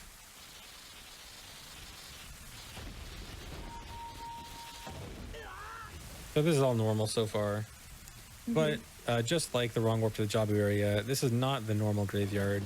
This is a slightly different version of it. There's actually not as much different in this version, but there is another one of those chests. And if I hookshot over to this chest, there's also an extra gravestone there, which is interesting. So I hookshot over to this chest.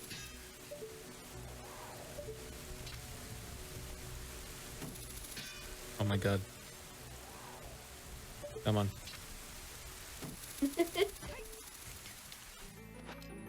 It's all the way in the back, so it's a bit hard to reach. But yeah, Yeah, so I for opened this sure. chest, and this is another heart piece. This is the 39th heart piece. So One that more? There has to be one more. no, unfortunately no. That is the so there's 39 total unique heart pieces. So there's something that people sort of call the 40th heart piece.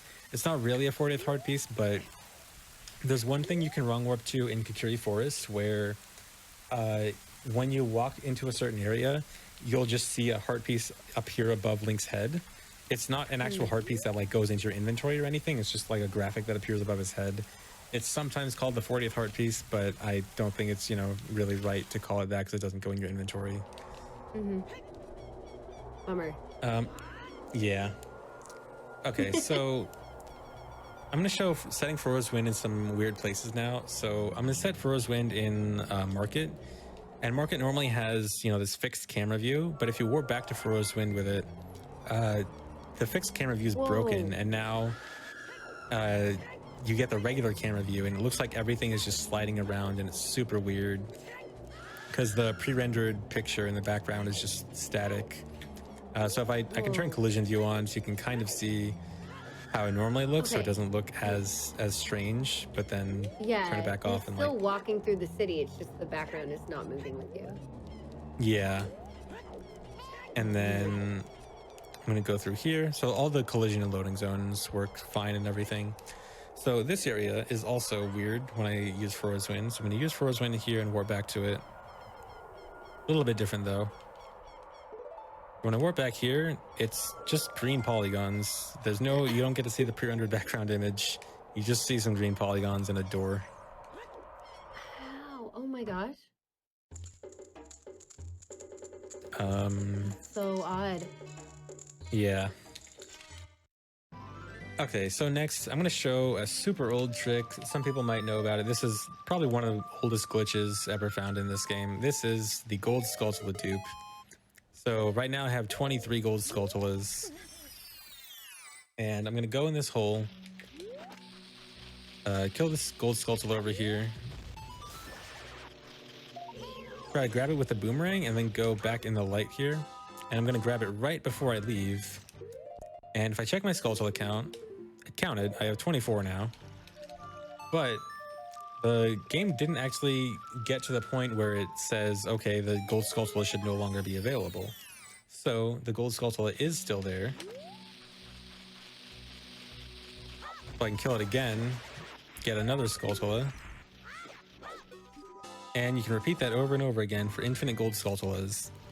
That's actually really slow though. We have a much better method of duplicating Skulltulas. It's not quite infinite, but it will get you to what you need a lot faster. And to do this, I'm going to go to Lost Woods. So here in Lost Woods, there's a gold Skulltula up on a ledge to my right, and I want to duplicate that Skulltula. So what I'm going to do is, in Lost Woods, there are these black loading zones in between all the areas, and if you hit those loading zones from behind, it'll load the same area that you're already in a second time, and it'll load everything in there a second time. So that means if I hit this load trigger from behind, then another Skulltula should appear.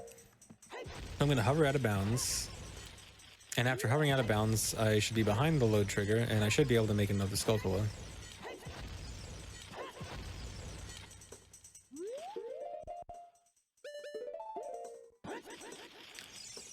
So I get down here, and I walk forward, and another Skulltula loads, and I'm going to start side hopping, and every 2 side hops I do, another Skulltula is going to load. So I can just keep adding them over and over and over and over again. So we've seen something like this before at another GDQ as well. Yes, I actually did this Hmm. in my 100% no source requirement speedrun at GDQ 2020. Right. This is used in that category to get 100 Skulltulas super quickly. So I Fun to didn't watch. max out.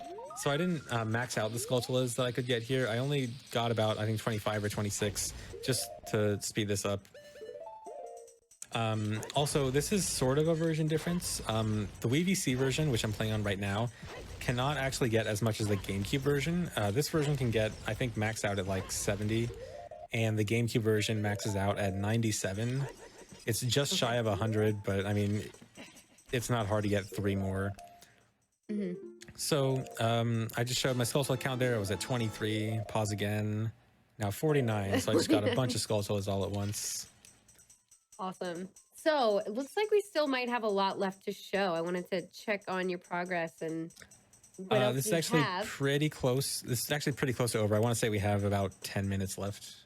10 minutes left? Okay. All right. Just Yeah. wanted to check because it was about time to get up, take a break. But Yeah. Okay. all right. So next I'm going to go to oops. So I can do a similar thing for heart pieces. So there's no heart piece in Lost Woods that you can dupe, but there is a Skull Kid, and the Skull Kid gives you a heart piece for playing Saria's song for him. This is also a glitch that I did in that 100% no source requirement run at GDQ a few years ago. So you can hover up here, and this is going to let me get past the load zone behind here.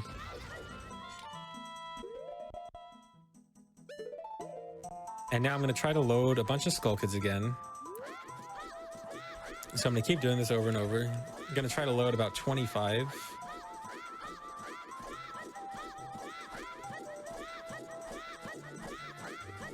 And so every extra Skull Kid that gets loaded is another heart piece I could get. Eventually I'm going to stop. I'm going to try to go over here and start playing Saria's song for the Skull Kid. But something happens, so the game screen just froze. That is not like any capture issues or stream issues. The game screen is actually frozen. There are so many Skull Kids on the screen that the game can't render them all right now. And so the game screen freezes, but continues to play the game properly. And so I just played Saria's song twice. You would play Saria's song the number of times for the heart pieces you would want. I'm not going to do it too long because, you know, I just want to demonstrate the trick. But I just did it twice. You also need to talk to Skull Kid to actually get the heart pieces. So right now, I'm actually talking to Skull Kid. You can't see it, but I'm talking to him. And then I can get out of that range again, go back on the stump, and then I'll receive my heart pieces. You can't see it, but I promise I'm getting them. Yeah. And then eventually back to normal-ish. So you could do that for a lot more heart pieces. I just only did it for 2, just for demonstration purposes. Okay, so so that method of heart piece duping, you can't get infinite heart pieces with it, but you can get a lot. But this is a method where you actually can get infinite heart pieces. So there is this guy on the roof in Kakarika Village, and if you talk to him, he says, "Hey, nice to meet you, I'll give you a heart piece." So what I just did there is I held target while climbing up the ledge, and I continued holding target. This actually delays him giving me the heart piece. And what I'm going to do is I got out of his range, and when the camera turns back towards him, he's going to come back in range to give me the heart piece. But I only want him to be in range for 1 frame. So I'm going to turn around very briefly for a frame. He was loaded, which let me get the heart piece, but then the camera continued to move a little bit more, which unloaded him. This made it so the game couldn't actually set the flag that said that the guy has given me the heart piece, which means that if I talk to him again, he says, "Hey, good to see you, I'll give you another heart piece." And so you can do this over and over. And there's another interesting thing you can do with that. Oops. I have so many save states, I'm like mixing up some of the stuff I have to do. This is a lot of work. Like super props to you. This is awesome. Okay, so I'm gonna try to do the same thing again, But this time I'm not gonna try to dupe the heart piece. I just want to drop down and move away. And so what I want to do here is I want to grab the heart piece as I'm falling out of bounds. So I'm going to clip out of bounds here. And I want to turn the camera so that Link is going to turn the camera, face the guy, get the heart piece as I'm falling out of bounds. So I just got a heart piece, and that was supposed to complete my next heart. I had 3 heart pieces. This should give me 4 and complete my next heart. But I fell out of bounds and I voided out, and I didn't actually get my full heart. And if I check my heart pieces, I now have this many heart pieces in my inventory. So this is actually what 4 heart pieces looks like. You're just never supposed to see it since you instantly get your full heart. So interesting things happen when you pick up more heart pieces with this. So I'm going to come over here and grab this heart piece. And this should be my, I guess, 5th heart piece because I have 4. It will say that I get a full heart container, but won't actually give me a full heart container. So what's weird here is the game is going to start giving me glitch text for the number of hearts I have.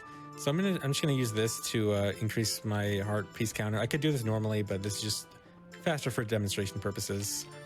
So I get another heart piece after 5. It'll say, I got the boss key. That's clearly not a boss key. Okay. This one says, nope, I don't have enough rupees. And this is also a soft lock. I can't close this text box. Oh. This one says, all right, I'm done. Please wait while I set up your next challenge. Also a soft lock. Where's that from? I think that's from the archery game. Okay. And then this one, bombs. If I want to buy bombs. Oh, this seems normal to me. Oh yeah, totally normal. Okay, let me do this. Okay.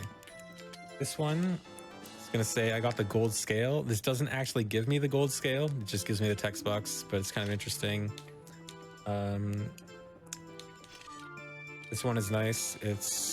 It won't open. It won't open. Oh yeah, I remember that one. Yeah. All right.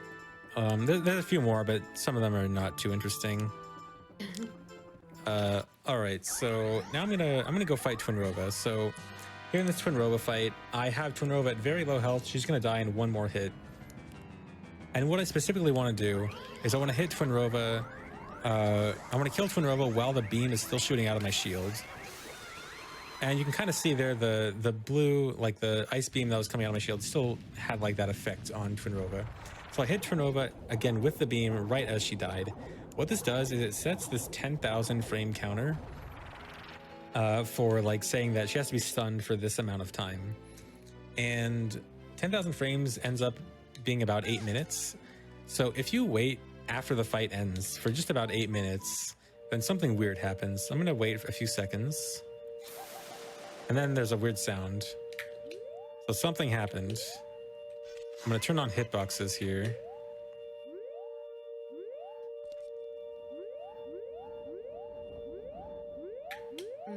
Oh my god, a hitbox just appeared. Oh.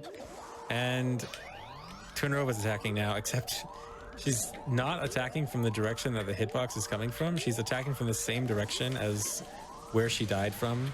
So this is invisible Twinrova. So if you just wait for 8 minutes or so, she just comes back to life and starts attacking you again.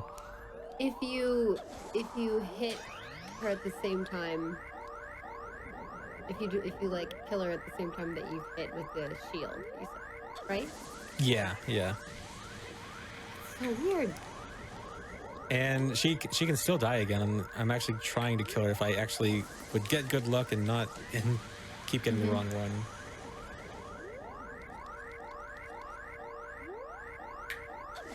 Here we go. Yeah. And then she dies again, and you can repeat the whole process because she again dies in 1 hit. And she is invisible. Like I was just using the hitbox viewer, but she is invisible normally. And you can repeat the process again and again. Also, one fun thing I wanted to note is that at the very end of this cutscene, Twinrova says in English. I guess I didn't really prepare this, but at the end of the cutscene in English, Twinrova says, "I'll come back to haunt you," and Oh, so it's there you actually go. it's actually actually literally true. They actually Like come back. actually, and that looks like two Yeah, heart containers then. Like it's unintentionally accurate. Yeah, like and so multi-spawning. yeah. So every time you kill Twinrova, another heart piece and blue warp spawns. So there's, I think, 5 hearts here. I'm just gonna keep collecting these hearts, and when you get more than 20 hearts, your second row of hearts keeps extending. Just go. Yeah, it just keeps going.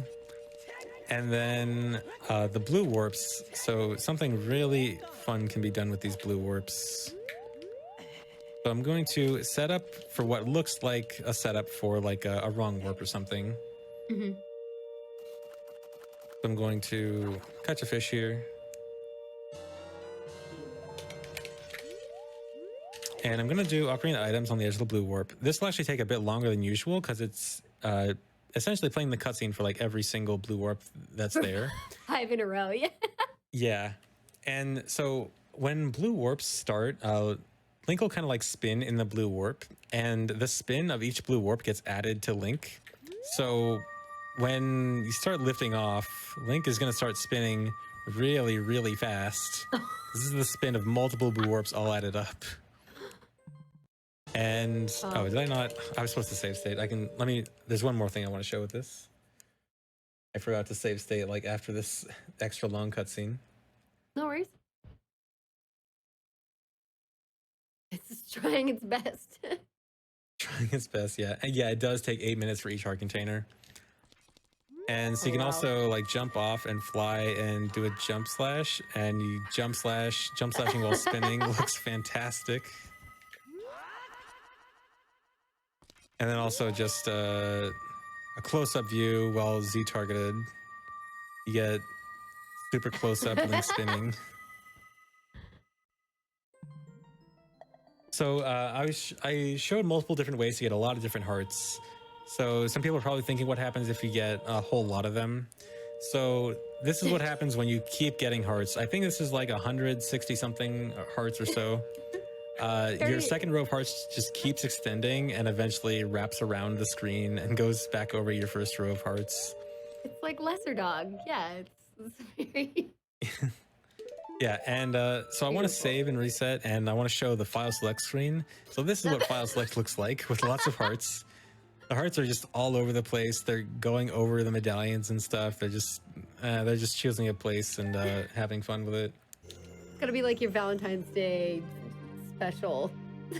Yeah. File. Actually, speaking of a Valentine's Day special, this is actually an Ocarina of Time 3D related thing, but it's good to mention.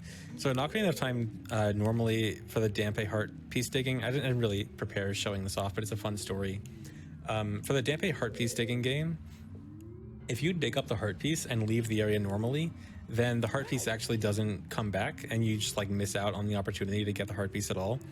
In Ocarina of Time 3D, they fixed it so that you can't forever lose the heart piece. They actually fixed it too well though, so that you can always get the heart piece from Dampe. It's never impossible to get. So you can get the heart piece from Dampe over and over again. And the Ocarina of Time 3D speedrunning community came up with a fantastic idea where they have a race called Dampe's Valentine, where the goal is get 20 hearts from Dampe, all from Dampe heart pieces, and they race it every Valentine's Day. How? And I it's love like that. 5 hours. It's like 5 hours of just Dampe digging, Just and it's pretty bad. That's fantastic. All right, so nearing the end here, I just have 2 more things I'm going to show off. Here in Ganon's Castle, I'm going to do another method to clip out of bounds. I'm going to grab this very corner here and have this bomb boost me out of bounds. And normally there's this like Deku Scrub, secret Deku Scrub shop that you can get to over here. There's a load trigger that loads that area. I'm going to try to hit that load trigger from behind by doing a super slide with hover boots. And so now I can load this area from this direction. And when I go through here, things are going to get really messed up. There are some Oh, really weird oh, textures going on here. yeah, I've seen this before. Everything, Yeah. yeah. This got messed up pretty bad. And sometimes I can't really get this to happen consistently, but sometimes there's a secondary effect that can happen. I'll see if I can mess around to get it. Sometimes it doesn't happen. If what I want happens, there's this really thick pink fog that happens, and like the whole screen is just permanently pink. That's all you can see. Oh, All right, so I couldn't get it to happen, but I could load multiple Ganon barriers. The barrier now is like super thick. yeah. Yeah, so cool, just interesting visual glitches here. Hmm. And now I'm gonna do one last glitch, and to do it, I'm gonna go to the very beginning. So this is right at the beginning of the game, right as you exit Link's house, and I'm gonna do the fastest glitch that you can possibly do in the game. The very first glitch that you can do. I'm gonna do a setup here, get in the right place. I'm gonna come into this water, and I'm gonna dive, and the game crashes. What? And that's it. Yeah, the game just crashes. For some reason, if you do like a very shallow dive in certain places, the game will just crash. Because it like can't handle I it. I That's really so don't know strange. why. I think there's probably a technical reason known. I don't know what it is. Oh my But goodness. yeah, So I guess that would be time. yes, that's time. That will be the end. I'll mute the stream so that that crash sound doesn't annoy everyone. New record. This has been really, really fantastic. My mind is blown. I've been giggling a lot. Like it's lots of good things tonight. Yeah, I really thanks. appreciate Yeah, all of the work. Yeah, you what? I was just gonna say thanks. Yeah, like I was really interested in doing this. It's actually something I've wanted to do on my own for a while, and so like when I heard that like GDQ was gonna do something like this, I'm like, oh, this is a great opportunity to do something I've been putting off for like 5 years. Awesome. Well, I'm glad to give you the opportunity, and yeah, you can tell how much work you put into it, and it was great. And I know that there's probably a lot more that you had to show. If you ever want to come on again and be Yeah, like part two, we can do that. This show is yeah, is we'll all see. built around speedrunning glitches. Um, Hmm. so yeah, it's. I'm always trying to fill the show with like multiple types of content, but Zelda games are so easy to have on the show because they're so broken. And this is just Yeah, like the classic example. So I really appreciate you being on, and thank you so much for all your work and showing us all of this. It's been amazing. yeah. Thanks for And having me.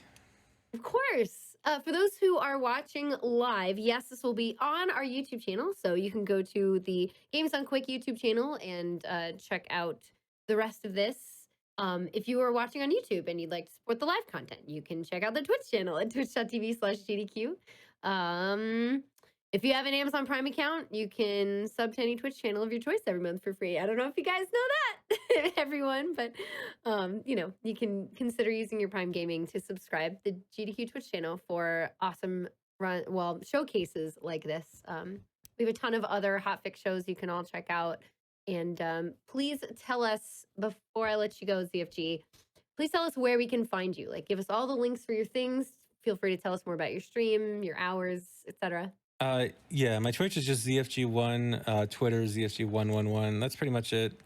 Lately, I've been speedrunning a category called Max Percent Child, which is it's basically a category that's all based on the most extreme, crazy glitches. So a lot of stuff in this is kind of goes into that, and there's also some crazy stuff that I almost wanted to put in this, but from that category that didn't really make it. Hmm. Um, but yeah, that's pretty much it. I'm just saying, yeah, in the future, you just let me know, hit me up.